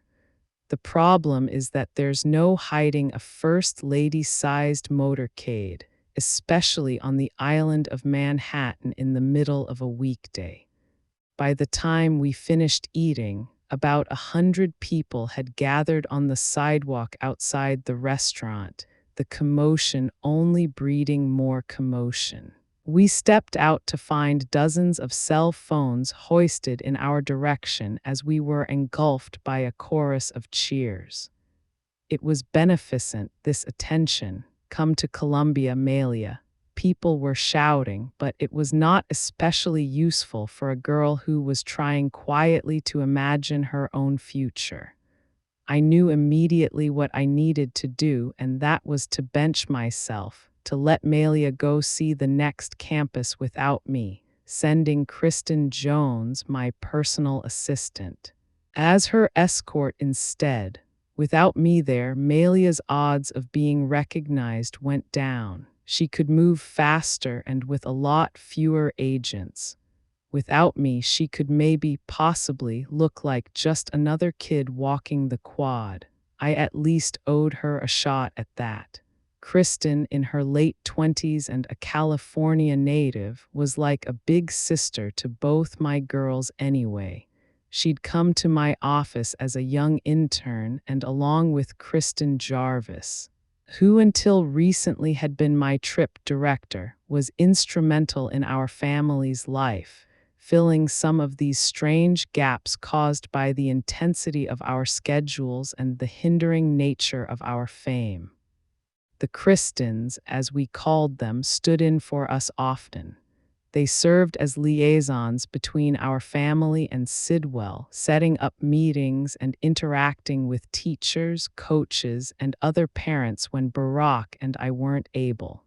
With the girls, they were protective, loving, and far hipper than I'd ever be in the eyes of my kids.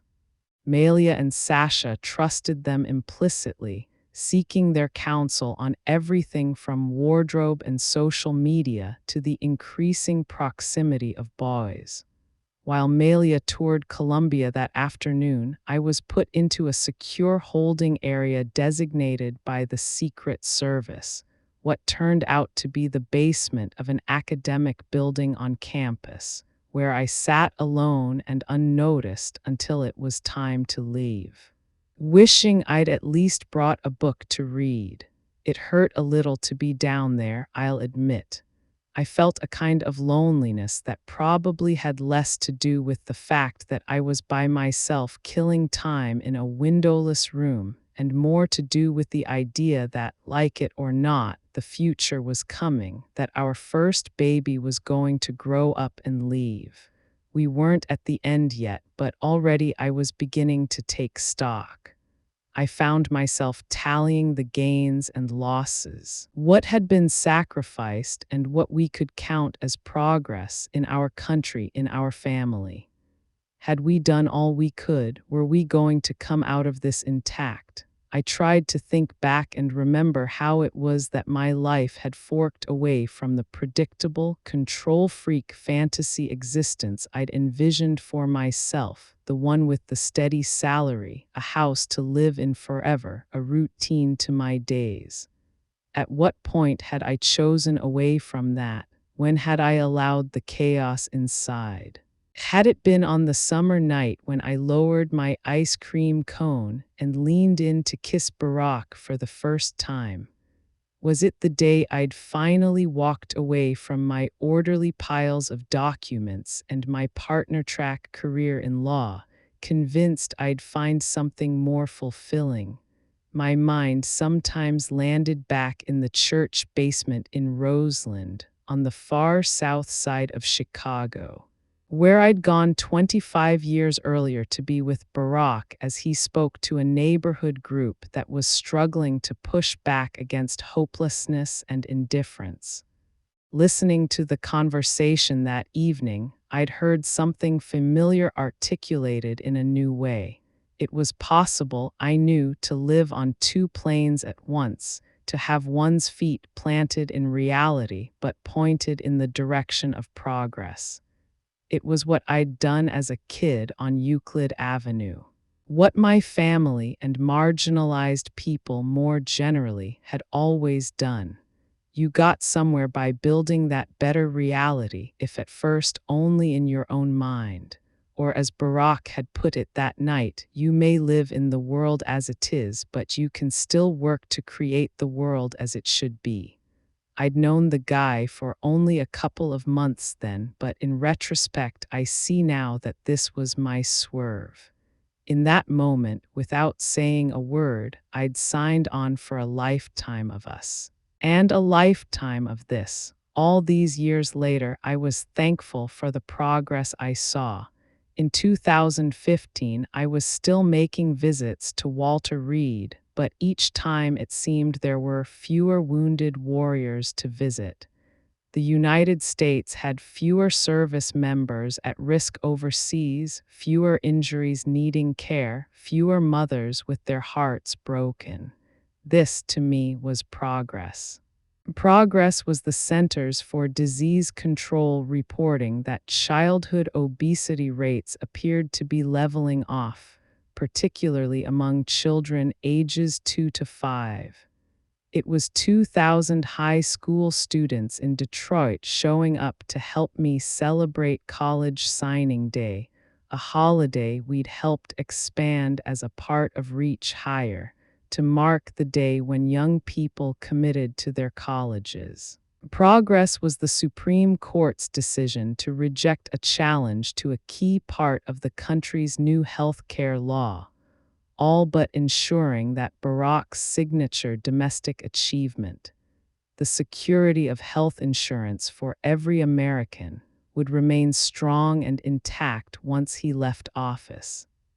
It was an economy that had been hemorrhaging 800,000 jobs a month when Barack entered the White House, having now racked up nearly 5 straight years of continuous job growth. I took this all in as evidence that as a country we were capable of building a better reality, but still we lived in the world as it is. A year and a half after Newtown, Congress had passed not a single gun control measure. Bin Laden was gone, but ISIS had arrived. The homicide rate in Chicago was going up rather than down. A black teen named Michael Brown was shot by a cop in Ferguson, Missouri, his body left in the middle of the road for hours. A black teen named Laquan McDonald was shot 16 times by police in Chicago, including 9 times in the back. A black boy named Tamir Rice was shot dead by police in Cleveland while playing with a toy gun. A black man named Freddie Gray died after being neglected in police custody in Baltimore. A black man named Eric Garner was killed by police after being put in a choke hold during his arrest on Staten Island. All this was evidence of something pernicious and unchanging in America. When Barack was first elected, various commentators had naively declared that our country was entering a post-racial era in which skin color would no longer matter. Here was proof of how wrong they'd been. As Americans obsessed over the threat of terrorism, many were overlooking the racism and tribalism that were tearing our nation apart. Late in June 2015, Barack and I flew to Charleston, South Carolina, to sit with another grieving community, this time at the funeral of a pastor named Clementa Pinckney, who had been one of 9 people killed in a racially motivated shooting earlier in the month at an African Methodist Episcopal church known simply as Mother Emanuel. The victims, all African Americans, had welcomed an unemployed 21-year-old white man, a stranger to them all, into their Bible study group. He'd sat with them for a while. Then, after the group bowed their heads in prayer, he stood up and began shooting. In the middle of it, he was reported to have said, "I have to do this because you rape our women and you're taking over our country." After delivering a moving eulogy for Reverend Pinckney and acknowledging the deep tragedy of the moment, Barack surprised everyone by leading the congregation in a slow and soulful rendition of Amazing Grace. It was a simple invocation of hope, a call to persist. Everyone in the room, it seemed, joined in. For more than 6 years now, Barack and I had lived with an awareness that we ourselves were a provocation. As minorities across the country were gradually beginning to take on more significant roles in politics, business, and entertainment, our family had become the most prominent example. Our presence in the White House had been celebrated by millions of Americans. But it also contributed to a reactionary sense of fear and resentment among others. The hatred was old and deep and as dangerous as ever. We lived with it as a family, and we lived with it as a nation, and we carried on as gracefully as we could.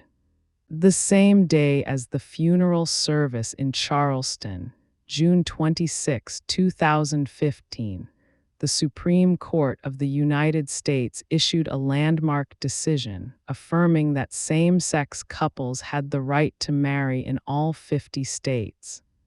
This was the culmination of a legal battle that had been fought methodically over decades, state by state, court by court, and as with any civil rights struggle, it had required the persistence and courage of many people.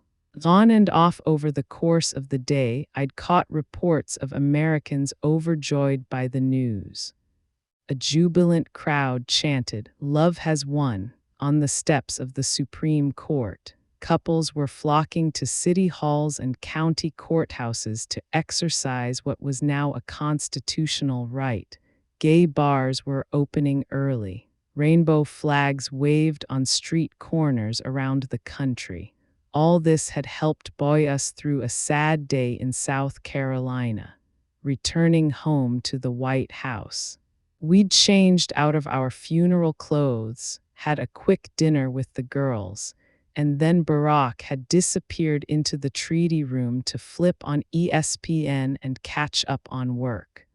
I was heading to my dressing room when I caught sight of a purplish glow through one of the north-facing windows of the residence, at which point I remembered that our staff had planned to illuminate the White House in the rainbow colors of the Pride flag. Looking out the window, I saw that beyond the gates on Pennsylvania Avenue, a big crowd of people had gathered in the summer dusk to see the lights. The North Drive was filled with government staff who'd stayed late to see the White House transformed in celebration of marriage equality. The decision had touched so many people. From where I stood, I could see the exuberance, but I could hear nothing. It was an odd part of our reality.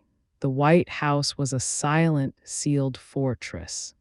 Almost all sound blocked by the thickness of its windows and walls. The Marine One helicopter could land on one side of the house, its rotor blades kicking up gale force winds and slamming tree branches, but inside the residence we'd hear nothing. I usually figured out that Barack had arrived home from a trip not by the sound of his helicopter, but rather by the smell of its fuel, which somehow managed to permeate. Oftentimes, I was happy to withdraw into the protected hush of the residence at the end of a long day, but this night felt different, as paradoxical as the country itself. After a day spent grieving in Charleston, I was looking at a giant party starting just outside my window. Hundreds of people were staring up at our house. I wanted to see it the way they did. I found myself suddenly desperate to join the celebration. I stuck my head into the treaty room. "You want to go out and look at the lights?" I asked Barack. "There are tons of people out there." He laughed. "You know I can't do tons of people." Sasha was in her room, engrossed in her iPad. "You want to go see the rainbow lights with me?" I asked. "Nope." This left Malia, who surprised me a little by immediately signing on. I'd found my wing woman. We were going on an adventure outside where people were gathered, and we weren't going to ask anyone's permission. The normal protocol was that we checked in with the Secret Service agents posted by the elevator anytime we wanted to leave the residence, whether it was to go downstairs to watch a movie or to take the dogs out for a walk, but not tonight. Malia and I just busted past the agents on duty, neither one of us making eye contact. We bypassed the elevator, moving quickly down a cramped stairwell. I could hear dress shoes clicking down the stairs behind us. The agents trying to keep up. Malia gave me a devilish smirk. She wasn't used to my flouting the rules. Reaching the state floor, we made our way toward the tall set of doors leading to the north portico when we heard a voice. "Hello, ma'am, can I help you?" It was Claire Faulkner, the usher on night duty. She was a friendly, soft-spoken brunette who I assumed had been tipped off by the agents whispering into their wrist pieces behind us. I looked over my shoulder at her without breaking my stride. "Oh, we're just going outside," I said, "to see the lights." Claire's eyebrows lifted. We paid her no heed. Arriving at the door, I grabbed its thick golden handle and pulled, but the door wouldn't budge. 9 months earlier, an intruder wielding a knife had somehow managed to jump a fence and barge through this same door, running through the state floor before being tackled by a Secret Service officer. In response, security began locking the door. I turned to the group behind us, which had grown to include a uniformed Secret Service officer in a white shirt and a black tie. "How do you open this thing?" I said, to no one in particular. "There's got to be a key." "Ma'am," Claire said, "I'm not sure that's the door you want. Every network news camera is aimed at the north side of the White House right now." She did have a point. My hair was a mess and I was in flip-flops, shorts, and a t-shirt, not exactly dressed for a public appearance. "Okay," I said, "but can't we get out there without being seen?" Malia and I were now on a crusade. We weren't going to relinquish our goal. We were going to get ourselves outside. Someone then suggested trying one of the out-of-the-way loading doors on the ground floor where trucks came to deliver food and office supplies. Our band began moving that way. Malia hooked her arm with mine. We were giddy now. "We're getting out," I said. "Yes, we are," she said. We made our way down a marble staircase and over red carpets, around the busts of George Washington and Benjamin Franklin, and past the kitchen until suddenly we were outdoors. The humid summer air hit our faces. I could see fireflies blinking on the lawn, and there it was, the hum of the public, people whooping and celebrating outside the iron gates. It had taken us 10 minutes to get out of our own home. But we'd done it. We were outside, standing on a patch of lawn off to one side, out of sight of the public, but with a beautiful close-up view of the White House lit up in pride. Malia and I leaned into each other, happy to have found our way there. As happens in politics, new winds were already beginning to gather and blow. By the fall of 2015, the next presidential campaign was in full swing. The Republican side was crowded, including governors like John Kasich and Chris Christie, and senators like Ted Cruz and Marco Rubio, plus more than a dozen others. Meanwhile, Democrats were quickly narrowing themselves toward what would become a choice between Hillary Clinton and Bernie Sanders, the liberal, longtime independent senator from Vermont. Donald Trump had announced his candidacy early in the summer, standing inside Trump Tower in Manhattan and railing on Mexican immigrants, rapists. He called them, as well as the losers he said were running the country. I figured he was just grandstanding, sucking up the media's attention because he could.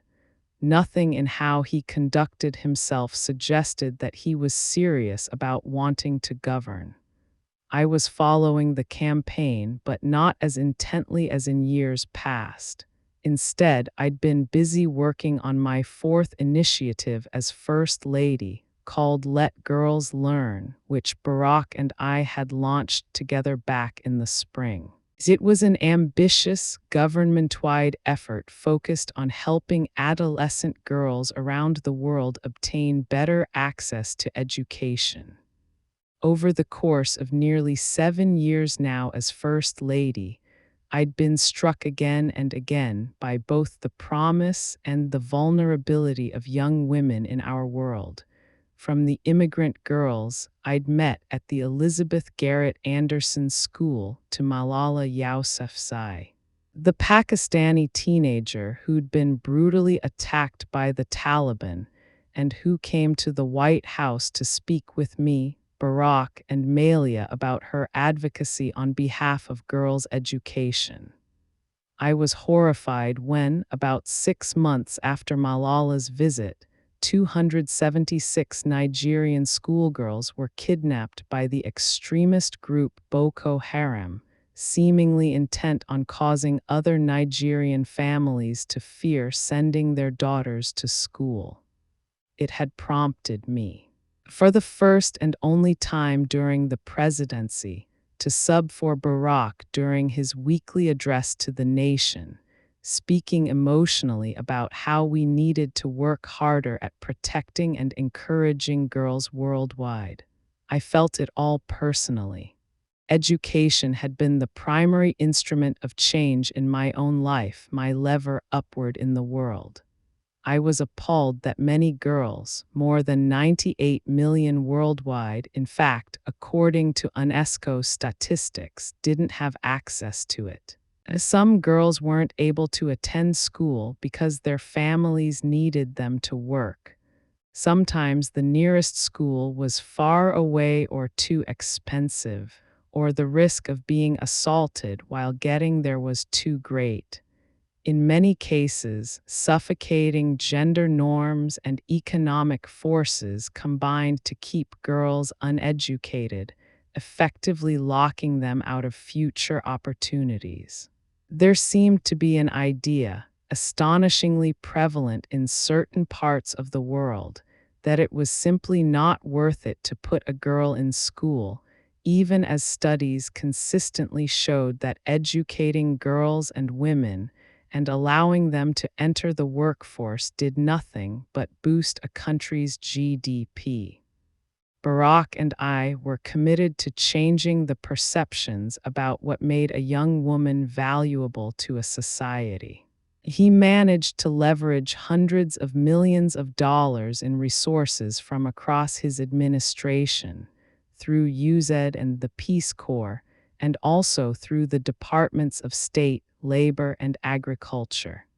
The two of us together lobbied other countries' governments to help fund programming for girls' education while encouraging private companies and think tanks to commit to the cause. At this point, too, I knew how to make a little noise for a cause. It was natural, I understood. For Americans to feel disconnected from the struggles of people in faraway countries, so I tried to bring it home, calling up celebrities like Stephen Colbert to lend their star power at events and on social media. I'd enlist the help of Janelle Monáe, Zendaya, Kelly Clarkson, and other talents to release a catchy pop song written by Diane Warren called "This Is For My Girls," the proceeds of which would go toward funding girls' education globally. And lastly, I'd do something that was a little terrifying for me, which was to sing, making an appearance on the late-night host James Corden's hilarious carpool karaoke series, the two of us circling the South Lawn in a black SUV. We belted out signed, sealed, delivered "I'm Yours," single ladies, and finally, the reason I'd signed on to do it in the first place, "This Is For My Girls," with a guest appearance from Missy Elliott, who slipped into the back seat and rapped along with us. I'd practiced diligently for my karaoke session for weeks, memorizing every beat to every song. The goal was to have it look fun and light, but behind it, as always, was work and a larger purpose: to keep connecting people with the issue. My segment with James had 45 million views on YouTube within the first 3 months, making every bit of the effort worth it. Toward the end of 2015, Barack the girls and I flew to Hawaii to spend Christmas as we always did, renting a big house with wide windows that looked out on the beach, joined by our usual group of family friends. As we had for the last 6 years, we took time on Christmas Day to visit with service members and their families at a nearby Marine Corps base. And as it had been right through, for Barack, the vacation was only a partial vacation, a just barely vacation, really. He fielded phone calls, sat for daily briefings, and was consulting with a skeleton staff of advisors, aides, and speechwriters who were all staying at a hotel close by. It made me wonder whether he'd remember how to fully relax when the time actually came, whether either one of us would find a way to let down when this was all over. What would it feel like, I wondered, when we finally got to go somewhere without the guy carrying the nuclear football? Though I was allowing myself to dream a little, I still couldn't picture how any of this would end. Returning to Washington to begin our final year in the White House, we knew the clock was ticking now in earnest. I began what would become a long series of lasts. There was the last governor's ball, the last Easter egg roll, the last White House correspondents' dinner. Barack and I also made a last state visit to the United Kingdom together, which included a quick trip to see our friend the Queen. Barack had always felt a special fondness for Queen Elizabeth, saying that she reminded him of his no-nonsense grandmother, Toot. I personally was awed by her efficiency, a skill clearly forged by necessity over a lifetime in the public eye. One day a few years earlier, Barack and I had stood, hosting a receiving line together with her and Prince Philip. I'd watched, bemused, as the Queen managed to whisk people speedily past with economic, friendly hellos that left no room for follow-up conversation, while Barack projected an amiable looseness, almost inviting chit-chat and then ponderously answering people's questions, thereby messing up the flow of the line. All these years after meeting the guy, I was still trying to get him to hurry up. one afternoon in April 2016. The two of us took a helicopter from the American ambassador's residence in London to Windsor Castle in the countryside west of the city. Our advance team instructed us that the Queen and Prince Philip were planning to meet us when we landed and then personally drive us back to the castle for lunch. As was always the case, we were briefed on the protocol ahead of time. We'd greet the royals formally before getting into their vehicle to make the short drive. I'd sit in the front next to 94-year-old Prince Philip, who would drive, and Barack would sit next to the Queen in the back seat.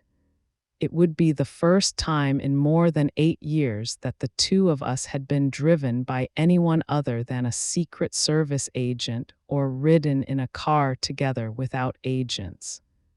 This seemed to matter to our security teams, the same way the protocol mattered to the advance teams, who fretted endlessly over our movements and interactions, making sure that every last little thing looked right and went smoothly. After we'd touched down in a field on the palace grounds and said our hellos, however, the Queen abruptly threw a wrench into everything by gesturing for me to join her in the back seat of the Range Rover. I froze, trying to remember if anyone had prepped me for this scenario, whether it was more polite to go along with it or to insist that Barack take his proper seat by her side. The Queen immediately picked up on my hesitation and was having none of it. "Did they give you some rule about this?" she said, dismissing all the fuss with a wave of her hand. "That's rubbish. Sit wherever you want." For me, giving commencement speeches was an important, almost sacred springtime ritual. Each year I delivered several of them, choosing a mix of high school and college ceremonies, focusing on the sorts of schools that normally didn't land high-profile speakers. Princeton and Harvard, I'm sorry, but you're fine without me. In 2015, I'd gone back to the south side of Chicago to speak at the graduation at King College Prep, the high school from which Hadia Pendleton would have graduated had she lived long enough. Her spirit was commemorated at the ceremony by an empty chair, which her classmates had decorated with sunflowers and purple fabric. For my final round of commencements as First Lady, I spoke at Jackson State University in Mississippi, another historically Black school, using the opportunity to talk about striving for excellence. I spoke at the City College of New York, emphasizing the value of diversity and immigration. And on May 26, which happened to be the day Donald Trump clinched the Republican nomination for president, I was in New Mexico, speaking to a class of Native American students who were graduating from a small residential high school, nearly all of them headed next to college. The deeper I got into the experience of being First Lady, the more emboldened I felt to speak honestly and directly about what it meant to be marginalized by race and gender. My intention was to give younger people a context for the hate surfacing in the news and in political discourse, and to give them a reason to hope. I tried to communicate the one message about myself and my station in the world that I felt might really mean something, which was that I knew invisibility. I'd lived invisibility. I came from a history of invisibility. I liked to mention that I was the great-great-granddaughter of a slave named Jim Robinson, who was probably buried in an unmarked grave somewhere on a South Carolina plantation. And in standing at a lectern in front of students who were thinking about the future, I offered testament to the idea that it was possible, at least in some ways, to overcome invisibility. The last commencement I attended that spring was personal. Malia's graduation from Sidwell Friends held on a warm day in June. Our close friend Elizabeth Alexander, the poet who'd written a poem for Barack's first inauguration, spoke to the class, which meant that Barack and I got to sit back and just feel. I was proud of Malia, who was soon to head off to Europe to travel for a few weeks with friends. After taking a gap year, she'd enroll at Harvard. I was proud of Sasha, who turned 15 that same day and was counting down the hours to the Beyoncé concert she was going to in lieu of a birthday party. She would go on to spend much of the summer on Martha's Vineyard, living with family friends until Barack and I arrived for vacation. She'd make new friends and land her first job working at a snack bar. I was proud, too, of my mother, who sat nearby in the sunshine, wearing a black dress and heels, having managed to live in the White House and travel the world with us while staying utterly and completely herself. I was proud of all of us for almost being done. Barack sat next to me in a folding chair. I could see the tears brimming behind his sunglasses as he watched Malia cross the stage to pick up her diploma. He was tired, I knew. 3 days earlier, he'd given a eulogy for a friend from law school who'd worked for him in the White House.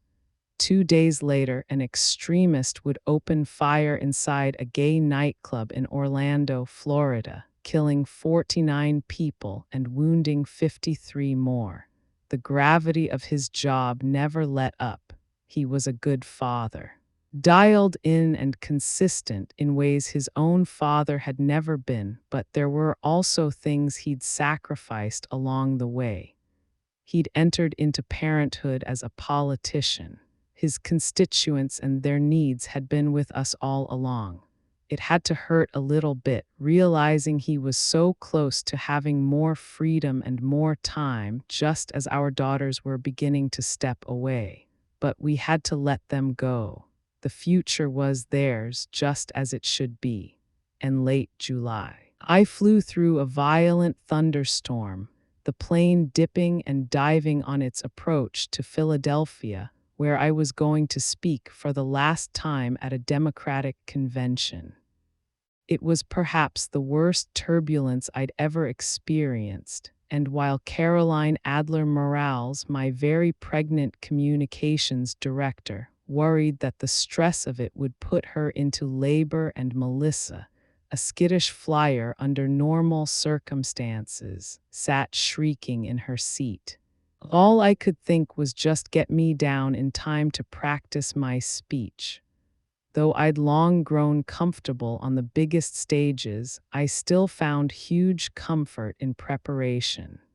Back in 2008, during Barack's first run for president, I'd rehearsed and re-rehearsed my convention speech until I could place the commas in my sleep, in part because I'd never given a speech on live television like that, and also because the personal stakes felt so high. I was stepping onto the stage after having been demonized as an angry black woman who didn't love her country.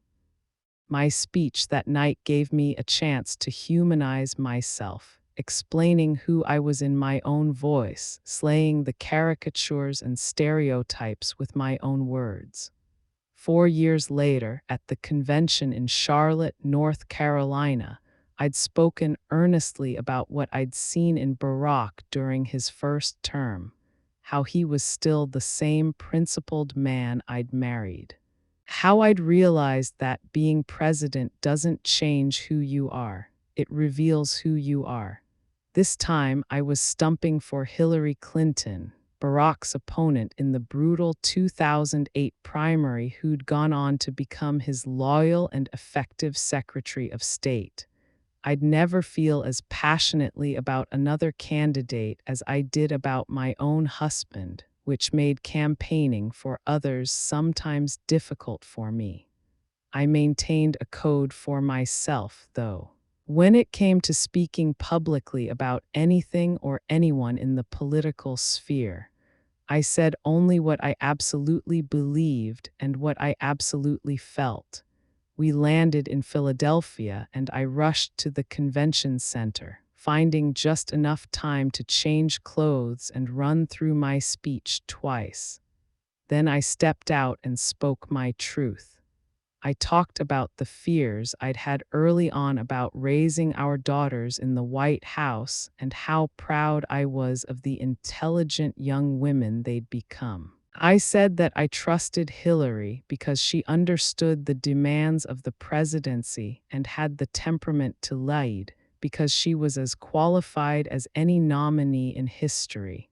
And I acknowledged the stark choice now being put before the country. Since childhood, I'd believed it was important to speak out against bullies while also not stooping to their level. And to be clear, we were now up against a bully. Some man who, among other things, demeaned minorities and expressed contempt for prisoners of war, challenging the dignity of our country with practically his every utterance. I wanted Americans to understand that words matter, that the hateful language they heard coming from their TVs did not reflect the true spirit of our country, and that we could vote against it. It was dignity I wanted to make an appeal for, the idea that as a nation we might hold on to the core thing that had sustained my family going back generations. Dignity had always gotten us through. It was a choice, and not always the easy one, but the people I respected most in life made it again and again, every single day. There was a motto, Barack, and I tried to live by, and I offered it that night from the stage. When they go low, we go high. 2 months later.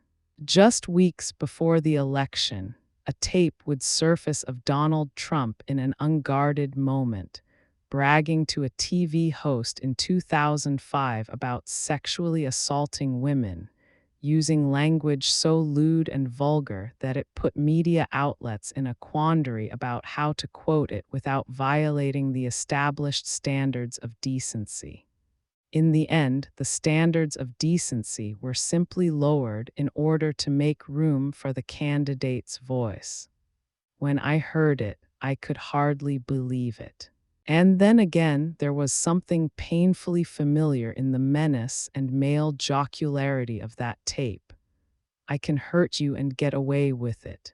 It was an expression of hatred that had generally been kept out of polite company, but still lived in the marrow of our supposedly enlightened society, alive and accepted enough that someone like Donald Trump could afford to be cavalier about it. Every woman I know recognized it. Every person who's ever been made to feel other recognized it. It was precisely what so many of us hoped our own children would never need to experience, and yet probably would.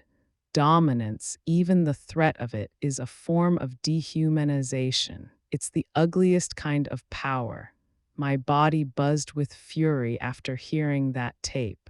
I was scheduled to speak at a campaign rally for Hillary the following week, and rather than delivering a straightforward endorsement of her capabilities, I felt compelled to try to address Trump's words directly, to counter his voice with my own.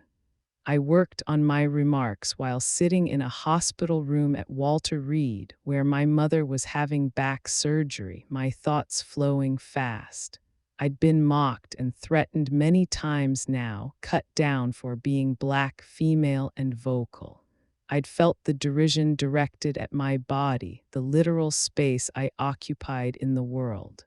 I'd watched Donald Trump stalk Hillary Clinton during a debate, following her around as she spoke, standing too close, trying to diminish her presence with his. I can hurt you and get away with it.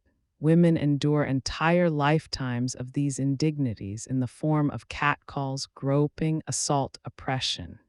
These things injure us, they sap our strength, Some of the cuts are so small they are barely visible. Others are huge and gaping, leaving scars that never heal. Either way, they accumulate. We carry them everywhere to and from school and work. At home, while raising our children, at our places of worship, anytime we try to advance. For me, Trump's comments were another blow. I couldn't let his message stand. Working with Sarah Hudowitz, the deft speechwriter who'd been with me since 2008, I channeled my fury into words, and then, after my mother had recovered from surgery, I delivered them one October day in Manchester, New Hampshire. Speaking to a high-energy crowd, I made my feelings clear. This is not normal, I said. This is not politics as usual. This is disgraceful. It is intolerable. I articulated my rage and my fear, along with my faith that with this election Americans understood the true nature of what they were choosing between. I put my whole heart into giving that speech. I then flew back to Washington, praying I'd been heard. As fall continued, Barack and I began making plans for our move to a new house in January, having decided to stay in Washington so that Sasha could finish high school at Sidwell. Malia, meanwhile, was in South America on a gap-year adventure, feeling the freedom of being as far away from the political intensity as she could. I implored my staff in the East Wing to finish strong, even as they needed to think about finding new jobs. Even as the battle between Hillary Clinton and Donald Trump grew more intense and distracting by the day. On November 7, 2016, the evening before the election, Barack and I made a quick trip to Philadelphia to join Hillary and her family at a final rally before an enormous crowd on Independence Mall. The mood was positive, expectant. I took heart in the optimism Hillary projected that night and in the many polls that showed her with a comfortable light. I took heart in what I thought I understood about the qualities Americans would and wouldn't tolerate in a leader. I presumed nothing, but I felt good about the odds. For the first time in many years, Barack and I had no role to play on election night. There was no hotel suite reserved for the wait. There were no trays of canapés laid out, no television blaring from any corner. There was no hair, makeup, or wardrobe to be tended to, no marshaling of our children. No late-night speech being prepped for delivery. We had nothing to do, and it thrilled us. This was the beginning of our stepping back, a first taste of what the future might be like. We were invested, of course, but the moment ahead wasn't ours. It was merely ours to witness. Knowing it would be a while before results came in, we invited Valerie over to watch a movie in the White House Theater. I can't remember a thing about the film that night, not its title, not even its genre. Really, we were just passing time in the dark. My mind kept turning over the reality that Barack's term as president was almost finished. What lay ahead most immediately were goodbyes, dozens and dozens of them, all emotional, as the staff we loved and appreciated so much would begin to rotate out of the White House. Our goal was to do what George and Laura Bush had done for us, making the transition of power as smooth as possible. Already, our teams were beginning to prepare briefing books and contact lists for their successors. Before they left, many East Wing staffers would leave handwritten notes on their desks, giving a friendly welcome and a standing offer of help to the next person coming along. We were still immersed in the business of every day, but we'd also started to plan in earnest for what lay ahead. Barack and I were excited to stay in Washington, but would build a legacy on the south side of Chicago. which would become home to the Obama Presidential Center.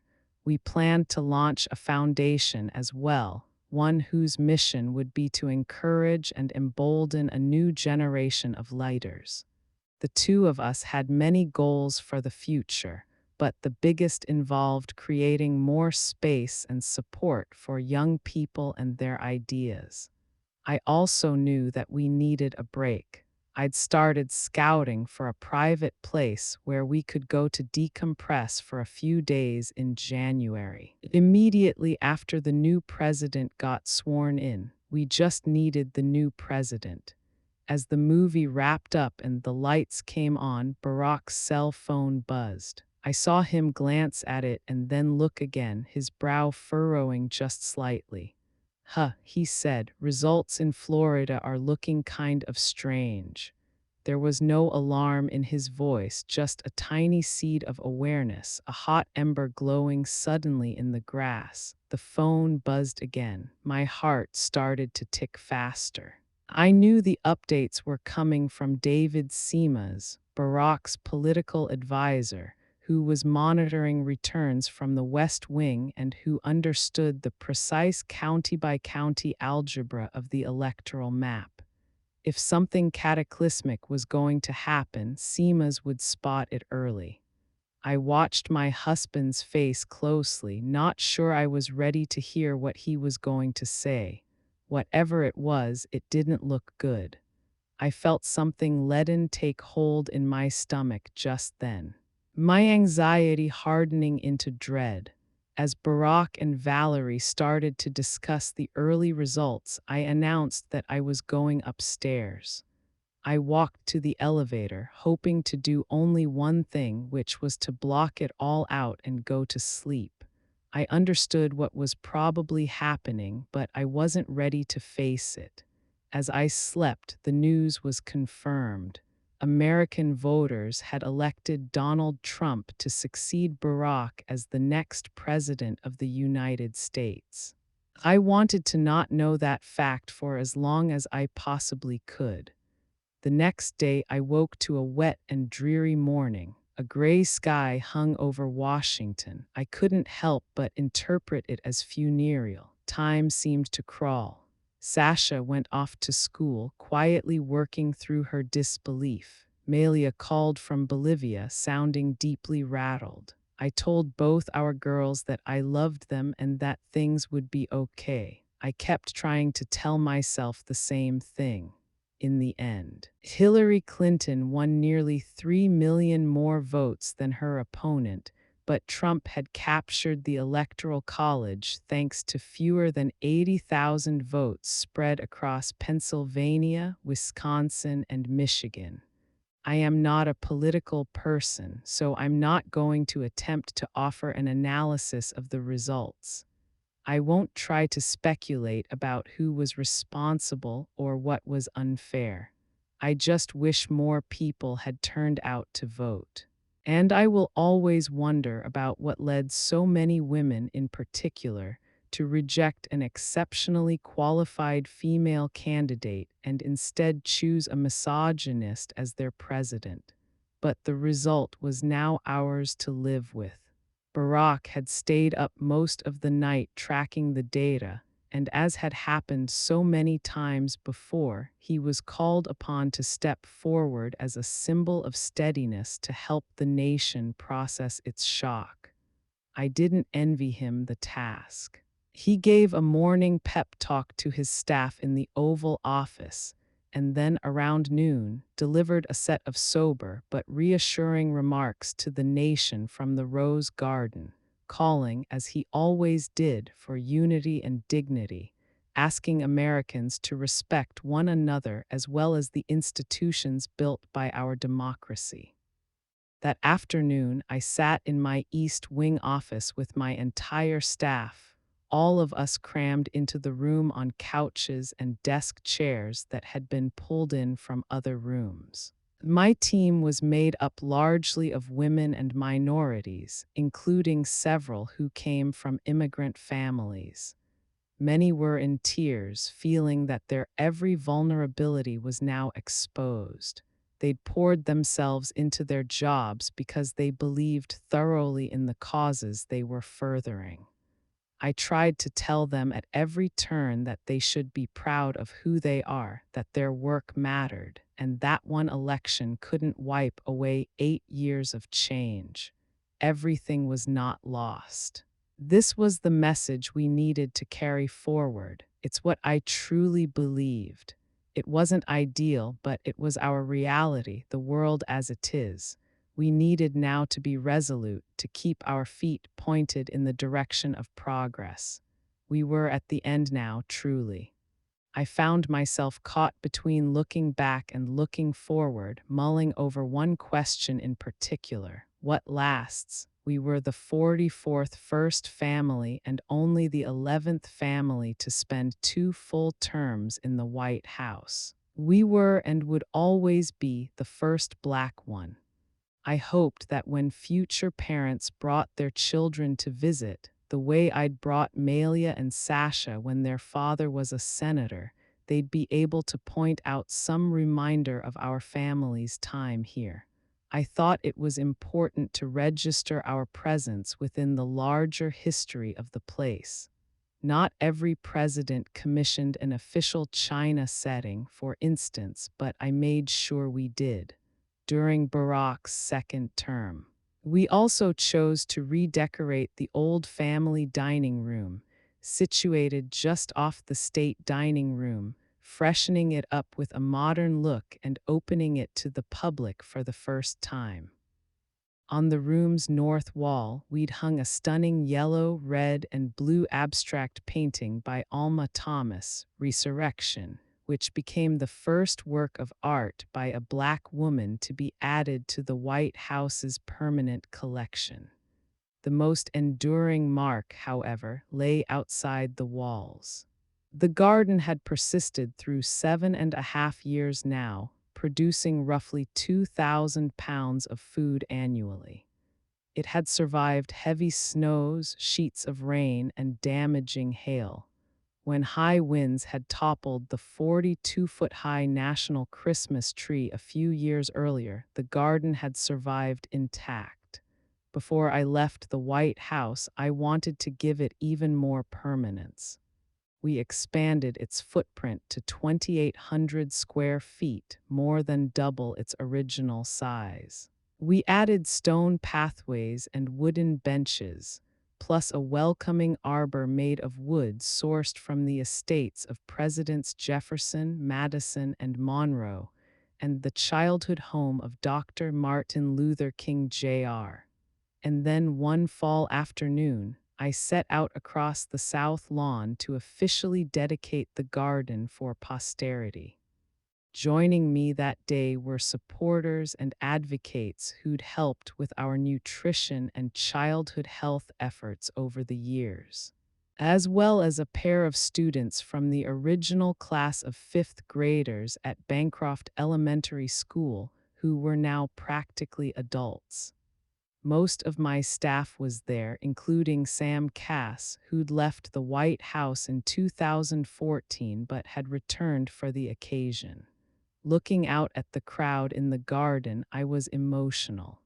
I felt gratitude for all the people on my team who'd given everything to the work, sorting through handwritten letters, fact-checking my speeches, hopping cross-country flights to prepare for our events. I'd seen many of them take on more responsibility and blossom both professionally and personally, even under the glare of the harshest lights.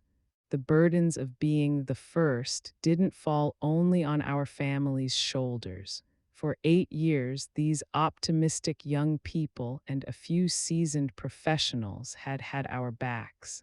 Melissa, who had been my very first campaign hire nearly a decade ago and someone I will count on as a close friend for life, remained with me in the East Wing through the end of the term, as did Tina, my remarkable chief of staff.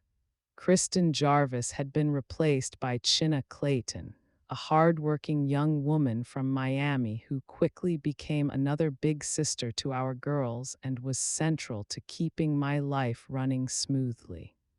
I considered all these people, current and former staff, to be family, and I was so proud of what we'd done. For every video that swiftly saturated the internet, I'd mom danced with Jimmy Fallon, Nerf dunked on LeBron James, and college rapped with Jay Farrow. We'd focused ourselves on doing more than trending for a few hours on Twitter, and we had results. 45 million kids were eating healthier breakfasts and lunches. 11 million students were getting 60 minutes of physical activity every day through our Let's Move Active Schools program. Children overall were eating more whole grains and produce. The era of supersized fast food was coming to a close. Through my work with Jill Biden on joining forces, we'd helped persuade businesses to hire or train more than 5 million veterans and military spouses. Following through on one of the very first concerns I'd heard on the campaign trail, we'd gotten all 50 states to collaborate on professional licensing agreements, which would help keep military spouses' careers from stalling every time they moved.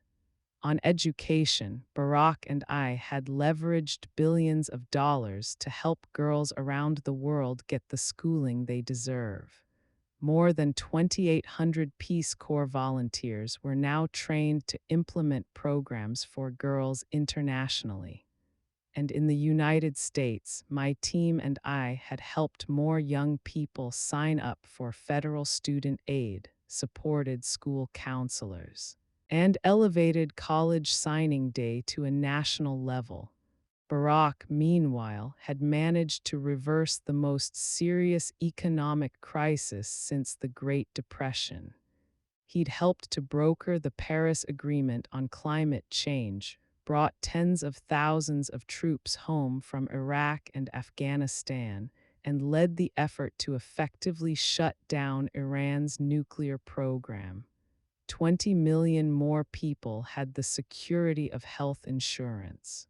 And we'd managed 2 terms in office without a major scandal. We had held ourselves and the people who worked with us to the highest standards of ethics and decency, and we'd made it all the way through. For us, some changes were harder to measure but felt just as important. 6 months before the garden dedication, Lin-Manuel Miranda, the young composer I'd met at one of our first arts events, returned to the White House. His hip-hop riff on Alexander Hamilton had exploded into a Broadway sensation, and with it he'd become a global superstar. Hamilton was a musical celebration of America's history and diversity, recasting our understanding of the roles minorities play in our national story, highlighting the importance of women who'd long been overshadowed by powerful men.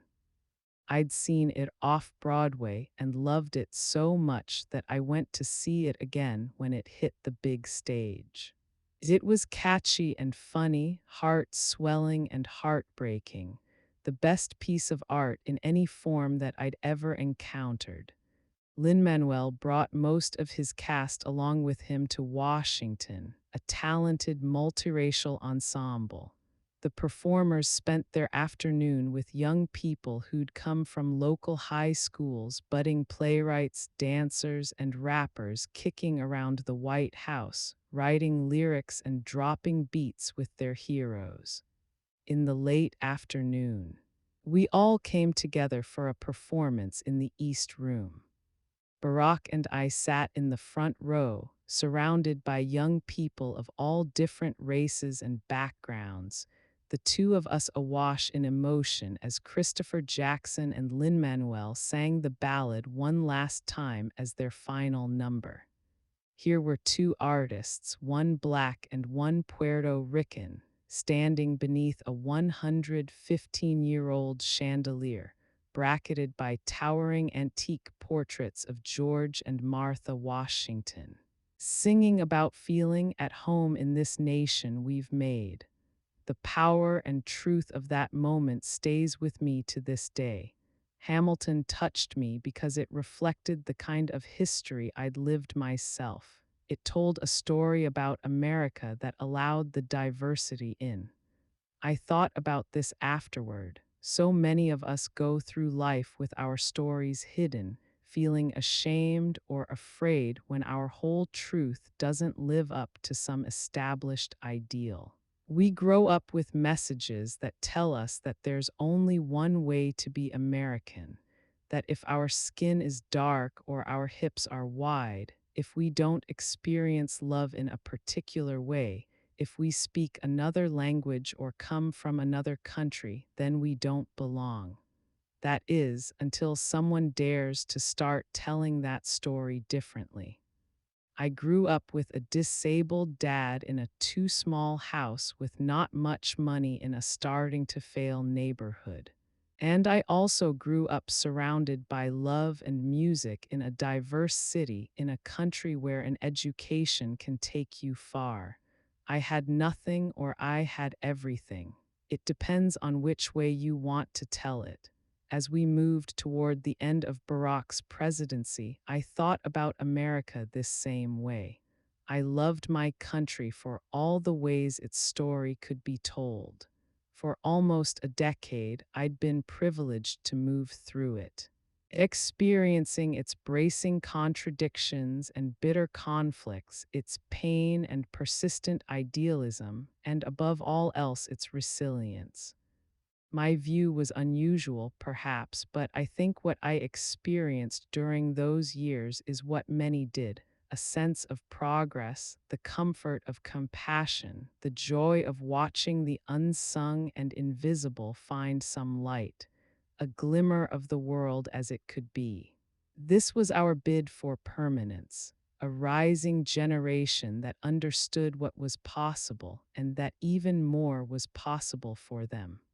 Whatever was coming next, this was a story we could own. Epilogue: Barack and I walked out of the White House for the last time on January 20, 2017, accompanying Donald and Melania Trump to the inauguration ceremony. That day, I was feeling everything all at once: tired, proud, distraught, eager. Mostly, though, I was trying just to hold myself together, knowing we had television cameras following our every move. Barack and I were determined to make the transition with grace and dignity, to finish our 8 years with both our ideals and our composure intact. We were down now to the final hour. That morning, Barack had made a last visit to the Oval Office, leaving a handwritten note for his successor. We'd also gathered on the state floor to say goodbye to the White House's permanent staff. The butlers, ushers, chefs, housekeepers, florists, and others who'd looked after us with friendship and professionalism, and would now extend those same courtesies to the family due to move in later that day. These farewells were particularly rough for Sasha and Malia, since many of these were people they'd seen nearly every day for half their lives.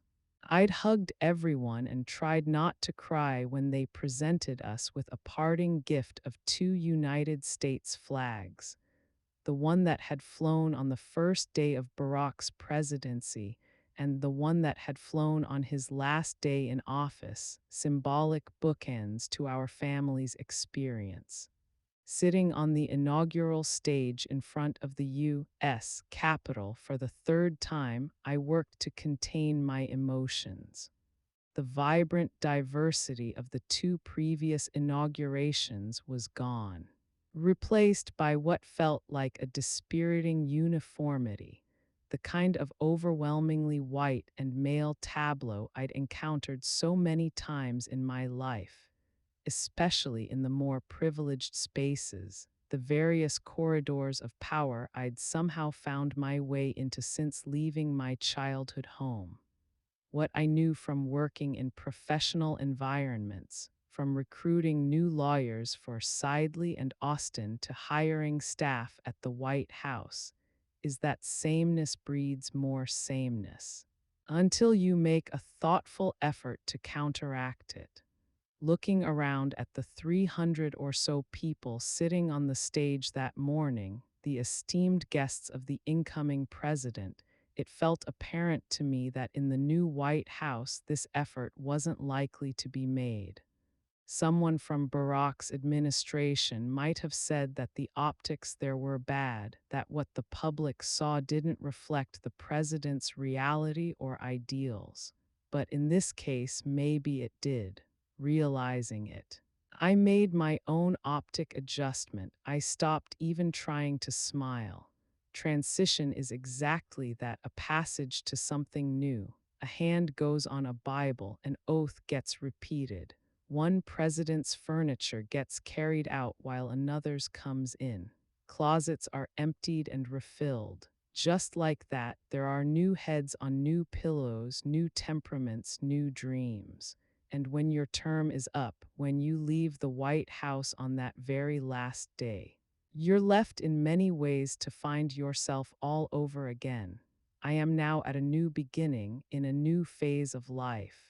For the first time in many years, I'm unhooked from any obligation as a political spouse, unencumbered by other people's expectations. I have two nearly grown daughters who need me less than they once did. I have a husband who no longer carries the weight of the nation on his shoulders. The responsibilities I've felt to Sasha and Malia, to Barack, to my career and my country have shifted in ways that allow me to think differently about what comes next. I've had more time to reflect, to simply be myself. At 54, I am still in progress, and I hope that I always will be. For me, becoming isn't about arriving somewhere or achieving a certain aim. I see it instead as forward motion, a means of evolving, a way to reach continuously toward a better self. The journey doesn't end. I became a mother. But I still have a lot to learn from and give to my children. I became a wife, but I continue to adapt to and be humbled by what it means to truly love and make a life with another person. I have become, by certain measures, a person of power, and yet there are moments still when I feel insecure or unheard. It's all a process, steps along a path. Becoming requires equal parts patience and rigor. Becoming is never giving up on the idea that there's more growing to be done. Because people often ask, I'll say it here directly. I have no intention of running for office ever. I've never been a fan of politics, and my experience over the last 10 years has done little to change that. I continue to be put off by the nastiness, the tribal segregation of red and blue, this idea that we're supposed to choose one side and stick to it, unable to listen and compromise or sometimes even to be civil. I do believe that at its best, politics can be a means for positive change, but this arena is just not for me. That isn't to say I don't care deeply about the future of our country. Since Barack left office, I've read news stories that turn my stomach. I've lain awake at night, fuming over what's come to pass.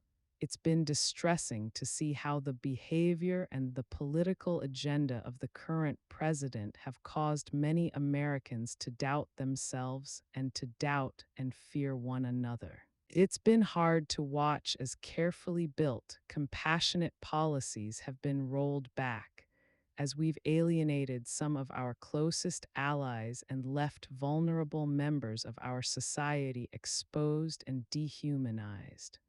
I sometimes wonder where the bottom might be. What I won't allow myself to do, though, is to become cynical. In my most worried moments, I take a breath and remind myself of the dignity and decency I've seen in people throughout my life. The many obstacles that have already been overcome. I hope others will do the same. We all play a role in this democracy. We need to remember the power of every vote. I continue, too, to keep myself connected to a force that's larger and more potent than any one election or leader or news story, and that's optimism. For me, this is a form of faith, an antidote to fear. Optimism reigned in my family's little apartment on Euclid Avenue. I saw it in my father, in the way he moved around as if nothing were wrong with his body, as if the disease that would someday take his life just didn't exist. I saw it in my mother's stubborn belief in our neighborhood, her decision to stay rooted even as fear led many of her neighbors to pack up and move. It's the thing that first drew me to Barack when he turned up in my office at Sidley wearing a hopeful grin. Later, it helped me overcome my doubts and vulnerabilities enough to trust that if I allowed my family to live an extremely public life, we'd manage to stay safe and also happy. And it helps me now. As First Lady, I saw optimism in surprising places. It was there in the wounded warrior at Walter Reed who pushed back against pity by posting a note on his door, reminding everyone that he was both tough and hopeful. It lived in Cleopatra Cowley Pendleton, who channeled some part of her grief over losing her daughter into fighting for better gun laws.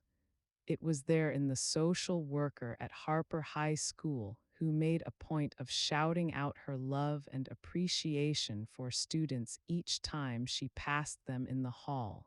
And it's there, always embedded in the hearts of children.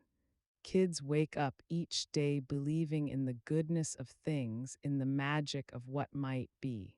They are uncynical believers at their core. We owe it to them to stay strong and keep working to create a more fair and humane world. For them, we need to remain both tough and hopeful, to acknowledge that there's more growing to be done. There are portraits of me and Barack now hanging in the National Portrait Gallery in Washington, a fact that humbles us both. I doubt that anyone looking at our two childhoods, our circumstances, would ever have predicted we'd land in those halls. The paintings are lovely. But what matters most is that they're there for young people to see, that our faces help dismantle the perception that in order to be enshrined in history, you have to look a certain way. If we belong, then so too can many others. I'm an ordinary person who found herself on an extraordinary journey. In sharing my story, I hope to help create space for other stories and other voices to widen the pathway for who belongs and why. I've been lucky enough to get to walk into stone castles, urban classrooms, and Iowa kitchens, just trying to be myself, just trying to connect. For every door that's been opened to me, I've tried to open my door to others. And here is what I have to say finally: let's invite one another in. Maybe then we can begin to fear less, to make fewer wrong assumptions, to let go of the biases and stereotypes that unnecessarily divide us. Maybe we can better embrace the ways we are the same. It's not about being perfect. It's not about where you get yourself in the end. There's power in allowing yourself to be known and heard, in owning your unique story, in using your authentic voice. And there's grace in being willing to know and hear others. This, for me, is how we become. As with everything I've done in my life, this memoir would not have been possible without the love and support of many people. I would not be who I am today without the steady hand and unconditional love of my mother, Marion Shields Robinson. She has always been my rock, allowing me the freedom to be who I am, while never allowing my feet to get too far off the ground. Her boundless love for my girls and her willingness to put our needs before her own gave me the comfort and confidence to venture out into the world knowing they were safe and cherished at home. My husband, Barack, my love. My partner of 25 years and the most lovingly committed father to our daughters, has been a life partner I could only have imagined. Our story is still unfolding, and I eagerly await the many adventures left to come. Thank you for your help and guidance with this book, for reading chapters carefully and patiently, and for knowing exactly when to give a gentle steer. And to my big brother, Craig, where do I begin? You have been my protector since the day I was born. You have made me laugh more than any other person on this earth. You are the best brother a sister could ask for, a loving and caring son, husband, and father.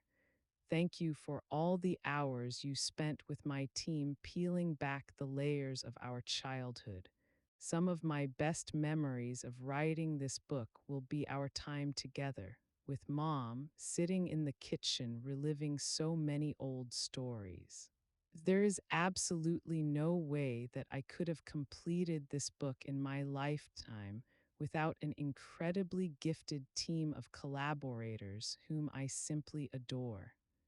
When I first met Sarah Corbett a little over a year ago, all I knew about her was that she was highly respected by my editor and knew very little about politics. Today, I would trust her with my life, not just because she has an amazing and curious mind, but because she is a fundamentally kind and generous human being. I hope that this is just the beginning of a lasting friendship. Tyler Lechtenberg has been a valuable member of the Obama world for more than a decade. He came into our lives as one of the hundreds of hopeful young Iowa field organizers and has been with us as a trusted advisor ever since. I have watched him grow into a powerful writer with an incredibly bright future. Then there is my editor, Molly Stern, whose enthusiasm, energy, and passion instantly drew me to her. Molly kept me buoyed by her unwavering faith in my vision for this book. I am forever grateful to her and the entire Crown team, including Maya Mavji, Tina Constable, David Drake, Emma Berry, and Chris Brand, who supported this effort from the beginning. Amanda DeCierno, Lance Fitzgerald, Sally Franklin, Carissa Hayes, Linnea Nollmuller, Matthew Martin, Donna Passanante, Elizabeth Rendflesh, Ank Steineck, Christine Tanigawa, and Dan Zitt all helped make Becoming possible. I also want to thank Marcus Dole for putting all the resources of Penguin Random House behind this labor of love. I would not be able to function successfully in this world as a mother, wife, friend, and professional without my team. Anyone who knows me well knows that Melissa Winter is the other half of my brain. Mel, thank you for being by my side through every step of this process. More importantly, thank you for loving me and my girls so fiercely. There is no me without you. Melissa is the chief of staff of my personal team. This small but mighty group of smart, hardworking women are the folks who make sure I'm always on point. Caroline Adler Morales, Chinna Clayton, Mac Kenzie Smith, Samantha Tubman, and Alex May Seeley. Bob Barnett and Deneen Howell of Williams and Connolly were invaluable guides to the publishing process, and I am grateful for their advice and support. A special thanks to all those who helped bring this book to life in so many other ways. Pete Souza, Chuck Kennedy, Lawrence Jackson, Amanda Lucidin, Samantha Appleton, Kristen Jones, Chris Haw, Ariel Vavasour, Michelle Norris, and Elizabeth Alexander. In addition, I want to thank the incredibly resourceful Ashley Woolheater for her thorough research and Jillian Brassel for her meticulous fact checking. Many of my former staff also helped confirm critical details and timelines throughout this process. There are too many to name, but I am grateful to each of them. Thank you to all the amazing women in my life who have kept me lifted up. You all know who you are and what you mean to me, my girlfriends, my mentors, my other daughters, and a very special thanks to Mama Kay. All of you have supported me during this writing process and have helped me become a better woman. The hectic pace of my life as First Lady left little time for traditional journaling. That is why I am so grateful to my dear friend Verna Williams, who is currently serving as the interim dean and Nippert professor of law at the University of Cincinnati College of Law. I relied heavily on the roughly 100 pages of transcripts resulting from our biannual recorded conversations during our White House years. I am so proud of all that we accomplished in the East Wing. I want to thank the many men and women who dedicated their lives to help our nation, the members of the Office of the First Lady, policy, scheduling, administration, communications, speechwriters, social office, correspondence. Thank you to the staffs, White House fellows, and agency deraillees who were responsible for building each of my initiatives. Let's move, reach higher, let girls learn, and of course, joining forces. Joining forces will always hold a special place in my heart because it gave me rare exposure to the strength and resilience of our outstanding military community. To all of the service members, veterans, and military families, thank you for your service and sacrifice on behalf of the country we all love. To Dr. Jill Biden and her entire team, it was truly a blessing and a joy to work side by side with you all on this very important initiative. To all of the nutrition and education leaders and advocates, thank you for doing the thankless, everyday hard work of making sure all our children have the love, support, and resources they need to achieve their dreams. Thank you to all of the members of the United States Secret Service, as well as their families, whose daily sacrifice allows them to do their jobs so well. Particularly to those who have and continue to serve my family, I will be forever grateful for their dedication and professionalism.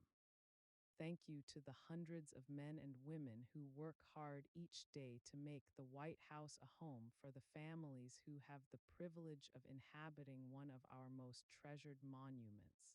The ushers, chefs, butlers, florists, grounds crew, housekeeping, and engineering staffs. They will always be an important part of our family. Finally, I want to thank every young person I ever encountered during my time as First Lady. To all the promising young souls that touched my heart over those years, to those who helped my garden grow, to those who danced, sang, cooked, and broke bread with me, to those who remained open to the love and guidance I had to give, to those who gave me thousands of warm, delicious hugs. Hugs that lifted me up and kept me going even during my most difficult moments.